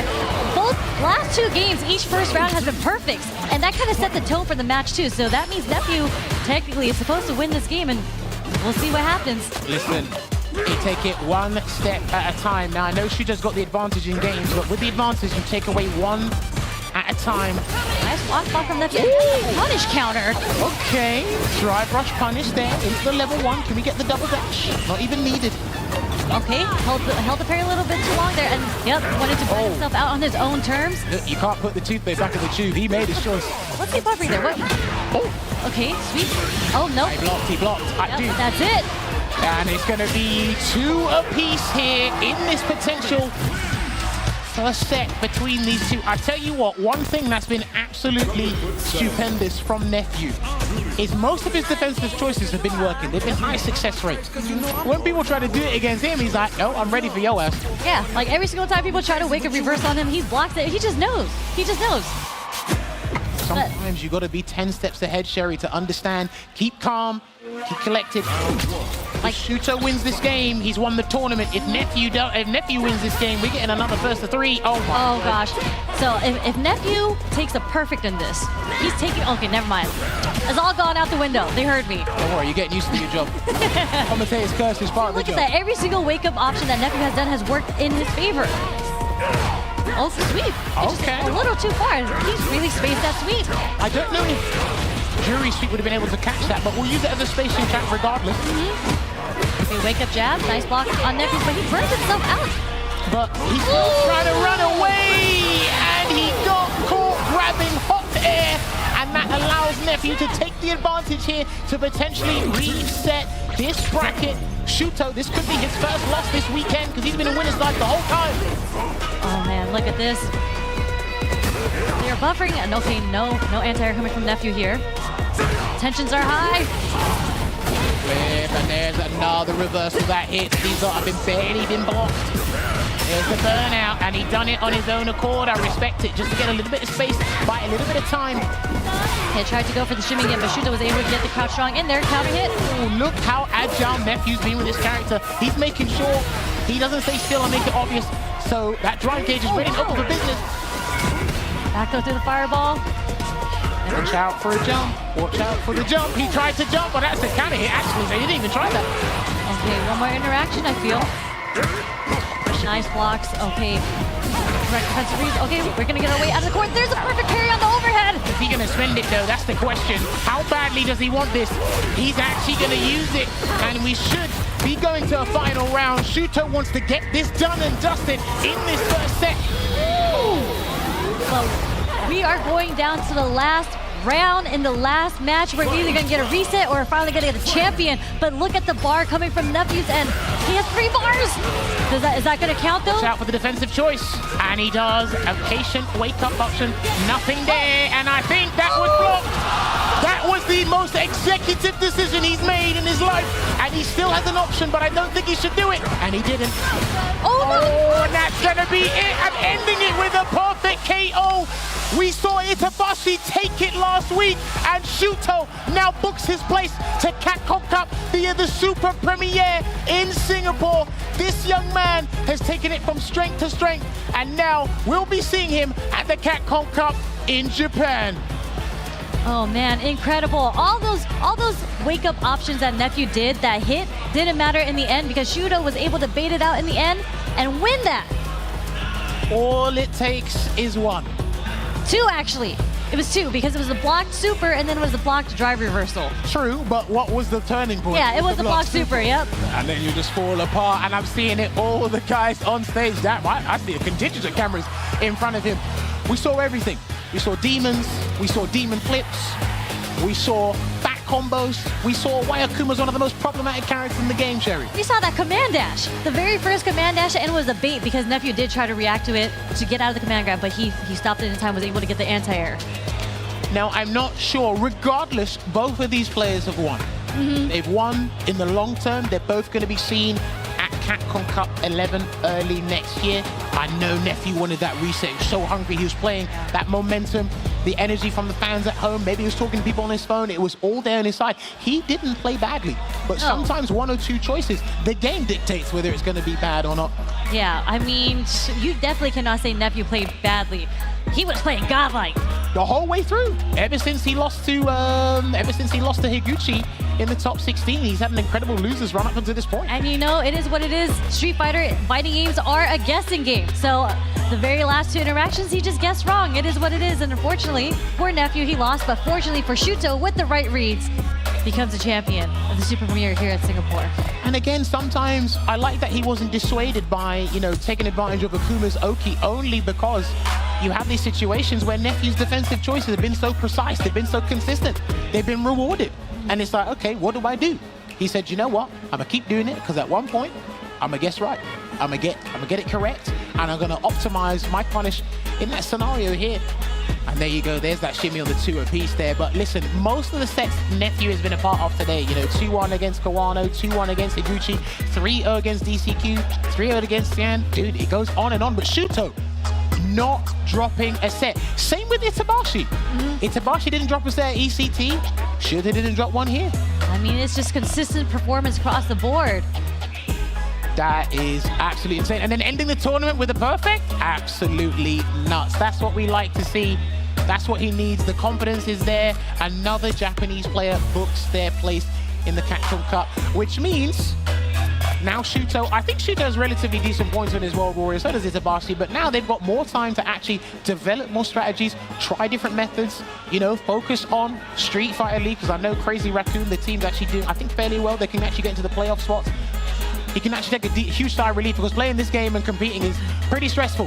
I mean, yeah, Shuto got that, but also, let's not forget, Nephew also got that. So because he did qualify for Capcom Cup, that does open up a slot in World Warrior US West. That means potentially JB, Chris CCH, they're going to chance to make it into Capcom Cup now. But again, the performance between these 2 players, man, that was incredible Street Fighter that we just witnessed. This has been identified as a super region for a reason, and all of these sets have been so close, and it shows you why they are more than deserving of those two. We're looking at just pools, right? Just the 4 pools individually, and you can see every Broski pool is with a the killer. rate of 1,200. Wow. Shout out to Broski with a humongous raid. Thank you Ladies so and much. gentlemen, it's time for the grand finals of World Warrior UK and Ireland. Number 1, Hurricane versus Lex. Yes, indeed. Hurricane coming in from that loser side. And, you know, quick congratulations to Broski for making it that far. 3rd place for himself. But here we have Hurricane, of course, versus Lex. And Lex on that winner side, he only needs 3 games to seal the deal. Oh, it's a bit too early there. I think he's trying to make a read of something. But yeah, and I mean, the first interaction of the game, OD dive kick, immediate OD flash kick in return. So I think we're firing on all cylinders here. Lex living in the corner, not afraid of that situation. Trying to poke out here. Hurricane getting down to that 1 bar of drive gauge, slowly building back up that we're so familiar with him being at. But Lex undissuaded, just comfortable to sit here in the corner and hold this space. absolutely. Look at those cannon strikes. Uh-oh. Oh, just Down, big counter hit confirm. Yes. Are you? No, you're not dead. Nah. Oh, no, he's dead now. He's dead now. We've seen that a few times from Lex, actually, this tournament so far. He's been willing to go for that reset. He's not afraid. And he's worked out, paid the price for him. I love that. Man grab. If it hits, I win. If it misses, I lose. All right? Fair game. Indeed. With that spin knuckle approach there. Level 2 on deck for both players here, but Hurricane. It's a nice little sequence going from the goes for the fatal leg twister from that hooligan combination. Looking for a reset with the throw. And let's stand out how so effective you've seen Hurricane use it so well, especially into that delayed ripper. And strike. Approach. Level 3 on deck now with both players. Now playing it a little bit slower. Lex hearing that he has the life up 6 being crossfit ready. And prepared on another drive in attack. It's raw, you donkey. Gotta try to guess again. Now, up down, no anti-air this time. Getting a little bit more space. Hurricane has to do it. And now every single boom throw is very... would have been a death sentence, but it doesn't end up finding anything off that crouch medium kick. Took a word out of my mouth, unfortunately. Hurricane, you're too fast! He is too fast. And that's how quick Kami is sometimes, you know. Level 3, though, has been bent. So, Lex is just on the advantage. I love that confirm into the Sonic Hurricane there. Using that meter very well. Level 2 as well on deck here. Solid Punch. We're not seeing him use Solid Punches there, actually, I don't think. So I'd like to see if he can implement it. Oh, saying that, speak of the devil, and he shall appear. There we go, Solid Puncher. Going to make the approach, both whiffing their throws in each other's faces. Yeah. All the baby booms. And they stack up, you know, they can do some real damage if they get connected. Yep. And now flick to that 1 bar drive gauge in the corner. Force the burnout, try to go for the perfect parry. And now all you have is the Sonic Hurricane, and you're just going to use it for damage. You gotta escape the point quickly. And I look back, get a little bit of space. Bazukini. Air throw is massive. Could get a guaranteed drive impact here. Walk under is huge, but the back throw, I think this is checkmate. This is looking like it. Might get to confirm into Killer Bee spin, most likely. Yeah, there we go. Gonna help him out a little bit. Hope you got a knee problem. The old man. There we go. First game to Hurricane. Coming in from that loser side, mind you. So Hurricane's got to win 2 more games now to reset this bracket. Very vital. And he's been playing hot. You have to remember that Hurricane just got that 3-0 over Broski. Pretty convincing. Yeah. Playing into Lex. More than warmed up. Lex is coming on. Jake. Yeah. Absolutely. So Hurricane, of course, you know, 3-2 against Problem X, 3-0 against Broski. He's on that swing of things like Jake mentioned. It's nice to see that swing of things happening, but Lex looking like he would start an answer to that. Keep away, Sonic Cross making the approach. Oh yeah, and now even closer on the drive gauge war here. Hurricane he ruminates at this 1 to 2 bar range, and it seems like I'm so perplexed at how consistently he's able to get back into positions, but Lex is really trying to, keep him away from that position, trying to get whip punish on the spin knuckle. It just did not work out. Oh, beautiful check there. I love that. Hurricane so ready. Beautiful flash kick again, and we saw this earlier, right? Another one? No. You know, it was actually Lex that put Hurricane into losers. So this is Lex's opportunity to kind of continue that momentum that he has on Hurricane. It was a 3-2 set. in winning semi-final, Lex did take that set. So Hurricane's looking for revenge right now.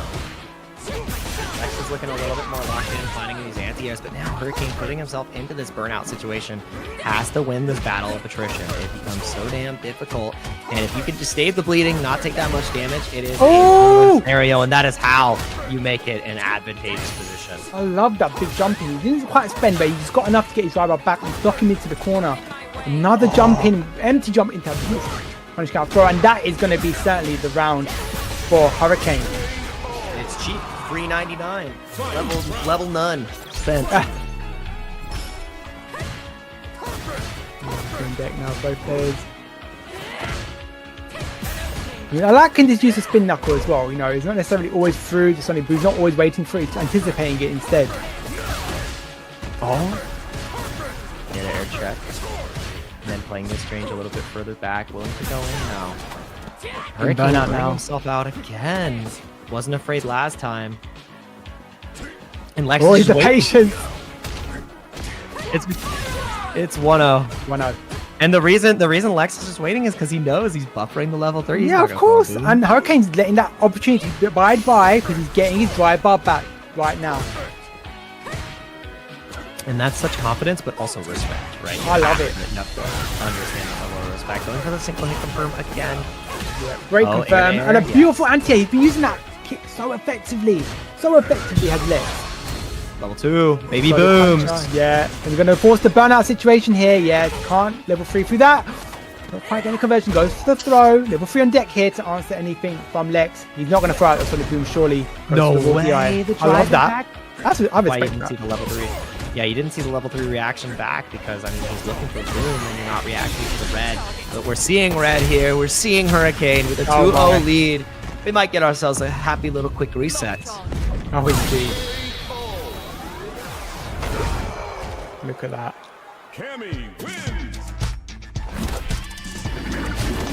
Yeah, Hurricane, like I said, has the momentum. Well, this is the Feels thing. unstoppable. Yeah, he does. He really builds on that momentum that he has. He's very confident in doing that as well. I love that about Hurricane's gameplay.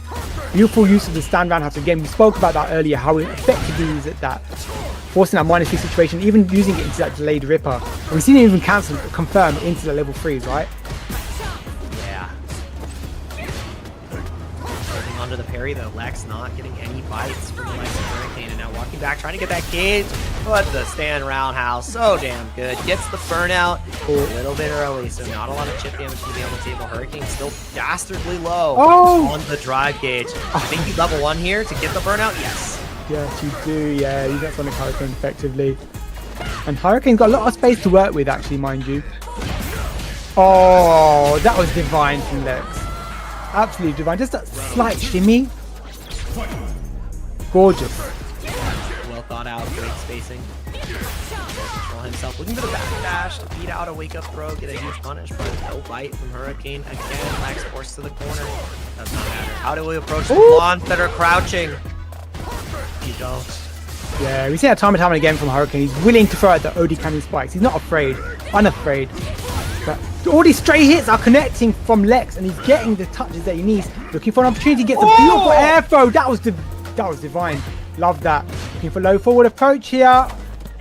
Walks up and gets the beautiful throw. Lex on the cusp of taking the set though, or the game rather. And now you see no willingness to hold the boom. Yeah. Down back. I feel the dial.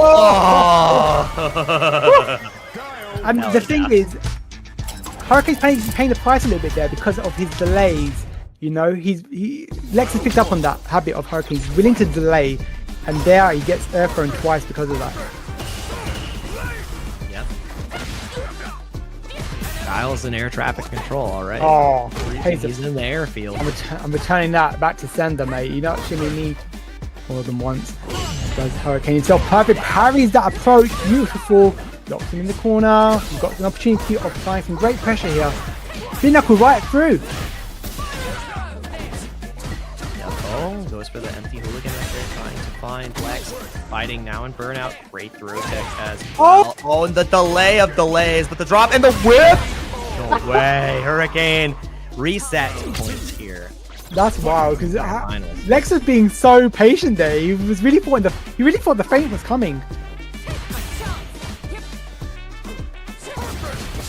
And there we go. Just like you said, on the cusp of resetting the bracket right here, feeling that momentum from that losers. That losers running top 8.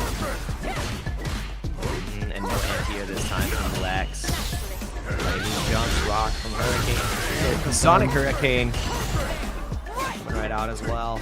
Yeah, indeed. Nice. Great check. I love that. That was a great check through the sequence. Can't be doing that for free against me. And there he is, menacingly crouching back. I think he gets the kill here. Yes, he does. Especially with the reset. Oh Yes. man, rock the dome piece. Yeah, the bullet magnum coming through. I almost called it the atomic over. Atomic dome breaker. Atomic dome breaker is also a really good one. Oh, the back fist, applying some great pressure there, forcing Hurricane to burn out. Level 3 on deck here for Hurricane, and he will react at moment's notice. Again. Great air throws and forces the DI, yes.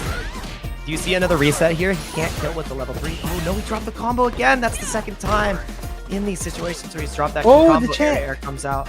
Now it's a one-touch situation. You can't afford to get clipped by any of these lows. Back throw incident.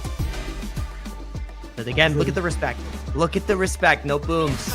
Yeah, definitely. He's aware of Hurricane's reactions. And Hurricane continuing to approach, using that stand roundhouse, which is so effective. Finding an opportunity now. Big jump in. He missed the flash kick. He missed the flash kick. He did indeed. Gets a beautiful throw. It's anyone's game right here. Hurricane looking for the mix-up. Not quite. It's not enough. It's not enough. It's not enough, but confirms it. It's a down. I don't know if it's enough. The scaling. No, this has surely got a kill. If not, at least a slither. He's dead, surely, yes. Oh, and he's reset. We have a reset.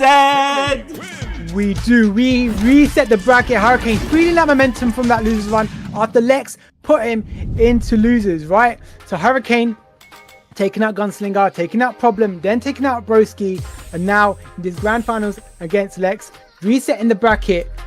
He is playing phenomenally right now. Lex has got to step it up a gear.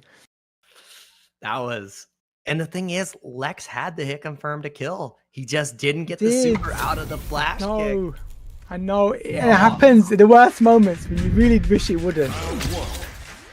But on to 2-2, another game 5, but now the final set of the World Warrior UK and Ireland #1 for Capcom Cup 11. Lex and Hurricane fighting it out for a chance of getting that first place position, the prize pool, and also the lion's share of points that are so key in this region. Oh, yeah, absolutely. Like you said, the super region, so vital. Beautiful little shimmy there, but the great tech from Lex.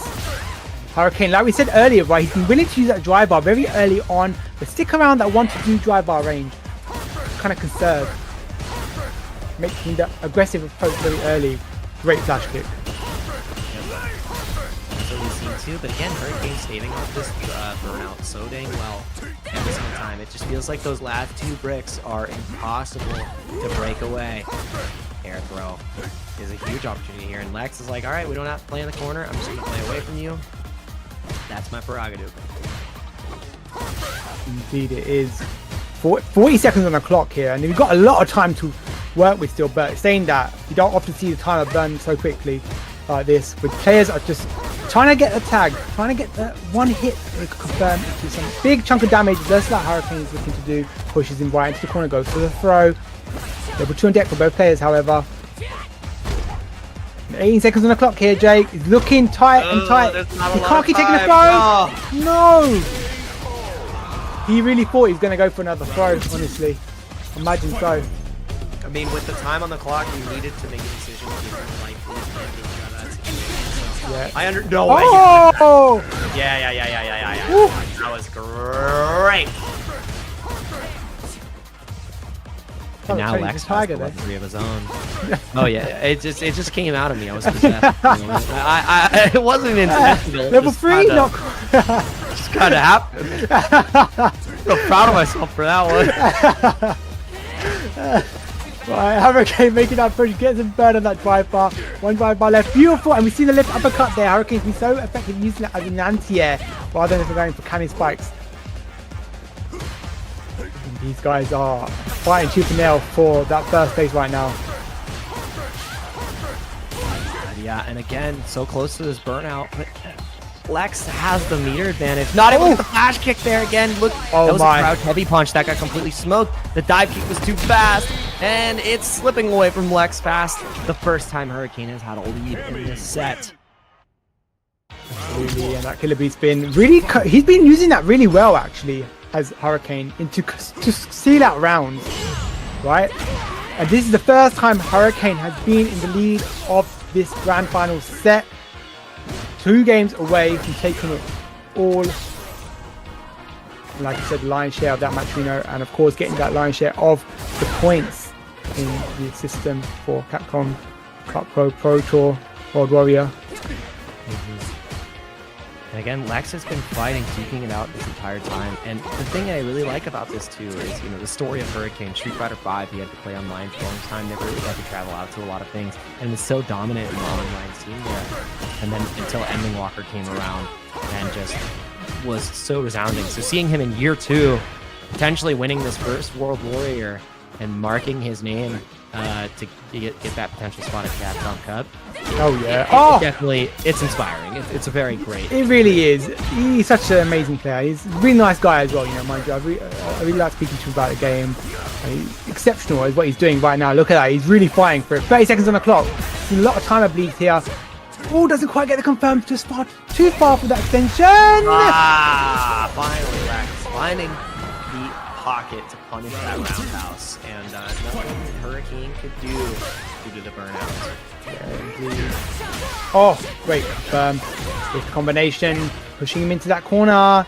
Level 3 on deck for both players here. Who will spend it first? Big chunk of health will be devoured if they spend it.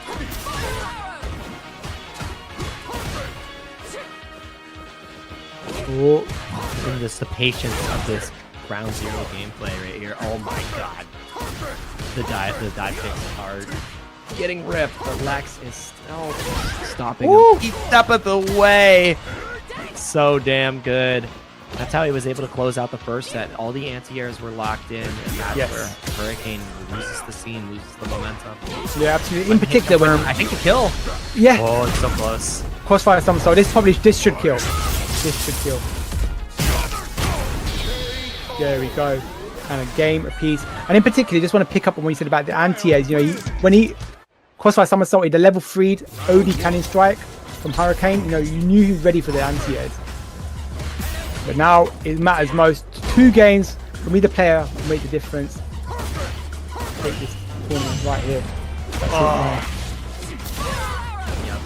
Game 3 here now in the reset. The jump out of the corner unanswered. No corner tax paid. Flash kick to beat the spin knuckle. Willing to send it. Just keep that positioning on the screen. It's so important to Lex at this point, at this juncture. Ooh, lovely. And again, ready with that flash kick against that cannon strike. It's very tight right now. These guys are very aware. Beautiful. Beautiful. And I like that he didn't spend level 1 because it wouldn't have built, it would have put him defenseless. And he finds the confident shimmy. Lex might be evening the tides here, might be getting this 2-1 lead. Hurricane running out of steam. Remember, he was able to get that win against Lex here after a 3-0 against Broski. That's a lot of Street Fighter to play. It's hard to keep at your best for this long. It absolutely is. That mental tap can definitely wear thin eventually, but he gets a beautiful spin knuckle through. Going to get the cannon spike to answer. I love that. Straight up challenging him. Lex is leading the set right now. He's looking to make it a 2-1. And he's going to spend the crossfire somersault, and he's going to be a 2-1. 1 game separates Lex from first place. Hurricane has accomplished no small feat of getting the reset, but now 1 game left. It's do or die. You either even the score or take home that 2nd place, the bridesmaid. No, we don't want no bridesmaid. Come on, we want to see some caviar right now. I want to go to distance. He's not letting you jump in at all right now. He's not. Don't jump. He's saying it's the anti-airs. It's the anti-air story. Looking for the low forward. Yeah. He's working out, all these sequences from Hurricane, and actually his approach, he's negating all of it right now. Hurricane losing all that drive bar. Very expensive approach right there. Good throw. Might get an opportunity to start his mix up here. Lift uppercut again. Been using that so effectively as an anti-air. And you see this now, Hurricane changing up the hooligan timings, trying to fade out these flash kicks that have been so potent in stopping the approach. And now you're 1 OD flash kick away from death. Target combo, no punish. That is -5. Spacing was a little funky. Maybe light kick could have connected, but Lex now has Hurricane right where he wants him in burnout. It's so hard, you can't afford to block anything. Oh, and yup, now it's set point for Lex. Tournament point, absolutely. And Lex fighting so well after this reset in the bracket. You know, Hurricane, you know, having quite the run in that loser side after Lex putting him in that loser side, but Lex is looking to take the win right now. On the cusp of level 3 are both players. It's very tight. So damn hard here again. Oh my goodness! It's the story of the anti-airs and Hurricane. It feels like you've been solved. All steam is gone. The level 3 has been spent. You're so close to burnout.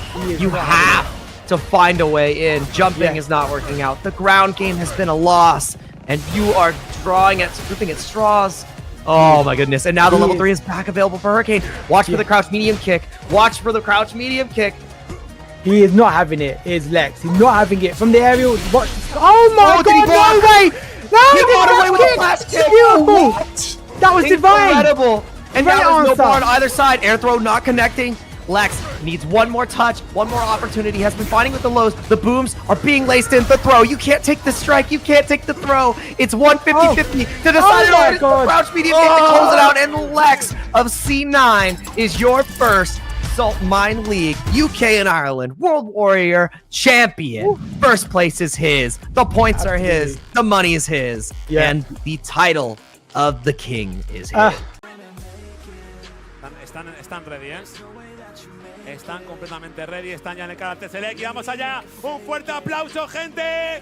La final del Impact se viene esa gran final. Solo va a quedar uno de ellos.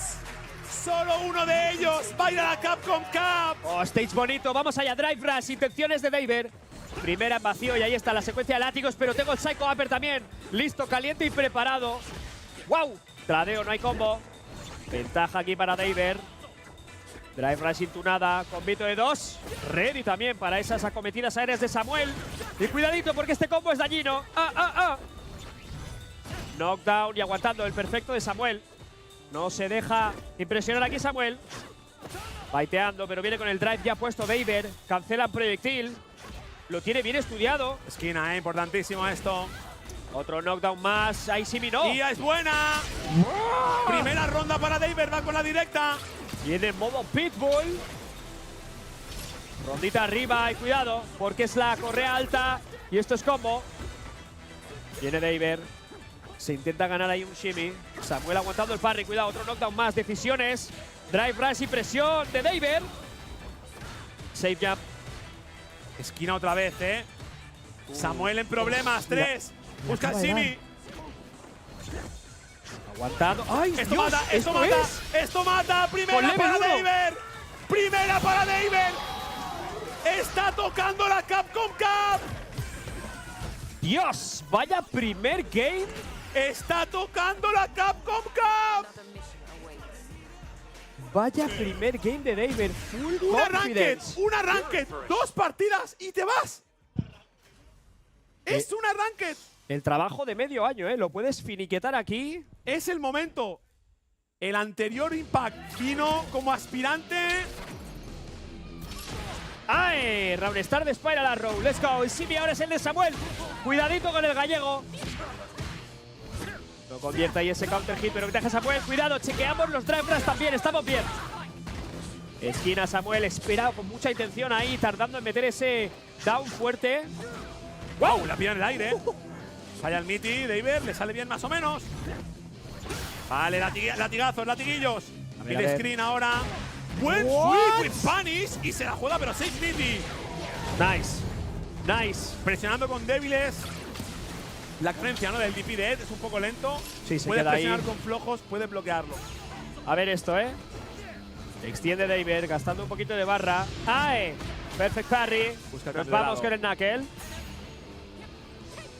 David que no va a techar en mid-screen nunca, no quiere. ¡Ay! ¡Oh! Y la live kick le pilla ahí, mucho daño. Momentum también. ¡Ojo! Y le pilló en counter hit. Que te burneo, que te burneo. ¡Oye! Viene Samuel de lejos, el jab que entra. Sí, acaba de pillar el startup de un látigo, creo que era. Tiene level 2 David. Está la cosa al rojo vivo. Otra vez más, le sirve el de startup del salto. 3 barritas Samuel, prácticamente ahí. Soryu Se come el no Psycho convierte. Upper. ¡Y el bajo, el bajo, el bajo! Shutdown MK enganchando bien el low de LED. Tiene barra David. Los dos con 3 barras. A full de mangos, Vamos a ver quién canjea antes ese super. Wifeando muchísimo, pero Samuel que no lo puede castigar. Complicado los normales de LED. Otro más, bien espaciado. Y le pilla el landing, punish counter, trip guard ahí. Aguantando Samuel. Cuidado, no está soltando normas, pero muy móvil Muy ahí por la paciente Cami. Samuel en el neutro, siendo fiel a ese estilo que le caracteriza, pero muy atento David a todo. Salto neutro, el agarre en punish counter. Mucha vida, Esto es muy bueno para David. Está acertándolas todas. Un confirme. 3, 4, 5, 6, dame más. Estamos a un contacto, ¡Dame más! Un contacto de David, Un contacto. ¡Y ahí está! ¡Va a ser el 2 a 0! ¡Va a ser el 2 a 0 para David! Ahí está. Ese level 3. Perfect. 2 a 0 para David. Una partida más y se va a la Capcom Cup. Rematch directo por parte de Samuel. Y drive rush, Viene con todo David. El low. No te puedes mover. Cuidadito con esto. Amenazando con ese látigo en wake up. Vale, Samuel. Lo tira al suelo. Viene con el fuerte. Intenta reinventarse ahí con el back knuckle. Knockdown, mitad de pantalla. No hay Simi. ¡Ay, cuidado! Se le buferea un poquito el Spiral Arrow. Toca nada. Lo tiene muy bien David, Todavía con ese life lead. No está pudiendo provocar absolutamente nada Samuel. No hay nada después de los jabs. Cómodo en la esquina. A ver, Samuel. Defensivo David. Controlando la distancia con Ed. ¡Ay! With punish. Conecta al medio maravillosamente. ¡Ojo el backdash! ¡Ojo el backdash! No lo carga, no lo carga. Cerca de esa segunda barra. ¡Ay! El counter hit es bueno. Lo puede hacer Samuel. No lo burnea. A una decisión más. ¡Ahí está! No respetaba a David y Samuel le corta un poco el momentum. Lo necesita. Bueno. Seguimos en situación de match point. Y cuidado porque el que empieza con combo es David. No, perdón, no es match point. Salvando una Samuel. ¡Oh, no pudo! ¡No! ¡No llegó! Qué raro, es que le dio solo el último. Lo va a utilizar, Vamos a ver si va por el combo fuerte. ¡Ay! ¡Ay! ¡Ay! ¡Ay! ¡Ay! Y save jump, pero le sale mal. Intentó el Simi quizás, se quedó un poco ¡Oh, cerca. Sharin! Y ahora sí, match point para David. Match point para David.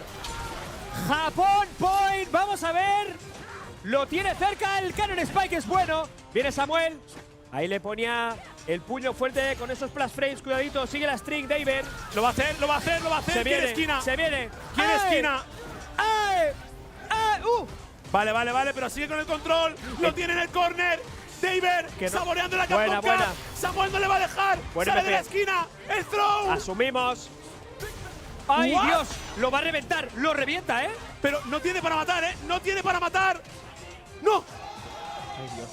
Podría haber hecho ahí el C quizás. Samuel que lo puede levantar. La correa. Samuel que lo puede levantar. Samuel muy paciente. Tiene 3 barras. Drive impact. Se la juega con intención, todo. Se la juega con todo. Pero lo empuja hacia el corner. Ahí. David se puede ir a la Capcom Cup. Tiene las 2 barras. Se queda muy lejos. Tiene barra de drive. A ver, Samuel. Asume. Le puede chipear. Le puede chipear. Chip. El Spiral. Le puede chipear. El Spiral. Cuidado del agarre. Cuidado del agarre. David con el salto. Samuel aguantando. No me chipeas. ¿Qué va a hacer? ¡Qué paciencia es Samuel! ¡Y Soryu! ¡Prohibido conducir! ¡Nice! ¡Prohibido conducir! Qué buena opción, reaccionando Samuel, demostrando ahí los puntos de campeón. Finalmente fue el Cannon Spike y X.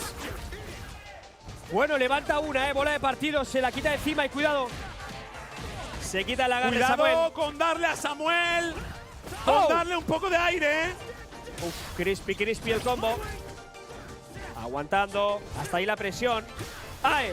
Conversión buena. Dios. David que no se viene abajo. Simi. Pero no reaccionó. Tardó un poquito. Vale, knockdown. Va al salto y cuidado que se sale. Se ha metido en la esquina el solo. ¡Ay! Pero counter hit. El agarre y recupera el match point. Volvemos. Recupera el match point.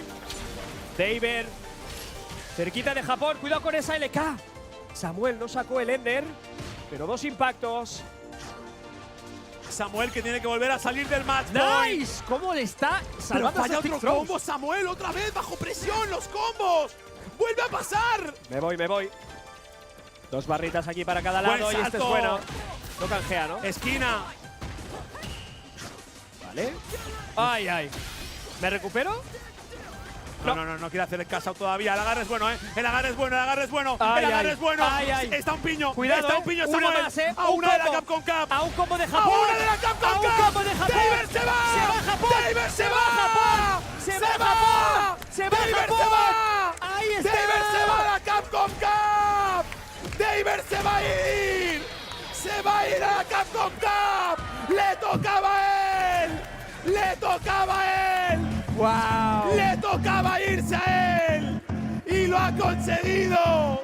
Se abraza con sus colegas. Se va a ir David a la Capcom Cup en Japón. Dios. La Lo celebración ahí llorando. Lo consiguió finalmente. Mira la Se emoción, derrumba. Mira la emoción de David. Las emociones a flor de piel. Todo lo que llevaba adentro lo está dejando salir. Llorando abrazado de Nemo. Let's see if he makes it happen. It's of course. time, ladies and gentlemen. Grand Finals. Juicy Joe versus Rykemans Barnet. Now, I don't know if Rykemans Barnett played much Honda into Juicy Joe's JP. I know in the earlier matches during the start of World War, he's on the jury mostly. I don't know if we've seen that Honda yet, but it was looking strong into JP earlier. Let's see if it works for Juicy Joe, because right now, it's been a bit tough. Yeah, he's ate 2 canes to the jaw side. Nice challenge. Oh, slap shot. And the burnout. We might be going for mutually assured destruction here, closing ourselves in. Can't afford to block another button. Anti-me kick? Alright, show me something. OD, but now he's burnt himself out. Oh, just landed on it. The ghost. He's looking for that headbutt. He knows he's looking for that headbutt. What a pickup by the wizard. Drive mismanagement's all that's needed to prevent Brian from taking that round. Nice drive rush in. Level 2 immediately for an easy corner. Combo from Juicy Joe. He's not looking to let this go to a reset. Nice jump out, but nice immediate jump back over to trap Juicy Joe in this closet. Perfect KO. Very dominant. First 2 rounds from Juicy Joe. Absolutely clean game 1. I think Rykemans, the stuff we were using into Ball of Venom early, the round start OD sumo step, the full screen headbutts aren't cutting it right now. Need to change up our style because we're focusing a lot on a whiff punish game, which was working before, focusing a lot on the footsie game. With how Juicy Joe's relying upon drive rush, we're gonna have to start trying for checks. Yeah. Get that slow it step down even more and pay attention to Juicy Joe. Juicy Joe not having any of it. Very smart, finding the escapes, finding the opportunities to slip out of this corner. Putting him in block stun pressure. Great defense from Rykemans though, not to try and challenge and get blown up, but jump too soon. And an amazing anti-air from Juicy Joe. He shows that he's just ready. Control great, but it's that burnout defense. No matter how much you block it, you're still taking big chips. There's the first check after that drive rush that we've seen. No awareness from that parry after the crouching medium kick into the level 2. Jump in, 1, 2, float. Nice block. Nice block from Rykemans. Zero as well. Might just get that corner. Rykemans, even though he's in burnout, still in a pretty good spot. Nice headbutt check. Oh, what an air-to-air!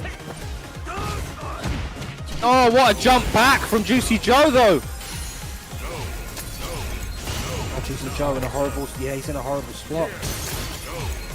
Unfortunately, he walked forward because the teleport, the departure just popped up as he lost charge. The anti-air, he was waiting for that jump forward.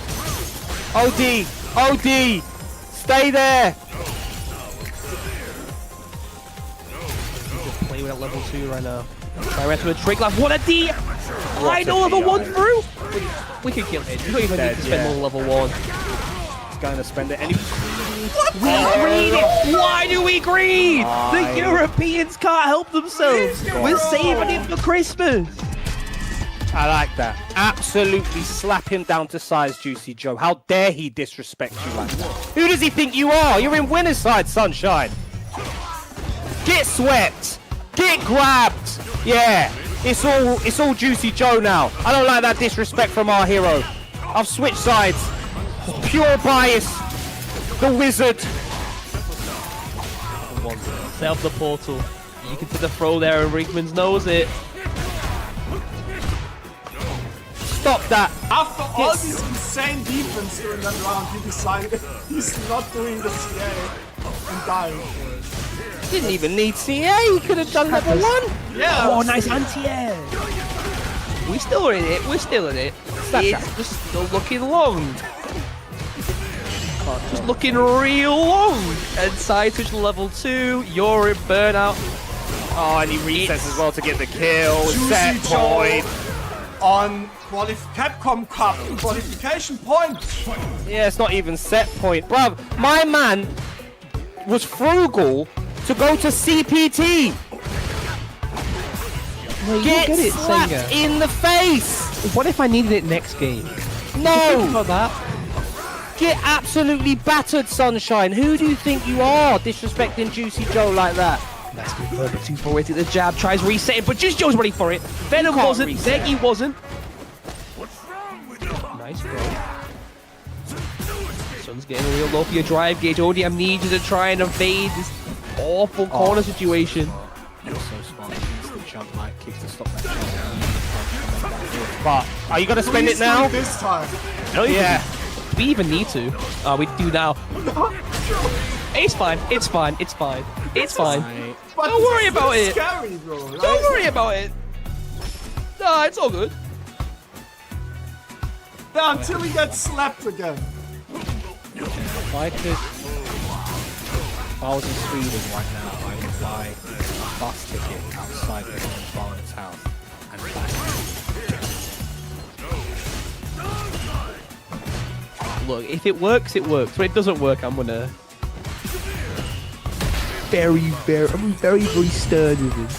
Nice with the throw to avoid the amnesia. Not dead, but it's guess for game. It's guess for Capcom Cup. It's still put up a Juicy Joe though. Can't get a portal up here because it's changed to the knockdown. And Riekman can start abusing that head, but oh! No! What up, Stonebreaker? Juicy Joe qualifying for Capcom Cup 11. Doing a lot of work. All right, looks like it's the same matchup from last year between these two gentlemen. Batshemia not exactly going into the Akuma like he was before.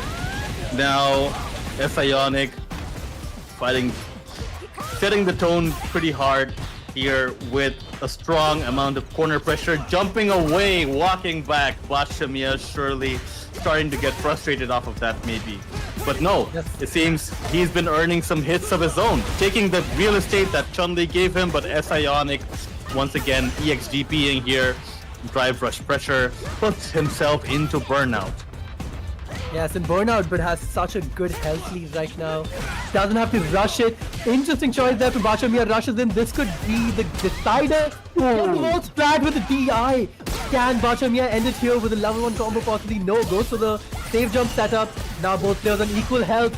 Puts himself in burnout for the throw. Anything will kill. Will he go for the... Oh! Baits out the drive reversal. Doesn't get a punish though. Batshemia... He's in burnout, so he's only -2 there. He looked for something crazy from the Chun-Li there, but Ionic now capitalizing on that respect and able to really close it out for that round over there. Both sides almost at level 3. Bachamiya continues his pressure with the delayed crouching low over there. A throw. Will there be another? No! That will be walked under. Ionic. Lovely walk under, yeah. Now should get a nice combo in the corner for Ionic. Just goes to the grab there. Let's see what he's gonna go for. Oh, throw loop from Chun-Li. It just catches him in the air. Puts it back in the corner. Let's see. Both players do have a lot of respect. Level 3 is online. Is he gonna let go of it? And he does. Get some drive back. I am not sure of the skills, but I'm sure Bacha's hoping this ends. I don't think it will, no. Not yet. Alright, goes for the standing heavy punch. Meaty and Bachamiya manages to close the round out, but at the cost of his level 3. Chun-Li has a 2-bar super meter advantage over here. So... yeah, if you're Ionic, you're happy right now. You know, so far I think Ionic's game plan is starting to show. Goes to the overhead there, doesn't get caught. Drive rush in, both players trying to establish some offense. Ionic being walked back to the corner. Drive reversal gets a nice hit on him. Goes back into the center stage. Both players, neither has landed a hit on the other. Drive rush for the pressure. Catches the aerial. Chun-Li, man, always scary with the anti-airs. Look at that. Good pressure with the counter hit. Bachamiya attempted some crouching shorts, like crouching leg kicks off of his drive rush pressure over there. It seems he is hard reading a lot of walk back from Ionic, but here he tried to go for the throw and he does get it teched. So Ionic always seems to be one step ahead at guessing what Bachamiya's offensive pressure is going to be like. However, he is almost at burnout and he does burn himself out. Does not level 3 over there. Bachamiya, surprising maybe. But yeah, in burnout now, Bacha can turn this around. Has been walking Ionic back to the corner. Look at that, gets the hit with the jump in. With the burnout, this could be scary. Might get a level 3 soon. Another hit lands on Ionic. Just goes to the level 2 in the middle of the fireball call out. Might just cancel into level 1 here or not. Oh, he does and should be the game for Ionic, game 1.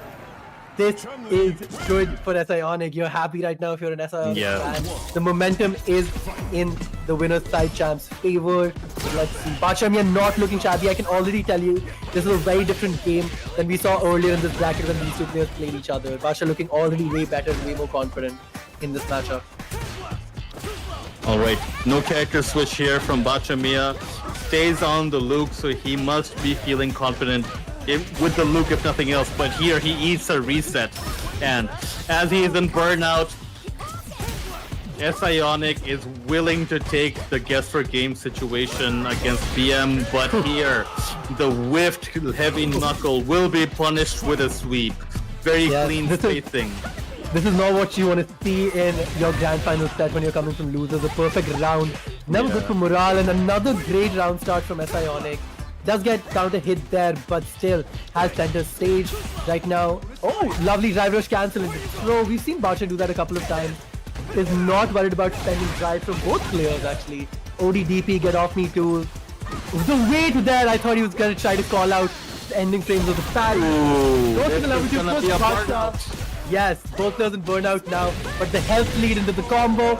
And another game from Ionic, game 2. We're entering our game 3 already from Ionic, man. Bacha, if there is something you want to say, now is the time. Yes, you couldn't have said it better. Like, the window, the doorway of his, like, you know, triumph is closing. It's closing. It's just slowly, yes. There's just a very thin shimmer of light sort of making its way through that tiny little crack, right? Even if you make the comeback here, Ionic gets a lot of data off of you. Oh yeah. And it's a long road. It's a long road ahead from Bacha if he wants to win this. There's the 3 games in front of him, and then there's the reset. And it's all of it is being played against Ionic. So, you know, none of it's easy right now. This is, you know, like going into this, you of course don't want to, you know, discount anything. You want to hope that either player can take it, but right now it's kind of looking like the Ionic tournament, you know, World Warrior South Asia, always, you know, because not to glaze them or like not to like, you know, discount any other players, always, oh my god! Oh my god! He might as well go for it. He might as well go for it. You know, this is it. This is it. Is the Akuma the answer? Chun-Li to S-Ionic. But yeah, we will find out very soon. That whiffed Tatsu over there, not how you want to start this off, but the demon flip dive kick catches S-Ionic, but he's unable to really do anything off of that to punish him harder. The perfect parry, beautiful catch on the Hazanshu right over here, but as you said earlier, his margin for error is very slim. He doesn't have a lot of space to work with essentially, as he also falls into the corner. S-Ionic able to probably close it out off of this with the level 1. S-Ionic tournament point at qualification point for Capcom Cup 11. Is this it? The Akuma so far not looking like the character. Good round start from Baksha though. Okay, aerial kicks from Chun-Li. Tries to get a counter hit in the corner now. But we've seen S-Ionic here before, playing confidently, being able to jump out or walk out. That could have been something, but not yet. Both players low on drive. Baksha with a slight health lead. Might be disappearing very, very, very soon. Supers online as well for Baksha with level 3 coming very soon. Nice fireball there, charge fireball. Gets caught with the anti-air. S-Ionic choosing to spend some drive. The overhead doesn't connect.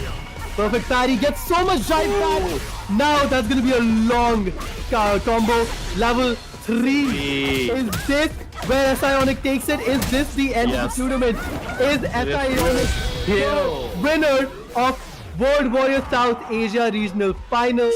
S-Ionic, as we said earlier, people are a cut above, but S-Ionic is a class. En esta se ganó el público, pero estamos aquí, señores, estamos aquí ya en la gran final de este World Warrior y tenemos a Yuri de parte de Kaba porque dice que él no va a tirar Guile contra Bison. Olvídate de eso. Yo voy a tirar Yuri con 8 million kick y para adelante y ya. Se mala tirar cosas contra Van Damme, un lío. Contra la película de Street Fighter, Bison para él.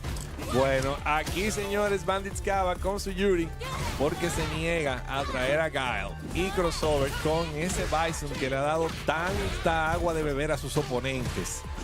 Pero aquí se ven súper sólidos los dos. Claro. Los veo los dos diciendo yo tengo con qué responder. Kaba con una ligera ventaja en vida y en posición también. Lo tiene en la esquina, crossover, lo abre rápidamente, le pone el Santex. Cuidado aquí, explota la rodilla, plus frames de nuevo. Uy, otra rodilla más. El estrellón, crossover presionando botones como perro por su casa. Lo tiene ahora en la esquina. El estrellón, crossover, a punto de cerrar el round, pero Kaba con la patada voladora en el aire. El medio plus. ¡Ahí lo vio! Salta hacia atrás. No, Kaba castiga. Buena de Kaba con su Yuri. Se prendieron como así, como el nivel. Como... ¿Qué fue lo que pasó ahí? Bueno, señores, esto es la gran final de Central America Esports, aquí por Blin Esports, tirando niveles en los micrófonos. Mi hermano Dante Link, aquí un servidor de DJ6 para el disfrute de cada uno de ustedes. El throw Kaba con la ventaja de vida en este momento. En problemas crossover.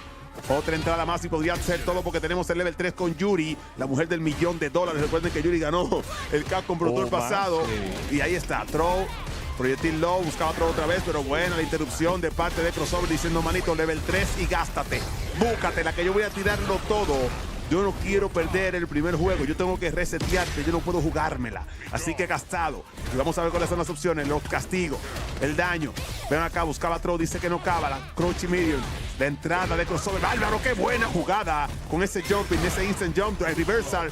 Oh, buscaba abrir con el overhead, dice throw, pero ahora llegó la energía para Kaba, señores, llegaron las barras. Y ahí mismo, llegando las barras, llega ese puño chiquito y conecta.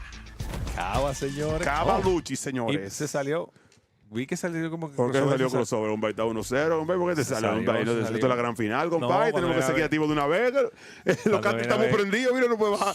Mira, aquí nosotros estamos prendidos. Cuando viene a ver la Lula hizo, compadre. Ojalá que no.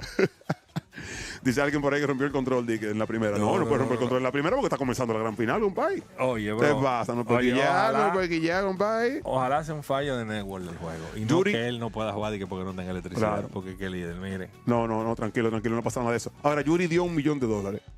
¿Le dará Yuri a Kaba el viaje para Japón? ¿Tú te imaginas?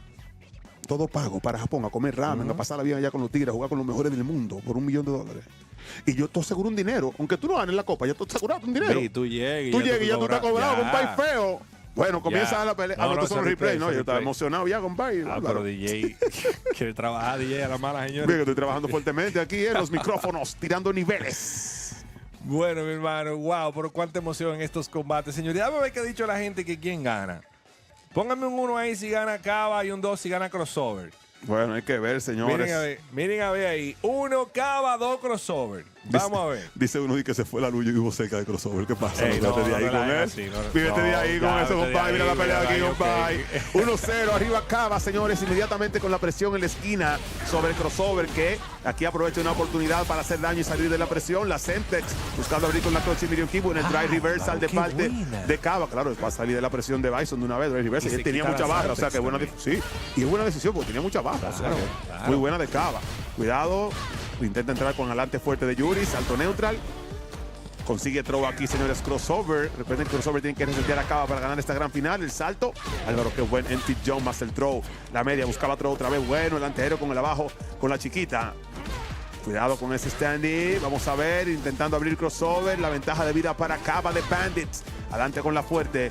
Recuerden, señores, que ya Men está clasificado a la Capcom Cup, pero Cava le falta clasificar y está buscando aquí la clasificatoria para unirse a su hermano. Pero Crossover le dice, manito, tienes que guayar la yuca. Bueno, tiene que guayar hincado así. Espérate. Óyeme. Bueno. Yo soy fiel creyente que los jugadores conversan en el juego con la manera en la que están jugando. Yo estoy viendo un Crossover que está modo asesino. Se activó, modo agresor. Modo Murder Crossover que ustedes están viendo, mira. Murder Cross. Wow, por un combo de video. Dios mío, y te dejó player. con una Celtex. Y se paró metiendo, Cava, qué guapo, patata tijera. Cuidado aquí, creo que ahí, sí, creo que sí. Sí, se fue, cuando viene a ver se fue debiendo. No, mira. No. Oh, pero, Álvaro Crossover, se empata el marcador, señores. Esto es la gran final de Central America East. Aquí se está tirando niveles. Usted no puede pestañear porque aquí puede pasar cualquier cosa. El hype es real. Por aquí por Brin Esports. Mi hermano DJ 11 disfrutando del mejor a mí me combate encanta, manito, toda la región, los jugadores más fuertes. Bandits Cava con su Yuri, Crossover con su Bison. Esto es Brin Esports, señores, llevando la mejor acción de los deportes electrónicos a ustedes. Ahí está Cava dándole un muy buen uso a sus barras para rinconar su oponente. Vamos a ver qué Crossover hace para salir de ahí porque nadie quiere jugar en la esquina. Se sale del throw. ¡Wow! Le dio a eso. Increíble. Esto es un movimiento que normalmente casi le gana en las interacciones aéreas. Muy raro ver esto. Cava se ve que está listo para las opciones. Se ve que Cava está haciendo la tarea de una manera increíble. ¡No! ¡Lo tiró mal! Era buena opción, pero no debió hacer drive rush adelante. Era antiaéreo normal sin hacer el drive rush, señores. Y lo meten en el corner. Buscaba el overhead. Cuidado con la Sentex. Ok, drive reversal, pero se gasta. ¡Ay, en problemas! Cavalucci en el corner. Le pueden robar. Está buscando aquí el combat Crossover. A ver si lo puede negar. Cava. Cuidado el salto hacia atrás. Cuidándose Cava aquí, tratando de buscar barras. ¡Oh, la tiene! Sí, un error de ejecución. Eso fue un error de ejecución. Consigue la ronda Cava, señores. Crossover está tirando niveles, pero Cava le niega el robo de la ronda. Eso tuvo que haber sido un taquito, yo creo, porque él saltó con la pata chanfleado para arriba. ¡Oh, Dios mío! Él estrelló loco sin crossover en counter. Parece que presionó algún botón Cava. Cava se para sin miedo al éxito con ese movimiento en overdrive. Crossover con el punish counter. Crossover está jugando súper agresivo. Lo abre aquí. Vamos a ver si usa el dinero, si lo deja guardadito. Le pone la Santex en la esquina. Perfect parry por parte de switch. Cava. Cambia de lado, muy buena la decisión por parte de Cava. Crossover le dice, puñado, van a para la esquina de nuevo. ¡Uy! Cuidado, tocando la puerta, a ver si abre. Dice que no, la patada. ¡Uy! Bueno, intentando pegar un perfect parry. Cava entra y se acabó, ¿eh? Bueno, tiene definitivamente. ¡Oh! ¡Pero que entres, Crossover! El chequeo al dry rush, señores, en punish. Crossover no se la va a poner fácil a Cava. Eso lo sabemos. Ahí viene Cava. No, mentira, me levanto con level 1. Cero presión conmigo. Yo soy Mr. Bison. Cuidado ahí. Vamos a ver el salto. Tranquilo. Otro punish más. Cuidadito, no se puede descuidar Cava. Quiere irse adelante en el marcador Crossover, pero aquí consigue una apertura Cava. Vamos a ver. Throw hacia la esquina. Cuidado, lo está midiendo. Cuidado, ¿qué vas a hacer? Te vas a mover. Cuidado con los drive rush que se lo están chequeando. Plus frames, no meta. Poco a poco gastándolo Crossover. Quiere ganar en el tour. Lo gastó, señores. Y aquí tiene la ventaja en este momento. Salto. Dice que no Crossover. Troll, no es en la esquina. Vamos a ver cuáles son las opciones. ¡Ay, los pollitos! Crossover viene con el combo video, manito. Con el level 3. 2-1 arriba en el marcador. Crossover está trabajando fuertemente en montarse en el avión para Japón. En resetear a Cava. Mandando un mensaje a todo el público diciéndole: No confíen, compadre, que yo estoy tirando niveles también. Me monté en el caballo. Me monté en el caballo. Está jugando bien, cuñado, en verdad. En verdad se está tirando. Bueno. Sigue con Yuri, sigue con Yuri, no hay cambio aquí. Sí, sí, no, y que él sabe que él tiene una vida, o sea, él tiene un chance adicional porque está en el winner. Puede darse el lujo de jugar ese completo con Yuri. Y Crossover, señor, está jugando un Street Fighter demasiado agresivo, demasiado fuerte con estos 2-1 en este cuarto combate. A favor de Crossover, quien esté en el lustre y tiene que resetear a Cava. Cava está aquí presionando botones como el mejor del mundo, buscando la manera con 8 hits. Cava le dice abreme la puerta, Crossover dice que no, tampoco me vas a estrellar. Coge ahí ese tizón. Gastado. Cae Borneo Crossover. Cava busca. ¡Uy, qué buena fue esa! Cava hace ese rosa ahí súper arriesgado hacia adelante. Bueno, el neutral jump de parte de Crossover. Cuidado que tiene la Sentex. La presión en la esquina, el salto, sale del corner en este momento Cava. Pero estamos casi igual en base de vida. Gana el electro, buscaba el throw. Dice que no Crossover, el salto, la patada, throw. En el corner, nos levantamos con level 1 y es que no voy a aguantar presión, dice Coco. La ventaja de vida en este momento para Mr. Bison. El hype es real, señores. Drive reversa que no pega. Vamos a ver el salto neutral, la entrada de Coco. Esta ronda va a ser para él, dice level 1. Level 1 y estamos a una ronda de conseguir reset, señores. El hype es real, se está tirando el más alto nivel y Crossover no se da por vencido. Quiere robarle a Cava la final, quiere robarle el ticket para Japón, Dantelín. Bueno, mi hermano, Crossover ha leído un rap, como tú bien dices, DJ Onsis aquí en este evento Bleed Battleground World Warrior. Crossover a punto de resetear. Cava buscando la manera en la situación del scramble de hacer daño. Importante que Cava aquí tiene 3 barras, es decir, tiene dinero en el banco. Y Crossover solamente tiene una barra. Cuidado aquí, Crossover jugando ahora un poquito más paciente, un poquito más calculado, como quien dice, este es el momento que yo estaba esperando, resetear esto. Cava logra la conversión a distancia después de conectar con el proyectil. Ahí lo tiene en la esquina. Crossover con el avioncito. Crossover con esa rodilla que le ha dado tanto buen resultado. Crossover lo abre y tiene el Santex. Buscando aquí correr rápidamente. A la esquina, lo quiere gastar, lo quiere gastar. Wow, pero Crossover mete el solo, el pistolero. Crossover quiere meter él nada más. Lo abre, cuidado. Crossover, señores, ahora el reset, el cambio, el antiaéreo, el choque, el throw. Señores, Crossover a un pixel de resetear esto. A un pixel de resetear esto. Cava. ¡Ay, metió Cava! No. Buen parry, lo vio Cava. Lo esperó, vamos a ver cuál es el máximo daño. La fuerte es adelante. La conversión perfecta. Cava aún está vivo. A punto de llevar esto al juego número 5, señores. Cavalucci también está tirando niveles en esta gran final. Así es, mi hermano JB. Me encantó cómo Cava hizo el combo ahí sin gastar barras. Sí. Muy inteligente la situación. En ese momento no desesperarse y hacer combo normal. Pero lo está gastando ya, mira, ya está casi gastando. Ten cuidado, Cavalucci. Bueno. Poco a poco Bison te gata con un par de trompón de eso. Buen perfect parry, me gustó esa.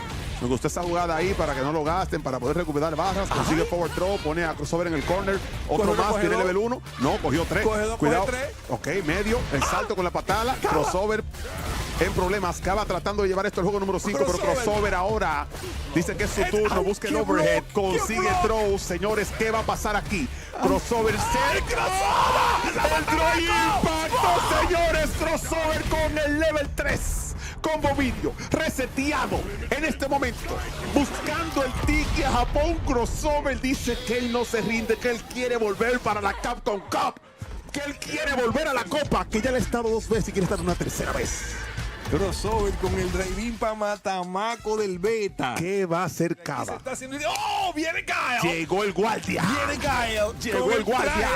Con la franela amarilla. Vamos a ver. Se va a jugar Street Fighter ahora.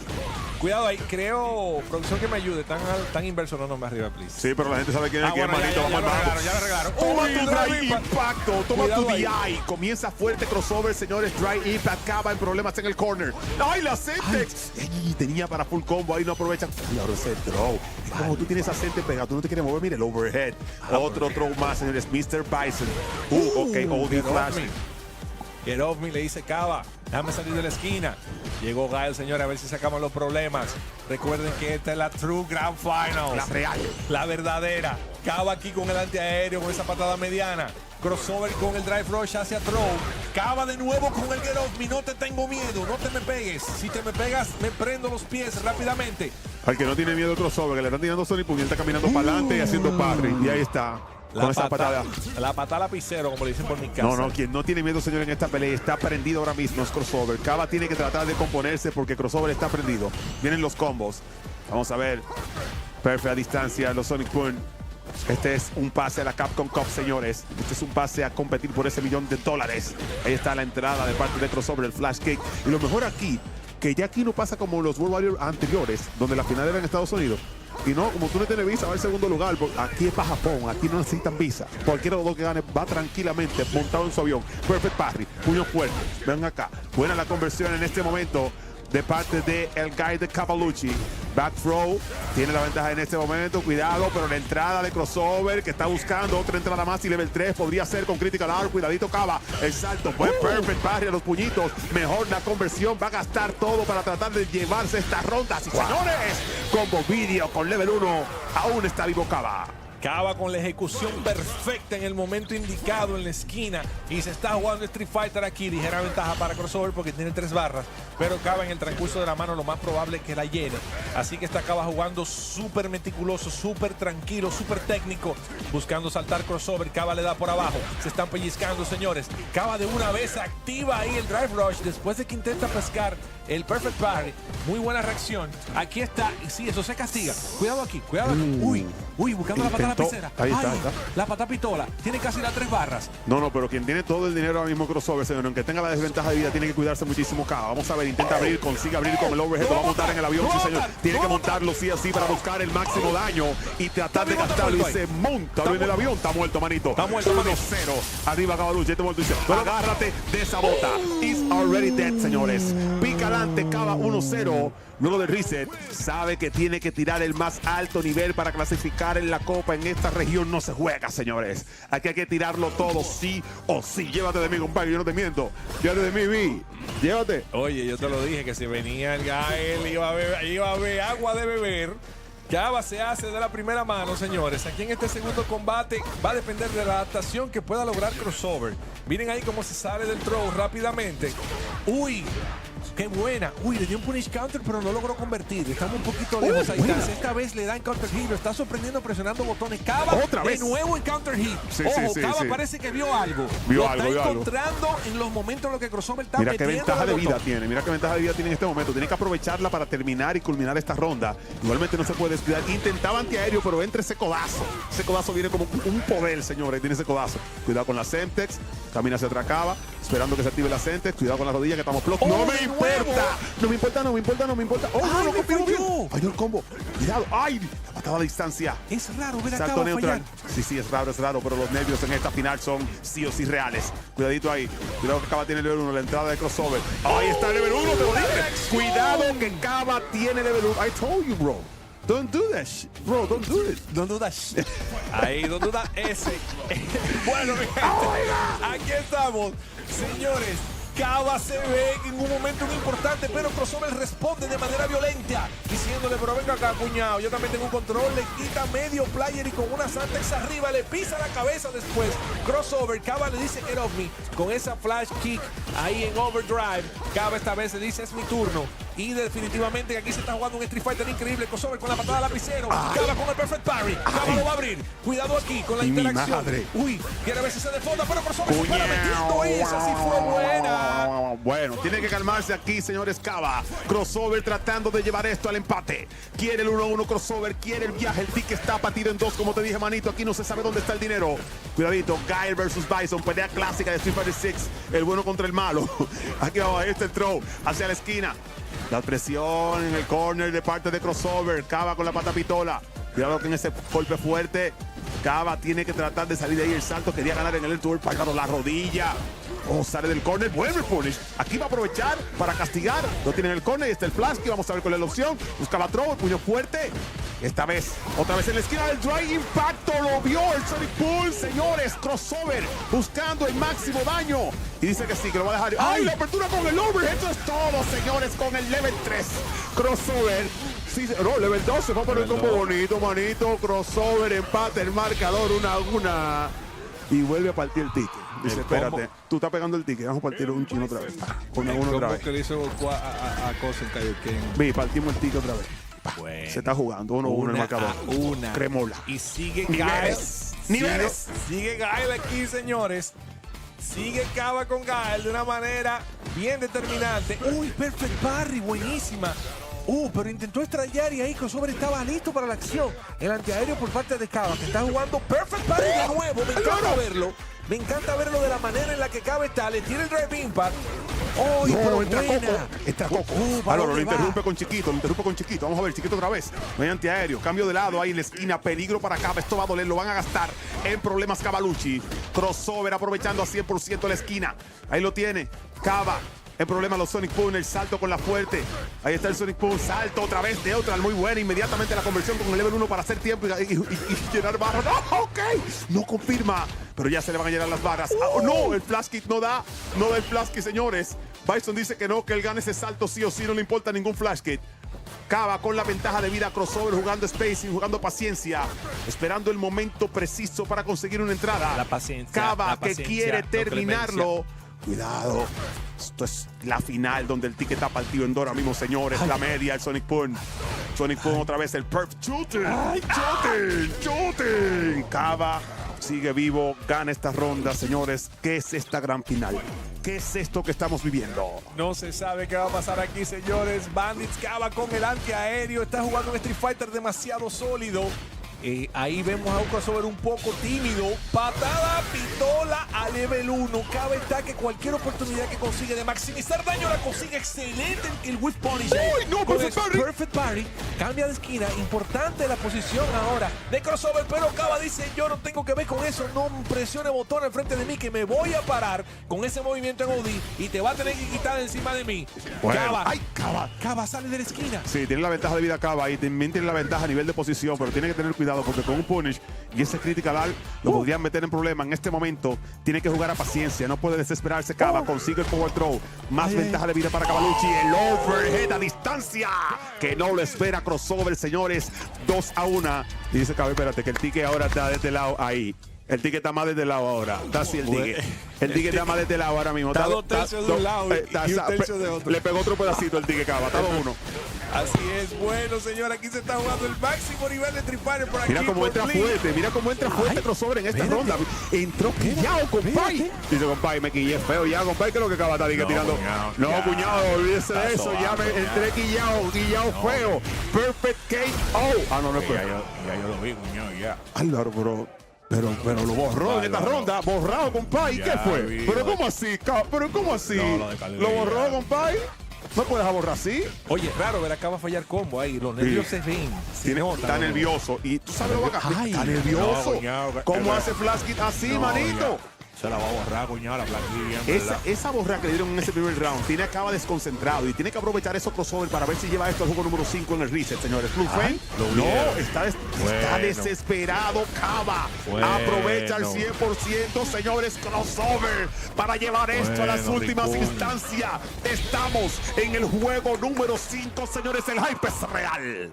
Se están tirando niveles. Una más. Cualquiera de los dos que gane aquí, señores, se partió el ticket. Lo merece. Se partió el ticket otra vez. Otra vez dice Crossover, espérate, ese era mío. Medio cachete de largo en el asiento tienen del avión. Ay, mi madre. Increíble aquí. Juego número 5. Bandits Cava contra Crossover. Dando el todo por el todo. Crossover lo interrumpe, lo chequea ahí con ese mediano. Hace el combo del Santex y Cava no importa. Dice, yo me paro así. Bueno, esto está tenso. Yo me despierto a las 6 de la mañana así en OD de la Cava con un fifraz y me la busco. Tiene que tener cuidado porque lo borraron feo en la pelea pasada, los dos rounds. Es que aquí no hay de cuidado. Aquí ahí viene la entrada de Cava. Sí, juego número 5. Bien, vamos a ver, tratando de entrar. Dice Crossover que no, que se está jugando spacing. Cuidado con la chiquita hacia adelante. Buen salto neutral. No llega el golpe del salto neutral. Cava con poca ventaja debido a ese salto, con ese codazo. Le vamos a pegar la Semtex. En este momento Crossover tirando niveles plus frames. Viene el throw. En problemas Cavalucci. ¡Ay! Lo abrieron con ese overhead, cocotazo en la cabeza, más Semtex, más el level 1. Bueno, señores. Crossover está cada vez más cerca de montarse en el avión, pero para Japón con todo pago. En problemas Cavalucci. Los pañales están llenos aquí, mi hermano. Aquí no se sabe quién es quién ahora mismo. Uy, buenísimo, le dio ese proyectil en el aire. Cava sabe que tiene de aferrarse a la vida y mantener la cabeza fuera del agua para no ahogarse. Cava dando golpe, Cava quiere el perfect. Parece que Cara quiere el perfect. Ay, lo conozco. Él quiere el perfect. Yo lo sé, yo lo conozco. Bueno, manito de Antelín. Vamos a ver. Cava quiere el perfect, cuidado aquí. Pero está emocionado Antelín ahora. Bueno. Te lo dije que yo lo conozco a Cava. Yo lo conozco, yo me crié con él.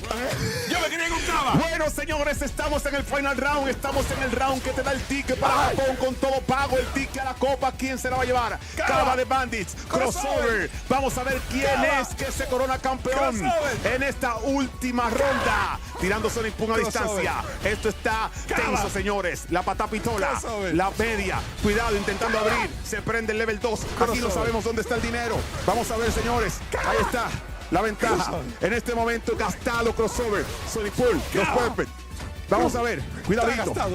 Está gastado crossover aquí. No sabemos quién es que se va a coronar campeón. Se están tirando niveles. Se está tirando todo. Todo el punish. Vamos a ver. No para montarlo en el avión. Pero consigue todo el daño. El problema es. ¡Ay! Consigue throw. En este momento Cava. La tiene. Está cerca de la copa. Está cerca de la copa. ¡Cava Luchi! ¡Se la lleva, señores! ¡Y que está clasificado! Yo también, tipo. Era aquí. Exactamente, había que morir ahí con la espada en la mano. Pero bueno, decisiones. A veces salen, a veces no. Vamos a ir con Ryu contra Shaka, que está en la Grand Finals precisamente.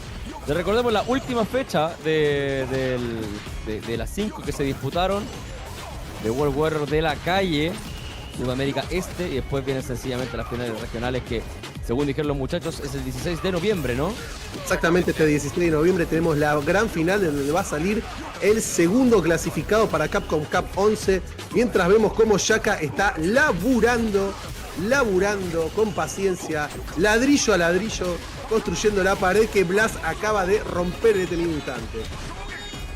Sábado 16 de noviembre, guárdense la fecha. Ahí está. Save the date.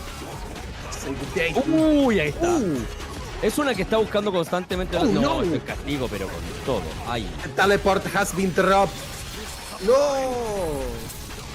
Shaka is in big trouble right now. No alcanza para matarlo, pero igual. Eso mismo. Está bien, considerando está bien, que se quemó y sabiendo que no mataba, no sé qué tan favorable era todo. Había que tocar. Shaka. Bien Shaka, primer round. ¿Cómo está interrumpiendo Shaka, Está controlando. Blast. Bien Blast, Bueno. Que tenía ahí para el agarre también. No, esos son the meaty setups. The signature meaty setups by Shaka, papá. Burnout. Blast buscando la estrategia, el momento. Este buff que le dieron al Inferno. Sí, no, buscando el chip damage, ¿viste? No le molesta gastar esta barra para chipear. Para nada. 1-0. Totalmente dominado este round en el lado de Shaka. El día de hoy posta. Shaka, claro, hoy se lleva una tecnicatura, el domador de bestias del inframundo y de otras dimensiones. Del Averno, claro. Del Averno. Veremos a Led, preguntan en el chat, yo creo que no. Ya empezó con Ryu y yo creo que ha terminado el torneo con Ryu, sea el resultado que sea. Sí. Blas está rindiendo homenaje a la matriz primigenia y absoluta de Street Fighter, o sea, Ryu. Efectivamente. Al responsable de tanta creación. No. Ese castigo. Shoryuken. El Yoga no te va a salvar de eso. No, paciencia los dos. Shaka paredeando como loco. Blas en modo taladro. Bien.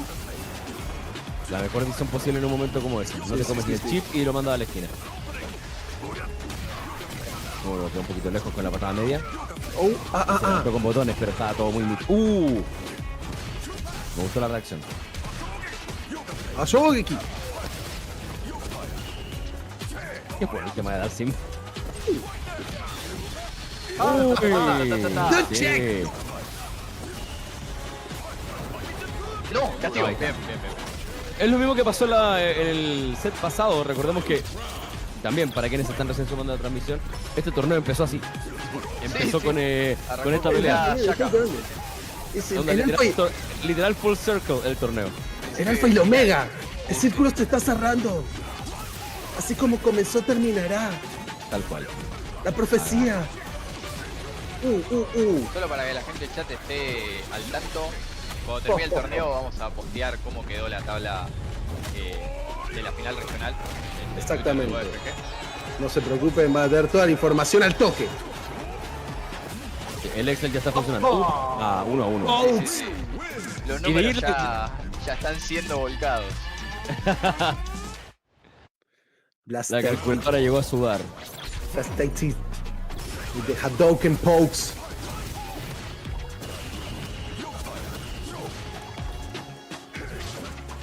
Intentó de nuevo. Lo quiere cazar, Blas. Sí, está jugando esa a es. eso, sí. Está jugando a cazarle las cajas. Cazador de cajas, de hitboxes. De hurtboxes, perdón.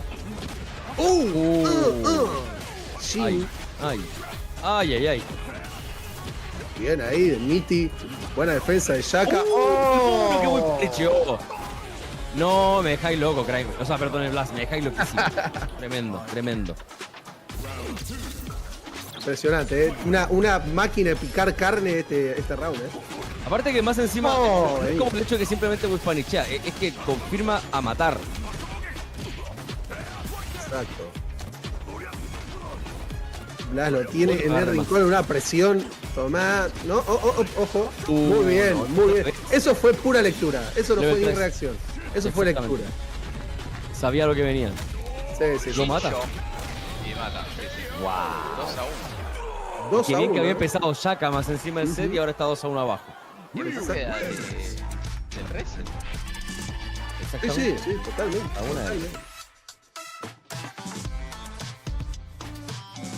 Y viene en un camino muy sólido, ¿eh? Para lograr el reset. Saca construyendo otra vez la pared. Carga el ki. The trades.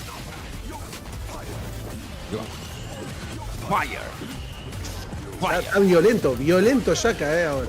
Sí. Pero, el muchacho también está violento. No, mirá,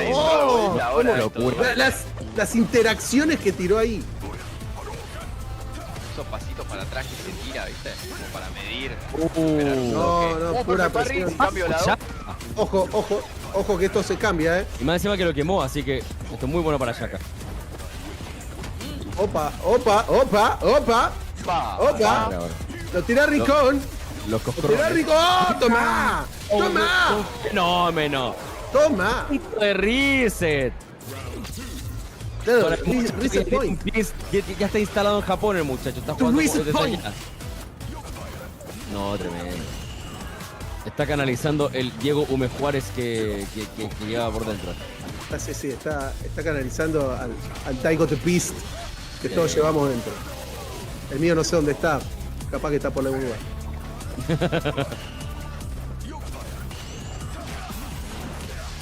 Bien Shaka ahora. Guarda, Están pasando pero los golpes como gilets. Sí, es ninja. Wow, el castigo. The Razor Blades. ¡Eso! El yoga, el poder de yoga. Y muy conveniente porque al lado de la esquina, más encima. Bien, muy preparado para el salto. Estaba esperando el salto completamente Shaka otra vez. Pero wifea. Ojo, Ojo que si pifiaba ese reversal. Uy, pensé que Blast llegaba con el daño. Shaka construyendo. Blast defendiendo. Ahora atacando. Match point. Perdón, Levanta un match point. Levanta un match point. Eso, levanta un punto de risa. Podría haber dolido más eso. Sí, la sacó era un barata. castigo que daba para más.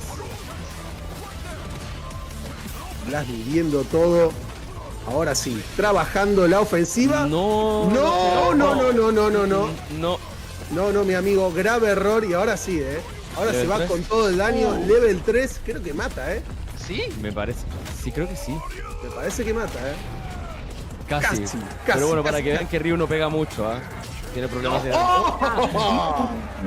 No puedes resetear así. No puedes resetear con ese botón. The Ninja with punishes. Grand No te Finals lo puedo reset. creer. No te lo puedo creer. Oh my god, bro. Vamos de vuelta a 0. Y Vamos, acá claro, Shaka tiene que replantearse un par de cosas, creo. Tenemos reset, papá, tenemos reset. Shaka va a tener que ver qué mezcla va a hacer ahora. Tiene que poner más arena, más cal. Algo más concreto. Esas paredes están siendo derribadas. Tiene otro personaje Shaka. Sí, tiene un Blanca, pero no creo que. No, Dalsin. Va a morir con Dalsin. Es un Blanca medio de gueto, igual el que tiene. Sí. El que tiene Shaka. Como decía Leo, tipo, viene con la cámara en la mano. Full turista. Turista. Con la cámara colgando ese Blanca full turista. No, va directo con Dalsim. Vive y muere por el yoga. Vive y muere por el yoga. Tiene que ser. Yo banco totalmente la decisión. Ahí a puro laburo, a puro yoga fire. Blas otra vez buscando el whip punish virtuosísimo que está teniendo en este set. En esta gran final de la calle World Warrior 2024. Recuerden, 16 de noviembre, la super final, donde vamos a tener otro clasificado, a Capcom Cup 11. ¿Quién acompañará a Blas? Otro buenísimo, sí, porque va a decir. La pelota. ¡Wow! Sí, rebota para tu lado. Tuvo la suerte igual de que había logrado un knockdown suficiente. Aquí se tiene que... Ojo, la pelota, súper segura. Uy, el nuevo inferno, Quito. Va a escapar Shaka y se iba a comer el Shoryuken, obviamente. No va a tocar absolutamente nada. El show de Hayogeki. Shaka escapando con el drill. No. ¿Dónde vas? No escape. Increíble. Increíble. Es que ya palabras ya no quedan, en serio, no se puede, no hay más manera de definir esto. Shaka hizo lo imposible para poder escaparse ahí, pero no pudo, no pudo. Tremendo el acoso de Blas. El asedio absoluto. Es un ariete contra una puerta constantemente. Shoryuken con el Tatsumaki. No. Uy. Level 3 lo llega a alcanzar, sí, lo toma. Level 3, sí. Ahora sí que se lo mata. Sí. El daño de Ryu, papá. Acá tenés el daño Shoryuken. Destrucción total. No, pobre Ryu. No, Ryu es un personaje que tiene muchos problemas, claramente. El auténtico daño de perro bomba. Sí. Yo creo que es un buen personaje. Sí, yo también. Ni cerca top tier y esas cosas, pero es un buen personaje. Sí, eso mismo. Me pasa mucho en... Buen personaje para FT2. Exacto. Exactamente. Para FT2. Muy bien. Muy bien dicho. Es un personaje que te requiere tener un personaje de bolsillo que esté bueno, que no sea turista. Exacto. Que no venga con una cámara colgada del cuello. Claro. Ni con guayabera, ni los lentes de sol, ni nada de eso. Un collar de flores. Porque Ryu es muy bueno, y es un muy buen personaje que hace mucho daño y que también mixea muy bien de manera muy inconsciente, pero claro, para hacer largos es otro tema. Se lo saca de encima, ojo que está en burnout. Sí, Shaka bastante paciente acá, no toma acción.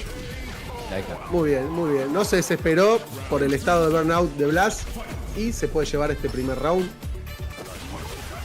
El que gana este torneo, ¿qué gana? Preguntan. Puntos. En este momento lo importante son los puntos para algunos jugadores. En este caso, bueno, Shaka asegura mejor seeding si sale campeón, pero ya suma 40 puntos sí o sí con esta gran final, así que ya bien parado queda igual. Exacto. Y la pelea por el seeding en la gran final. Igual sí, está clasificado, así que... Y esta está dirigida por Scorsese. Sí, igual acá en esta edición de World Warrior tenemos un premio especial, así que también tendrán sus premios los jugadores, después se los daremos. Saluda a Brian F, que está en el chat. ¡Oh, Brian F! ¡Brian F! Viendo acá. What's up, man? Just in time. Grand Finals. Just in time. Claro. Take a good eye on Blast. He's a tremendous player. 15 years old. He's a boy. Sacan burnout ahora. Sí, ahora está complicadísimo. El show de Hayogeki. Ryugen. ¡Uy, no! Shaq Fu. Shaq Fu. Shaq fucking Fu, definitivamente. Fue Shaq Fu Tactics. Sí. ¿Qué onda, Aqua? ¿El Aqua? Sí, el Aqua, el mismísimo. No, el mismísimo, el más grande del interior. Is in the house. Me encanta Shaq Fu. Vamos a ver si las Shaq Fu Tactics son suficientes para llevarse el torneo, Shaq Fu Tactics. El tema es que tiene que ser una Strong. constante, no tiene que ser como un flashazo. Ahora que está en burnout, Shaq ahora. It's in big trouble. Right now. Uy, boludo, el show de Hayogeki. No, otro más y otro más. ¡No! No. Total destrucción. Increíble. Blast is in that sound right now. It's so powerful. ¿Acaso justo para el parry? Opa. Saca. Tiene que ir contra Irak. No, muy bien que no hizo el antiaéreo ahí. Muy bien, Shaka. Iba a llegar tarde. Good for Shaq Fu.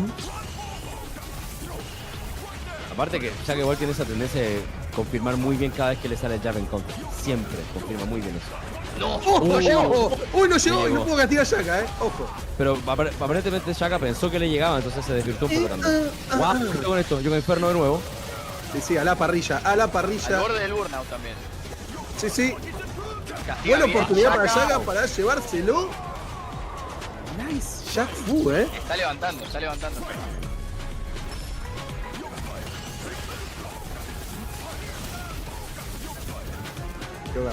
Yoga Fire, laburando Shaka. Buena ahí, Blas. No vas a cargarte aquí, maldito. No lo conseguirás. Está tratando de hacerlo with Spanish ahora como un poquito más al aire y la está pagando igual el Blast.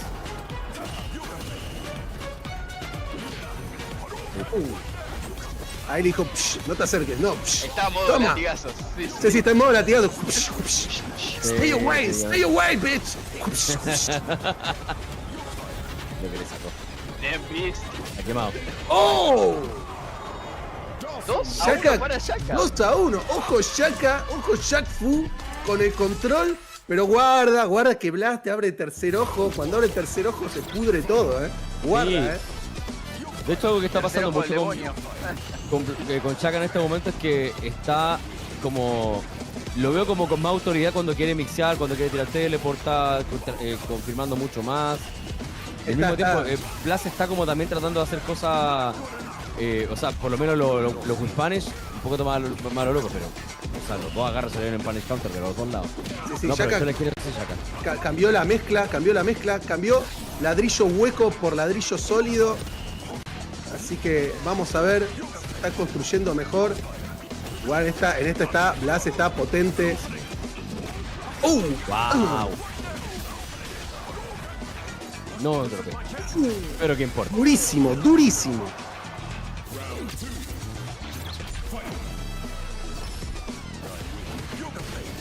No intentó interrumpirle con nada. No me importa nada, no le importa nada hablar. Apuntando a llegar a el... Llegó igual. Dalsin llega, papá. Que las confirmaciones que está tirando Shaka están buenísimas.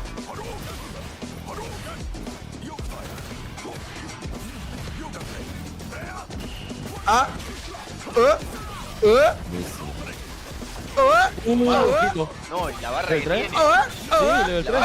Lo mata. Uno y nos vamos a la última pelea. 2-2. No, buenísimo. Y ahora sí, muchachos. Última pelea. Reset. Grand Final. Última fecha. Vamos con todo, Vamos con todo, muchachos. Recuerden, gente, que después de esto solamente queda el 16 de noviembre, que es cuando van a ser ya las finales regionales, donde aquí los muchachos van a mandar al último representante de Capcom Cup, que va a acompañar a Blas en esta cruzada para representar al tercer mundo. Blas ya está clasificado por ser el teniente de la mayor cantidad de puntos de la tabla general. ¡Teniente Blas! ¡Teniente Blas! ¡Recluta Mike! Es el Teniente Blas. ¿Quién es el Teniente Dan? Yo no lo conozco, solo conozco al Teniente Blas. Exactamente. Que acá por Cup va uno más que el que gane el top final. Pelea de la noche. La final de regional. Vamos a ver qué pasa. Jack arrancando con toda. Arrancó con todo Jack Fu, Está metiendo todo el Jack Fu al máximo. Esta es la última pelea. Quiero que sea 3 rounds, por favor. Sí, tiene que llegar al último round. Tiene que ser así. Bien, bien, no lo deja. Presentar una queja formal. Blas no lo deja moverse a Shaka. Quédate ahí, quédate ahí. Igual sigue siendo una situación favorable para Blas por ahora. Latigazo. No le importa absolutamente nada. Damage siempre va a tomar esas oportunidades Shaka para bajar la vida de a poquito. Sí. Escapándose. Blas evade esta chance que tenía Shaka de meterlo en la ahora quiere ganar un poco más de espacio con este drop hacia adelante. Guarda que Shaka ahora sí le puede confirmar. Le quiso confirmar ahí, no llegó. Y esto es doble tournament point por Shaka. Efectivamente. Por Shaq Fu. Quiere poner el 50 ahí.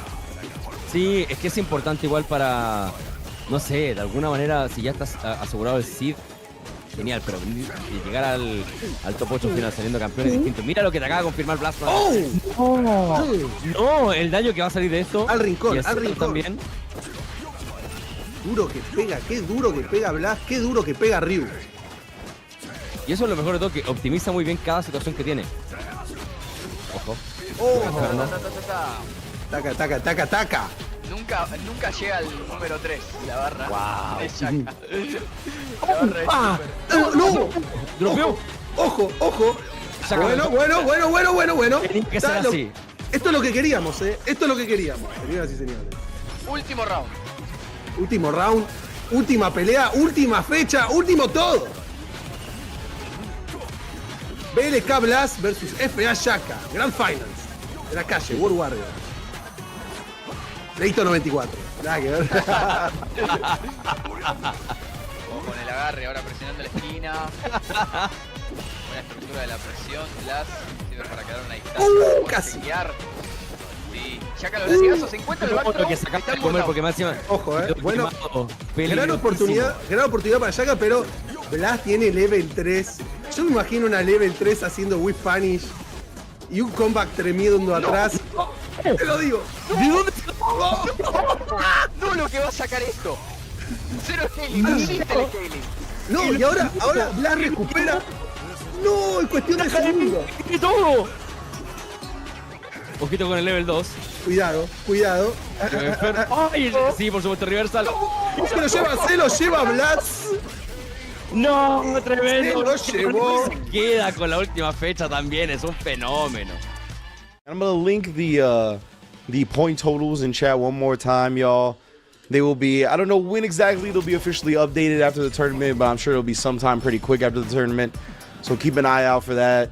I'm not sure if we're gonna have on deck who exactly that top 8 will be at the end, but we do know NuckleDu's qualified via the overall total points getter. We have a good idea of the winner side of things. Let's get into this grand finals. Kami already started off the spine busters. The dash up is check the challenge with that perfect carry. You gotta be kidding me. With the throw though, and Kami will take advantage of that. Light knuckle, chaser on Sioki and keep the pressure on. And those lights being a little bit more sticky on block will definitely help keep you in against that character, but NuckleDu, not the third. Dragon Suplex. Let him know. What a cool name, bro. It do be. And now, slow and steady, Du knows time is on his side. And he's always good at switching up the rhythm, right? Hit and run style, 0 to 60, but Kami suppressing that check attempt. Kami's one of the ones to use that a little bit more often than other Luke players. And it works out. You drive reversal, he based it out, it's a fat punch. Either way, you're gonna die. I mean, it's unfortunate to say, level 2 being nerfed, or level 1, I'm sorry, being nerfed the way it is, and burn out that area, you're gonna hold that regardless. Yeah, it was gonna be long for Kami, even if he decided to block that out, get burnt out a different way. Ooh, get off me. It's true. Knuckle trying to respond with the same sauce. Ooh, that was a clean punish, Kami. The medium perfect knuckle starter? I haven't seen that before. Knuckle lets another one rip. Or a meter kick, no counter hit. Knock in there with that heavy kick. The trade with the crouch fierce. Perfect parry and the punish right after. My favorite book. I read it every night. I swear. Every time. Oh my Kami. What a drive rush timing right there to whiff punish the soul bot. That was nasty.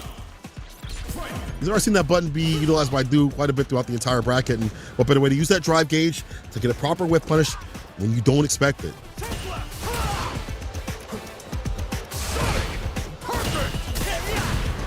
Trying to DI a Sonic Boom here. Oh my goodness, the step kick actually chased down the Flash Knuckle.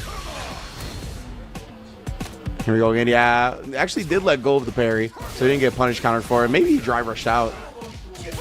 Hold a back fist combo to get more corner carry and more damage.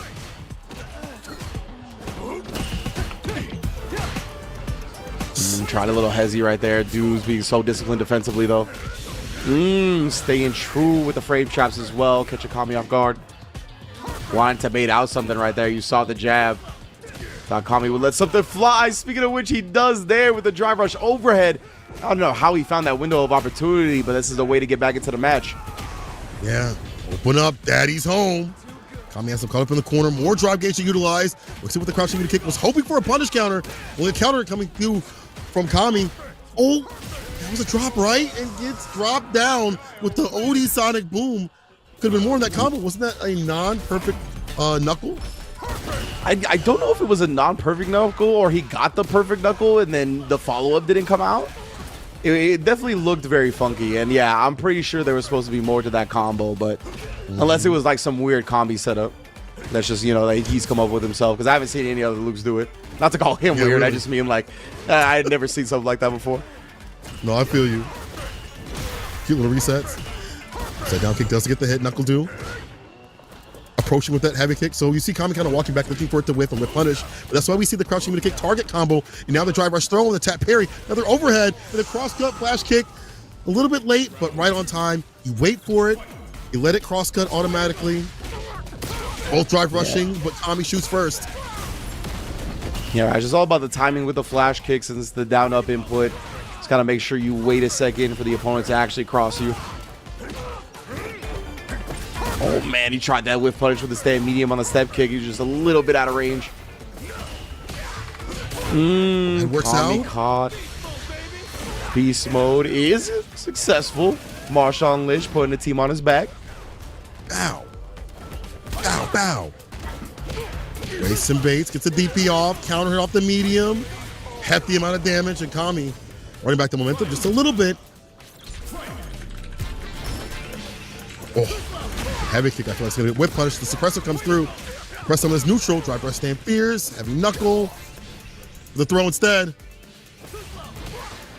Oh, just a dry rushing on in for the crouch medium punch. Oh, the meaty setup with the crouching light kick. A heavy kick right after, and Kami's going to be able to kill. No, I thought the riding could have been level 1, but maybe I'm wrong. No, maybe you just thought it was going to kill.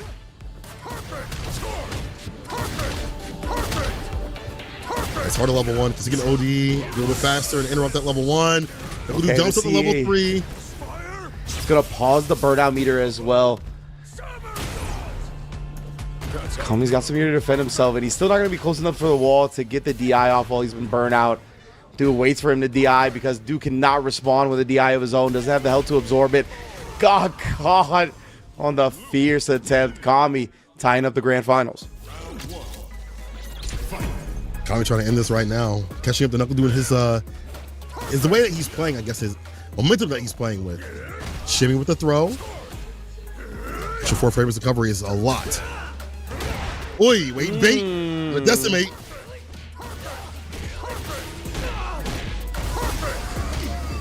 It's the meaty boom. No big deal though. He still has a corner position. Oh, nice. Just straight up the crouch fierce. Walk forward a little bit too to get in a proper spacing.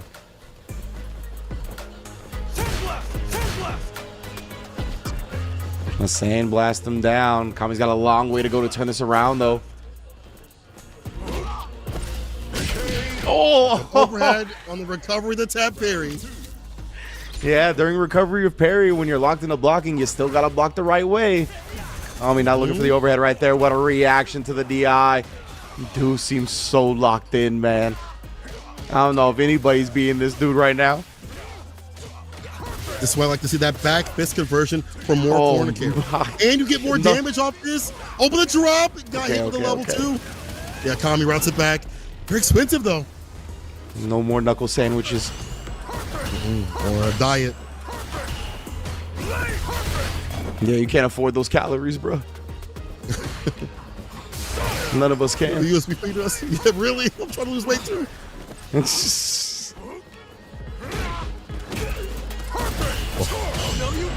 Oh, that's what I'm talking about. Yeah. OD flash, get off me. And this time just going with the throw on the parry attempt. Huge punish counter damage, as we know. 2,000 flat, 20% of regular characters' health. Like Luke. Bye-bye. Oh, proper punish right there. Stand like Kickstarter. Meaty fireball right after, lock him down. Walks up for the easy DP. Reversal jab on Wake Up again. Knuckle Do playing very loose on Wake Up, where you don't typically see him do that. He'll wait a little bit and delay his lights, or go for like a flash kick OD when he's really pressed. But out here, it's a rotation of a lot of options. I like this. Yeah, he's active, man. He's cycling through everything. Very free flow, very willing to gamble in these situations, right? He's basically playing with house money right now. He's got nothing to lose, qualified for Capcom Cup. He's confident in his decisions. And even if they don't work out, like we said, nothing to lose. Double drive rush cancel. You already know. Level 1 to finish the job. 1 round away from the reset. Round 2. All right, Kami will see adjustments. Drive impact looking for the button right after. It's a no-go. Yeah, Kami trying to outspace and look for the proper punish against like heavy kick. Still isn't able to get it. Like he's in the proper distance. Drive rush, flash kick. Will be flash kicked him away. Now it's all back to this game of trying to get in. Nice little perfect parry. You can see Deuce switching up the rhythm, but just missed on the bazooka knee. Yeah, he's trying to play around the idea of the negative frames to try to perfect parry. Nothing doing from Do.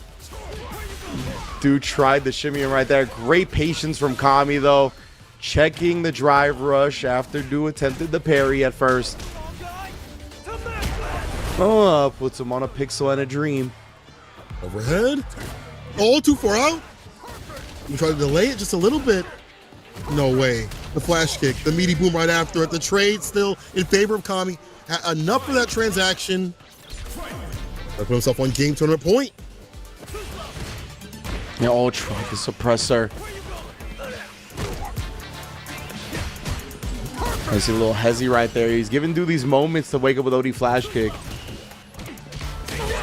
He knows how willing Do is. With that respect, right? Kami switching up with the OD fireball. The anti-air is there with the level 3. Wants to kill the drive gauge immediately. As much as he can, and will land a big grip of damage on that raw style. All I gotta say is go Dodgers. That's beside the point at the moment. Kami, though, trying to get back into this one, right? You don't want to let Duke keep building on this momentum that he's building up on. Double drive rush cancel. He should be able to close it out here. Beast mode, baby. Putting all of CPT on my back right now. 2 up. Yeah, and Kami, no joke, bro. As he messes around on stream, don't mean that he ain't locked in and clocked in when it comes to that serious business. Grand finals right now. The switch to Kami. It's right or die until the reset happens. If it happens. Yeah, he's betting this final game on the Kami. We haven't seen the Kami all night. Back up against the wall. It's been Gao through and through. The signature character. The one that, of course, everyone knows him for. It got him in the Capcom Cup this year. But now, you know, we're already there. Let's bring out the Bay. All right. Switch up a little bit. Driver shab, but doesn't get the crouch fierce follow-up. Not even close to the same area code. That hurts for Kami, honestly. If he was able to start it with that, that would have been huge momentum, huge little life advantage to start this. Now he's doing the corner, controlling the game. Fierce to charge up, put the perfect parry in between. Light. Yeah, I like that Kami doesn't go for like the heavy inner, so he doesn't have to drive rush right after. He goes for something where he gets a bit more Oki off. I thought he was going to try parry when he landed. Oh, yeah, we've seen that a lot today, right? Yeah, most definitely. Oh, try to chase down. Couldn't find the connection, though. And Cammy did the splits in the air, just manipulated her hurt box. We'll do looking to reset the bracket. Like the frame kill again. Medium. To the DP.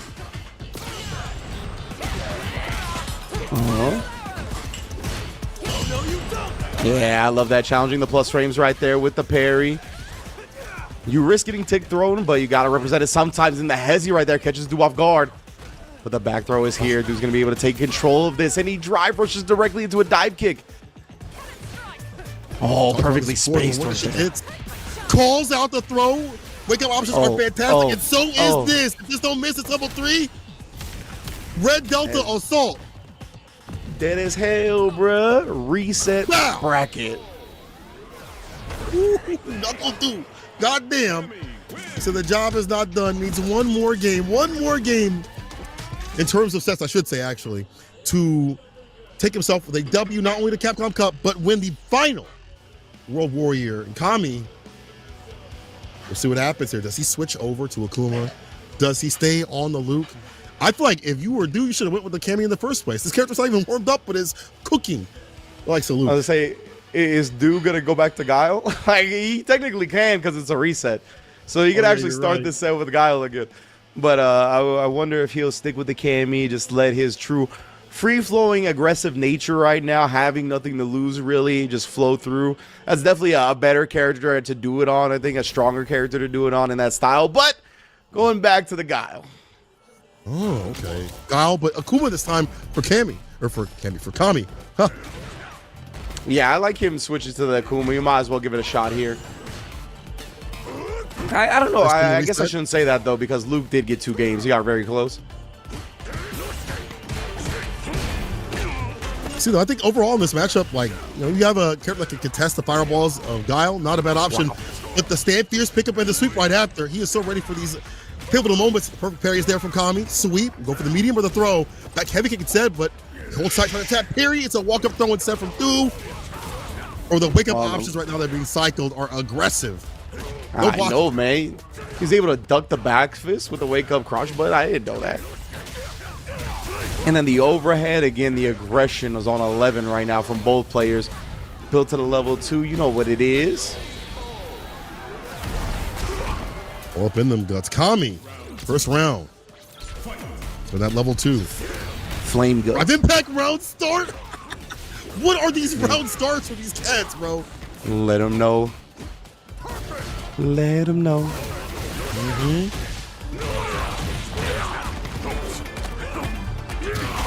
Go for the throw. The throw. The overhead or medium punch. Another throw instead. Kami. No Loop City. Now the jabs. A dab will do with the OD behind it. Akuma doing work. Do we switch to Kami? Nah, I honestly thought he was going to go right back to Kami. I was with you. I thought he was going to go right back to Kami. So I think if he loses this match, we're going to see it. But right now, obviously, Kami 1-0 on the reset. Starting this one strong. Like you said, it's got a lot to do with that Akuma Fireball game. Allows you to free flow a bit better. Contest with Guile in the neutral. Don't get bullied as freely as Luke might. Uh-oh. Give me that punish counter. Yeah, we can ask you, Kami. The aloe vera, drive impact immediately. As much drive gauge as possible. An extra pip. Using the sequence actually in full. Drive rush heavy kick. All up in them guys, bro. Oh my god. Built knuckle do sweep. God. Ready for the jump as well. A little sweep action from Kami. And Knuckle Dude, knowing that he doesn't want to give him a big opportunity. He held the first throw, but he does get caught waking up with a button there. Now discipline. Oh, but not disciplined enough. Doesn't respect the punish opportunity that Kami has on that target combo. Takes full advantage. You see everybody and their mother use that stand light kick. You got to be wary of it, knowing that it's going to be an easy punch for this character. Tap parry too often, Kami. Get tossed. Yeah, he hasn't been drive rushing out of them, right? So a lot of these have been punish counter throws as well. Hurts bad.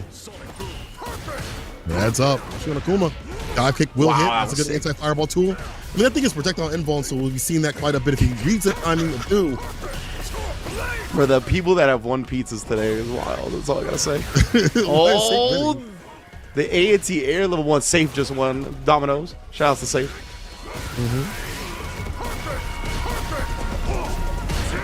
Yeah, has to get aggressive. Cannot tap parry right now. Now he's in burnout. Goku can look for a drive impact or kill any which way he wants. Kami does have bar at the bottom to utilize it once a level 2 through a fireball or catch it right normal, but it might be hard to find the timing. The dive kick denied, the flash kick applied instead. We'll be ready with that anti-air decision. Man, safe said, nice. Yeah, rounds title. Oh, and again, yeah, we're seeing a whole lot of this tap parry.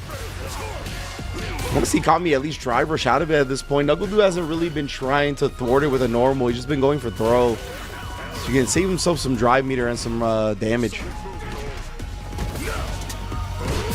You try to base something out right there. Kami's holstering it for now. What you gonna do? Holds the burnout. Now you're in the corner. Is that level 2 block? Hard to punish though, because you're in burnout. In fact, you can't punish it. It's minus. But the side switch gets a punish counter on the whiff anti-air. Sip this calamity. Big gulp. Sauce sauce, and now you're in burnout. Bro, and the fact that Kami's back with bar. No, you got too greedy for it. Oh, too hungry, too thirsty, too obvious. Try to establish some fireballs, right? Tried to dissuade Knuckle Dude from doing a level 1, but yeah, I think the DI was a little too thirsty in that instance.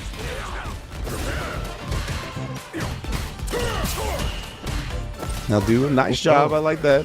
This dude didn't try to like back throw after the drive rush or anything, but Kami was disciplined about it. Type agree they talk about the Bible. That was crazy. That one was crazy. That man said you were one of the 7 deadly sins worth of greed on that one. Right? Psalm 36 right there, bro.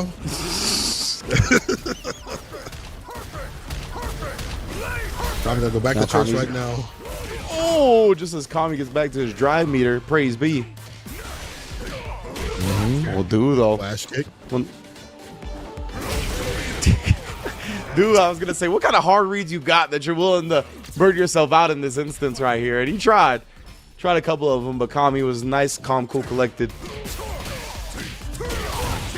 Do with the better round, sorry. It's with the flash kick, drive rush, the fake out, looking for the reversal or tap parry, get something at all. Well, oh, crouch for yourself, flash kick. You'll take that trade though. You have the lead. Little guillotine chop. Oh, and the fireball as well. Man, Akuma stays doing the parry motions with his arms. Well, you do that. Wax on, wax off. Most definitely. And dude, he's back to business mode, it's looking like right now. Just completely standing his ground at a specific spacing. Kami does sneak in a light Kickstarter. You do back to it, though. The OD. Gets the driver. He saw the green, said, I'll become the stop sign.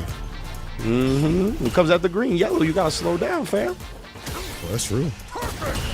Going 60 to 25. School zone. And now Knuckle Dude, huge life lead in this round. Big game in this set as well. This is going to decide who goes up 2-1 in the reset. Knuckle Dude looking in cruise control in this one, though. A huge life lead. We know those life leads can get dissipated quickly up against Akuma.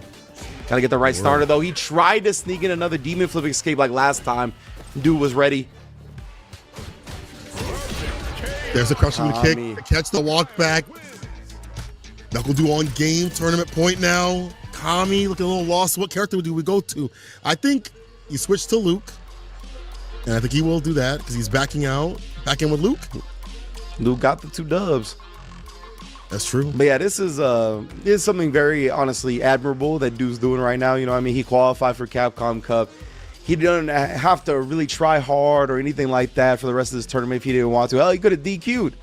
But the fact that he's staying in it, fighting tooth and nail, getting gritty, not only just playing in that carefree, aggressive style, but we saw when it got close, when it got into the clutch moment, he started playing more business-like dude. So I just love people that are really holding themselves at a standard despite business being taken care of.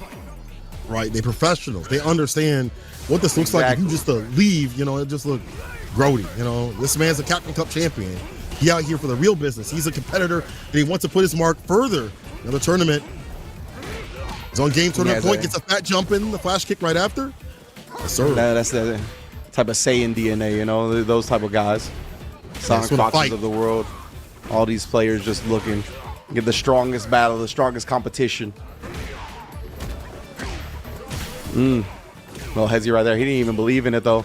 But dude, nonetheless, still has this corner control. Oh, my goodness. Prime Avon Barksdale real estate. And then waking up with the aggression again. Getting close, crouch, medium, kick into the target combo. That is tournament point. They seal the deal. That's coming going to try to route this back. Or OD Fireball. I like him doing like that light punch Fireball to delete the crouch fierce off the table from Knuckle Duke. He tries to go for that anti-air option. So on the ground, that's a difficulty. Jump, light kick, gets a side switch right here. Nice little cross cut. Oh, beautiful 2-piece as well. Recognizing the juggle point that he got from interrupting the demon flip. Oh, that time he's able to recover from the boom. He wasn't blocking after the parry. Oh, he might have thought the parry still needed to be there, but the screen freeze and Kami, the speed of lightning, out of here. Knuckle like, takes it over, Kami. He ain't trying to watch the flash kick cutscene. I ain't trying to watch any of that. Grand Finals, Juicy Joe versus Phenom. Let's go. All right, let's get into it. Final set of the evening, guys. Juicy Joe obviously playing like a madman today, showing how JP, even with the nerfs, and now he got the buffs, he is still a very, very powerful character, especially when he is piloted by the best European JP. Yeah, and he made some remontadas and comebacks here in the first 2 winners final. So yeah, we're looking into something that is going to be awesome, beautiful. To switch sides here, not going to work because of the YOLO DP, but still. Oh, nice, perfect Phenom. Parry once again. Oh, Phenom doing the job. Phenom using all of his might here and capitalizing on the momentum of winning the reset from Juicy Joe, especially in the burnout situation. That was disgusting. Bro, what happened? Because I couldn't see. That was too fast. But Phenom manages to squeeze out the win regardless of the disgusting mix-up that Juicy Joe left on his way there. Beautiful composure from Phenom. Yeah, he knew about the level 2 and how to get out of the situation. So yeah, jump forward. Beautiful. Whoa. But the crouch fears to answer the EX dive kick. Just everything is on point right now for Juicy Joe. Yes. Getting that empty teleport to punish the parry attempt there, and he's gonna get a pickup from here. Perfect KO. Very, very fast second round. Joey el Jugoso. Ho ho ho. I'm telling you. That's crazy. I'm just going crazy because that move, he's got an answer for everything. And I mean, we all know how hard it is to play against a Kami player, especially one of the stature of Phenom. But Juicy Joe at this point is just, it's a beast. I'm telling you. Oh, nice perfect parry as well, and he's gonna go for the fancy side switch combo again. I believe that's double EX port. That's a lot of meter, but also just managed to throw Phenom off his game for a moment here. Yeah. See what happens here. Backdashes the throw there. Now that was jump over here. He's just trying to buy time to build the meter. Tried to go for the crouching fears, but the burnout managing to get Phenom the upper hand in that dive kick situation. Lands the level 3. That's gonna be 1-0 for Phenom here. Yeah, and it's already looking, it's already looking like a very different set compared to the one they had in winner's side, because like Phenom already taking the upper hand. That's true. This early. That's true. Actually, yeah, because Phenom took it 3-0 in the winners final. Or 3-1. I'm having a doubt. I'm having a little doubt here. Yeah, that was 3-1. You remember correctly. So yeah, but still, it's very good. And Juicy Joe playing really good now. Well, actually, it's gonna be tough because I feel like talking about reasons and pacing. You know how much I really focus on. Nice interrupt. Well, yeah, the interrupt is beautiful, and I feel like it's Phenom in control right now. Oh, when the standing fierce completely whiffing. Yeah. While he just flew across with the hooligan there. Nice work from Phenom and just managing to make the most out of a very confusing situation, to say the least. And just nice, clean, perfect parry here. He's gonna go for the dry rush extension going into the level 2. Obviously, standing resets galore, possibly the double portal. He's gonna go for the empty teleport once again, getting that sweet, sweet victory there for the round. That is such a good situation to go for the level 2 in, because you know that the scaling will affect that. You won't kill with the combo, but you will get the dirtiest of the standing resets available. Wow, that kind of jumping that really resonates with your soul. You're like, what happened? Why did I let that happen? Okay, now trying to go ahead. There. Go for the jumping short there, managing to get the air-to-air situation. Juicy Joe setting up the double portal once again. Drive meter absolutely burnt out. Phenom is gonna have to eat this mix-up situation. It's probably gonna go for another. Yeah, there we go. Fantastic Loki from Juicy Joe. That's gonna kill him. Well, talking about adaptation, here we have a beautiful example. Beautiful example. It's 1-0 in this game final. Remember, it's Juicy Joe on the winner side. So yeah, he only needs to win only one set, and it's especially great with a character like JP. So like your opponent won't have the time to make that double set adjustments that are needed sometimes against a little bit more confusing offensive characters like JP, who has a lot of variety with the portal placement and all the empty teleports and such. So it's a good situation to be Juicy Joe in. You're beautiful, and we have such an interesting chat here. John Angel and Coxero playing, both of them playing JP and supporting obviously Juicy Joe and saying, okay, oh yeah, the JP brothers. Yeah, right.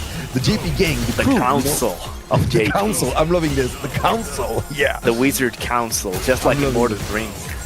The council, I'm loving this. Imagine a board of JPs, man. That is the most efficient. They would have the most efficient meetings, I feel. Right, and this is why Kami Saharmi is standing in the way. No wasted minute. Nice work from Phenom, though. Yeah. Managing to make that first round victory here. Conversion. Gets caught low, though. Once again, beautiful air-to-air. I can't believe that, actually. That was a very confusing cross-up air situation. Kind of bug. I don't know.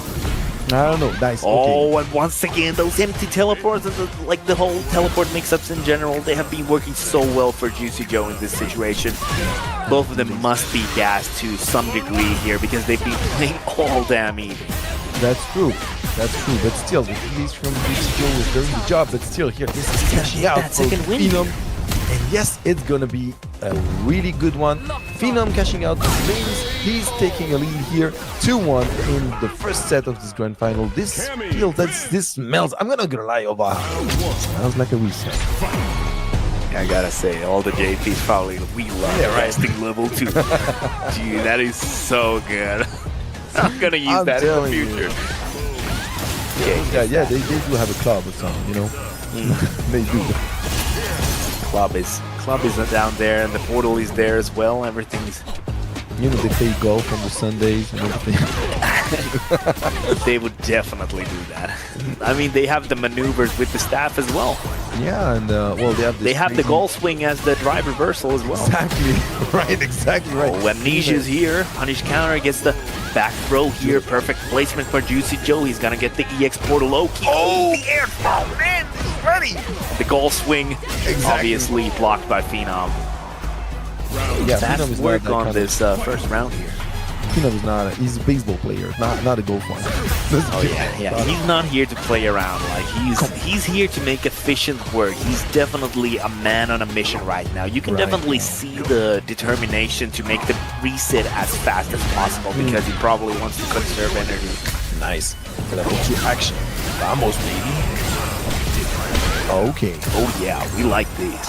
Yeah, and using that drive impact unit to maximize the damages on the drive gauge is beautiful. I mean, superb optimization. Working like wonders for Juicy Joe as well. He's so good at these air-to-air situations because he knows that JP doesn't always have the answers on the ground and anti-airs. Like, he needs to sometimes jump, go for the air throw, go for the jumping short, for example. Right. Challenge this airspace.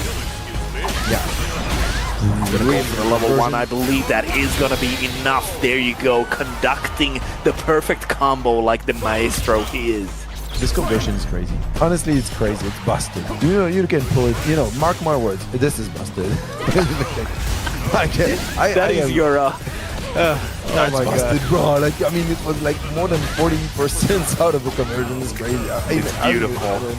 Regardless of anything else, it's beautiful. I love watching Juicy Joe play. It's true. Okay, now we have Juicy Joe. He wants to push it more because he could have had Phenom in Burnout, but instead we have Phenom, unleashing and cashing out with that level 3 right 3. Almost gonna be burned out as well. 1 bar on the drive gauge as well. Just gonna be picked up carefully by Phenom and managing to patiently wait it out and get that reset. Surprisingly quickly and efficiently here because the first set was indeed 3-1 for Juicy Joe. So Phenom already here. Ladies and gentlemen, yeah, we have a reset. We do. And like I was gonna say, we did see some careful adjustment from Phenom. They are very subtle though, because his gameplay is very like, he makes minimal effort, like he just makes it look like it's like there's no change, but like he's so good at masking. Yeah, and also he goes ground to ground, you know, not that much of the jumps, and putting the pressure on the ground when it really matters. This is something that really strikes me, because it's supposed to be hard to punish JP. Well, it doesn't seem to be that hard for a master of fancies like Phenom. Especially piloting a character like Cammy, who is just built to whiff punish these opponents. So like absolutely the right pick for Phenom in this grand finals. He knows, obviously he's a master of many characters, but he knows that in his arsenal, Cammy is the best choice against Juicy Joe in this situation. That's for sure. That's no doubt about it. I love the placement from Phenom here. Absolutely, he was not stressed out by being placed between these portals. Didn't matter. He was just finding those roundhouse spaces. I got buffed on my crunching. I really punched. Do not jump like this, please. Exactly. I got my moves back. Exactly. I got my mojo back. Well, I guess we got the same references. Oh, nice punish there. Once again, look at the perfect parries from Phenom. He didn't get the drive rush cancel though if he was looking for that.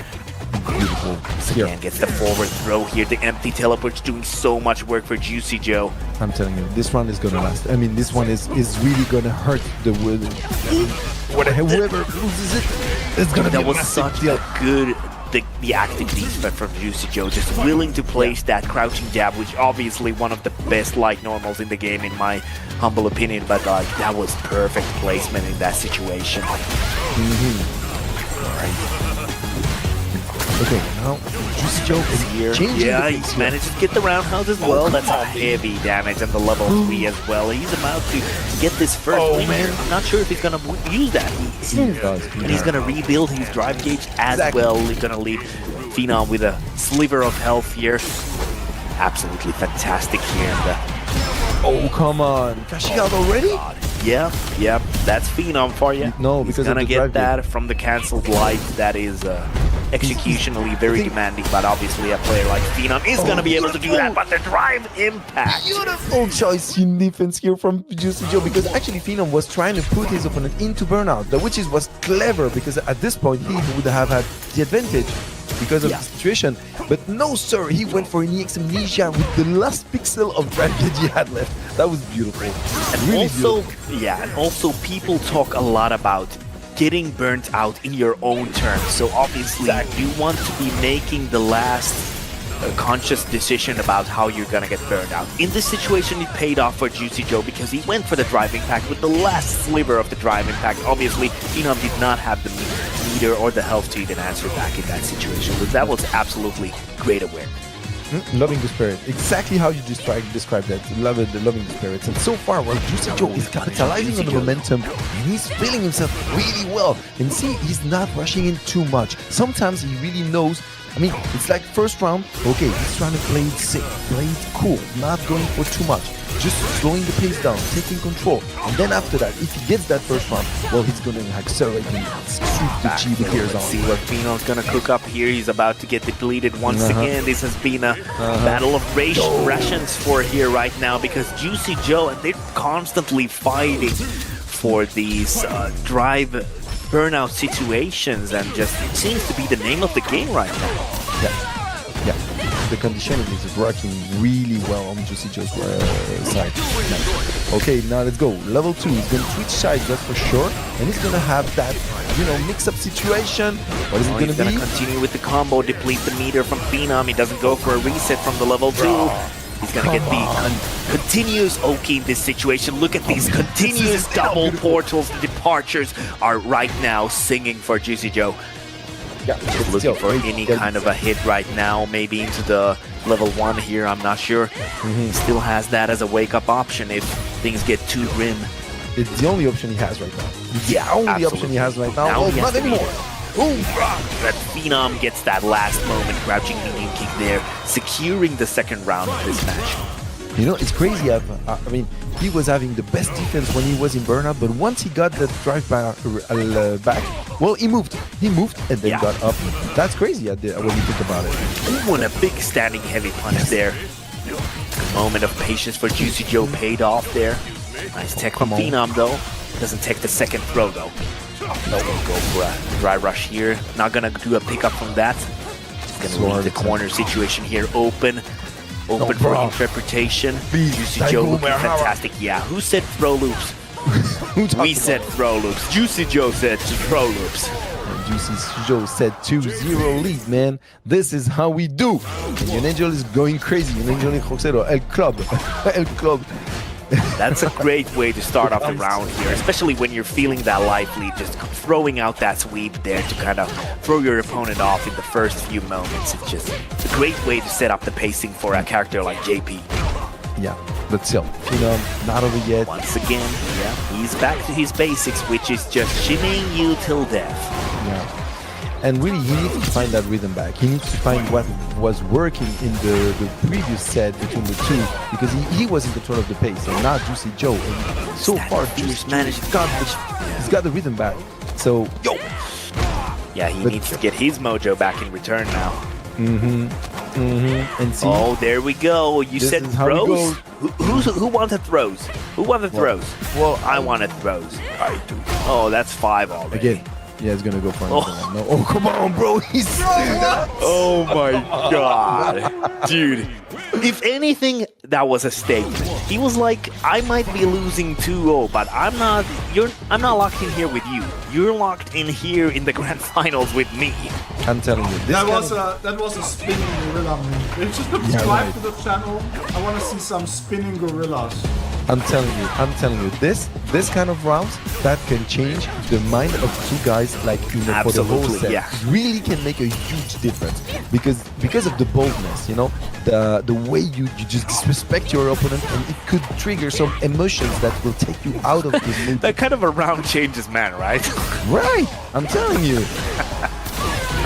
Look at the oh my god, he's gonna go for the now. level 1. This is gonna be enough, not quite leaving the smallest of sliver of lives. No, and he's gonna go back to his basics, which I said before, shimmying you till death. I'm telling you, Molvaha, I'm telling you, this kind of round triggers emotions. You know what I mean?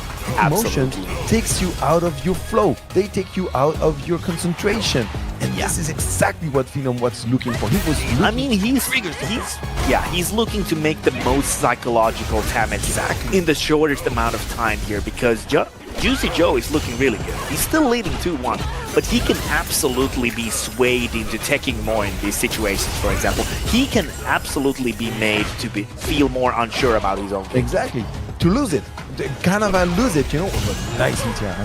Okay. Standing medium punch working as a great anti-air in this situation for JP. Back to the portal. You know, Juicy Joe finding his rhythm back. That is exactly what he needed. You know, to have this time, exactly this kind of time. Yeah, that this to is the where low. he wants to be. Like, this is his bread and butter. Just throwing out the portals and kind of dictating the pace on the neutral in the full screen situation, especially. But Phenom is about to get one EX dive kick in, and he's not gonna go for supers here. He's just gonna contend that keeping Juicy Joe pestered here and just can't get punished because Phenom is in burnout. And just gets another throw. Oh my god, he's absolutely conditioning Elias. You are right. Phenom is making a statement. He is conditioning Juicy Joe right now. We might see a devastating last match here. Guys, this is going all the way to the last match of this tournament. This is 2-2 on Grand Finals reset for the first place and qualifying spot for the Capcom Cup. Yes, sir. So now we have 2-0, and Juicy Joe has to fight for his life because he's facing the remontada. Is not gonna. Oh my god! Phenom was just about to be burnt out, but look at this. The tables have completely turned right now. Exactly. The tables have completely turned. It's crazy. Crazy situation. This Grand Finals needs to be studied on a psychology course. Yeah. Psychology course. It has to be. He has, because oh my, so much interaction between the two. And look at the back and forth movement. It's back. It's back. Yeah, and now Juicy Joe needs to get out of the corner anyway. Yeah, this is crazy. Now he's good. Now he's good. But Phenom, now Phenom he's got to move him. He's got to move him good, somehow. but for how long? He's good, but for how long? Come on. Doesn't get the finish there. That might come back and cost you. What a block on the overhead. Phenom is just moving back and forward. He's just standing there menacingly. I know. This is great. The dive kick does the job here, and the level 2 takes it. And it's not gonna kill. I don't think it's gonna kill. It is. Oh my god! Look at him! He's just standing there for so long. 2 set points for Phenom here after a huge remontada in this time. And now it's time for Juicy Joe to, do something because this is money time at its finest. Oh my god, gets the target combo as well from the perfect parry. That was beautiful from Phenom. Once again, he's back in the corner. Is it gonna be once again left, right? What's gonna be the mix? Oh my god, now he's just using the meaties. He's just completely in Juicy Joe's head here, back and forward.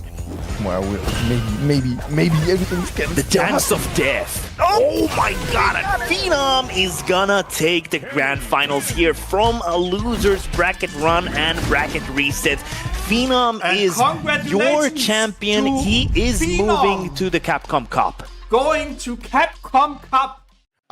You feel a lot more confident, especially since you've gone through the gauntlet very early as well on the loser side to make it to this point. So it's all up to Dark Desi to sit here, see what Jack wants to do, take it on the chin, and punch his ticket to Capcom Cup. We'll see. Dark Desi, Jack, Grand Finals of Mid-Best starts now.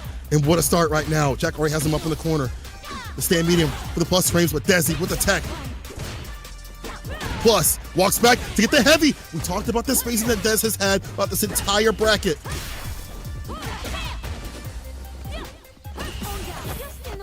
Oh, command grab. Let me get a medal, please. And putting Jack in the yellow. I'll turn down, though. You see him stocking up also. Yeah, he's just really trying to make sure he gets that movement. I think right now Dark Dez is playing this round where he's trying to get some information, gather, and see if Jack is trying to switch anything up. Got to see a little bit of changes right here. Jack is being way more patient with his meter as well. He's be able to get the overhead. He's going to strike first blood. Rambo, check. Honestly, the way that Jack is playing is way more like, I'm going to be a little bit more patient as the rounds go on and see what you're going to do. Change up the rhythm. Before, I felt like Jack's kind of throwing himself at Dark Desi, and Dark Desi had the proper spacing to interrupt that. Now, Jack running his game. Perfect parry on the way down. A throw up in the corner. Not where you want to be. Not against his character. Finds a foot to face up in the corner space. Stand for your starter. Frame kill for the medium punch. Hella plus frames incoming. Yep. Able to get the parry and be able to get in at least for a button to try something. That is going to be the third medal on the board. Perfect parry from Jack. Actually has yellow. Not going to be able to kill. Oh, he's going forward. He's actually going to go all the way for the level 3. Jack has... 50%. We'll see. Yeah, he got it. He's dead. He's dead. GG's! Jack with a perfect parry clutch with the punish right after. Perfectly done. Had the bar to cash out, to expend to get the win. Very well done, calculated. But I see the adjustments from Jack. When Dark Desi wants to start his aggression, He's ready with the perfect parry, so we might be seeing Dark Dez go for like a drive rush throw or command grab. Kind of switch up in terms of like the pacing and where he's placing his character at too as well. See what happens. Well, they got the theme playing. Yeah, man, Jack is definitely trying not to be sitting on the sidelines. He's still need the name change to be able to get this reset. All right, it's a nice little counter hit combo. And a throw bait to boot. We're still on the tap parry. Drive rush medium this time, and it's fine. What an entry point. And switching up that pressure up in the corner, you have to worry about so many things. The throws, the drive rush bows. You got to worry about the fireballs too as well. The space traps that the character has, and the foot dives, the jump ins. Oh, that's DP all day after that drive rush. Saw him in the air. You know he's going to be able to float back down a little bit. Oh, a little bit of blue as well. Let me go ahead and take that extra throw. Oh, he's getting aerial with it. And the proper ranges too as well. Harassing the drive gauge, stand fierce and OD fireball, walk up throw right after. And look up super, no, he holds it. He's got to do something now. He's trying to tap parry. He's tossed to the side. The drive impact will hit the splat just like that. Jack is looking to reset the bracket we just got here, P3. I know, got here, brother. Set just started. Dark Desi, wake up! Get up! Get up! Get up! Get this man some milk!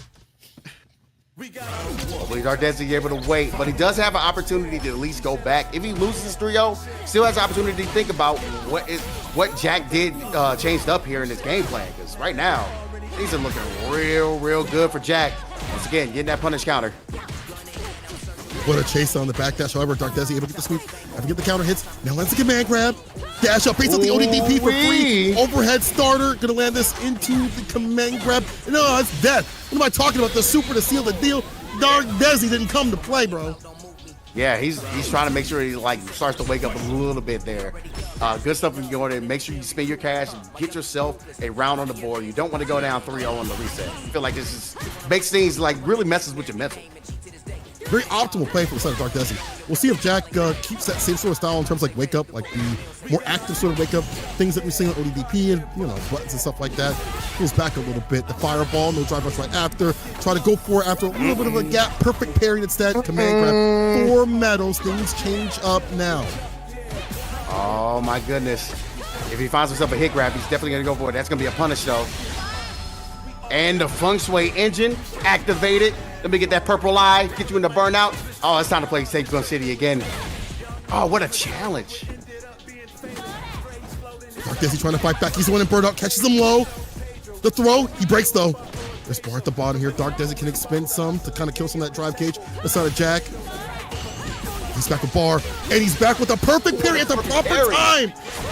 Cash came in right when it was necessary. You go on the grave. You go on the grave. How'd you hold that?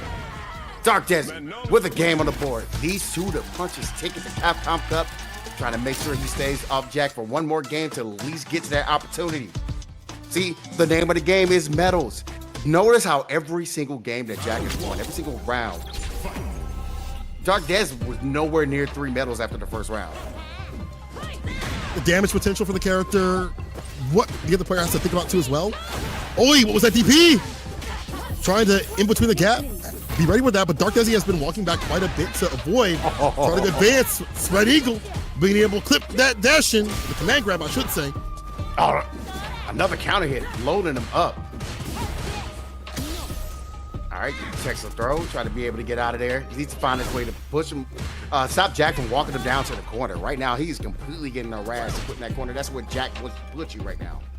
And that's where he's been able to find the most benefit. We haven't really seen the defense from Dark Desi up in the corner. Like, that hasn't really been a thing this match. If you're Jack, you got to get there, but trying to get there too fast. Again, her drive rush check balance, or buttons are so good. Ooh. It's a counter hit, level 1 to finish it. Oh, Dark Desi.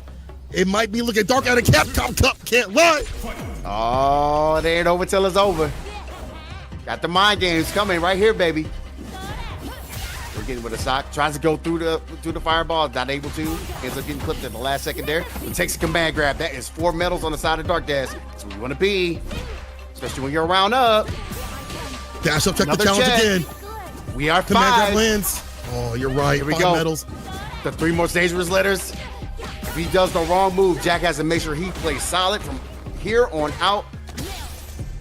So we see the neutral jump, but that could land an OD. Crescent kick and have a combo right after it if we ain't careful. Playing to her effect. Stand light kick, lands a command grab. Dark Desi on game tournament point. He's still in winner's side. This is all he needs to qualify for Capcom Cup with Manon. He is right there. Last second that Jack has to go and think about it for a second. Really understand, like, yeah, I gotta get this reset. Ain't no way I can let those command grabs fly. I did a great job the first 2 games to be able to make sure those command grabs are not loading up. And then gets our Dark Dad switch it up. He heard us. He's hearing us. He's on the stream. We got the stream on. He's like, yo, I need more medals. You're right. The people that don't know who Dark Desi is, he's not Joey. He is his own cat. He is a dude that is, I think, more new to the scene in terms of like the higher level play. Like this season, he really exploded onto the scene. I feel like also, I think the beginning part of the season where he's most dominant. He's been in a lot of top 8s out here. Yes. In terms of like the World Warrior. He hasn't That's really why he's here. to play as far as I know. But whatever he's doing, Brian, in the background, it's working out. He on game tournament point, or we get a reset depending on what happens here. And this is the appropriate theme for this play right now.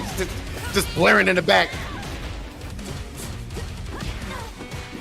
I'll try to see if we get that trade. But we talked about this before, and that's what Jack wants to make sure he plays. Nice perfect parry. Get away from the corner, please. And a command grab to follow up. He tried that the first time, didn't work. This time he's gone ahead and tried, went back to the well, and he's gotten 3 medals. That's where you need to be. So when to lose is still a little bit of a victory. Punish. Punish. A little break right here. We'll kill some of that Dark Desi level 1. Has him up in the corner again. We're looking to see what Dark Desi does on Wake Up, especially up in this corner. In burnout, out of option. Impact. Gonna be able to hit and take that. Jack, we're gonna reset the bracket. And again, has to make sure he pushes Dark Desi to the wall and work and operate around there. It's not just a Manon thing, but it's Jack in terms of his pressure up in the corner has been super strong. Very much so. All right. Didn't even do anything with that sound like it counter here. That would have actually been a lot. Like the fireball follow-up there here from Jack, you know, kind of push him outside the corner. Here we go. And this is kind of what we talked about. And this is a level 2. He wants to go ahead and see if he can get a little bit of time to get his meter back as well. So I like the level 2 usage. Able to get the hit. Oh, safe jump city. Empty throw. With the bar at the bottom, he perfect parries. And look at how Jack structures his offense. Staggering every so often. Will be a throw. He tried to go for it. It was a tech instead. Look at the bar at the bottom. The overhead lands. No big conversion. ODDP. We get a reset. A mid-best reset. He lets it rip. And he solidifies a reset mid-best point. Woo. Brother, we get more games. We got way more games. I told you it's going to be an all-timer tonight. Jack with the reset, like I said, doing a really good job. Like I said, the name of the game is The Corner in Street Fighter 6. But like you said before, Jack's game is predicate on that. It needs to make sure that he locks his characters in these characters in the corner to make sure he gets the optimal pressure. Everything is all the results, and plus, like, it doesn't give any opportunities for Dark Dez to stock up on those medals. And honestly, it's like the structuring to disallow him from like having rebuttal buttons. Like you might want to go for like a 4-frame in between some of these strings. Dark Desi was really good about that in the winner side of things, being able to have the proper timing so not only perfect parry, but hit like his 4-frame. But Jack has disallowed that. And you even saw an intentful block on the drive reversal. Like that has been a big point for Dark Desi to dissuade any sort of corner pressure from even happening. Once he's there, once he's caught up in the corner, it's called corner. Jack has to understand that. We'll have to see some different defense here from Dark Desi. They done got the theme playing in the background again. Grandpa's reset, so he gets the win and moves on to Capcom Cup. Yeah, man, don't want to be on the sidelines when it comes to that Capcom Cup scenario. Tokyo, brother. A free trip paid by Capcom? I wish I could be there. Well, I'm going to be there, but I mean paid. But these players, one of these cats, all expenses. Oh, that was a good punish that time to go for that. Nice pinwheel as well, and as the ender. But Dark Dash still fighting with the throws there. Holy parry, expect the turn. Does he get the back throw? Oh, he wasn't. I think it was 2+ right there. Yes. The throw. Oy. The 2+, my friend. Toxic positivity. Working with these lights, so take these, but don't take too much more. Command grab right after the heavy kick hit. That's +1 now on hit. Even more so on counter it, I believe. So at 3, I don't know. But either way, that's a real strike throw. Absolutely. Oh, man, Jack, stand fierce. He's really harassing right now. Make sure he just get that corner position. Now he has it. But, man, Dark Desi still here to fight. Doesn't want to be on the sidelines right now. The hit confirmed. Yes. The hit confirms. Gonna be able to get it. Dark Desi. First blood this time in the reset. Still, once again, 2 games away from Capcom Cup. Stay out of the corner. Name of the game.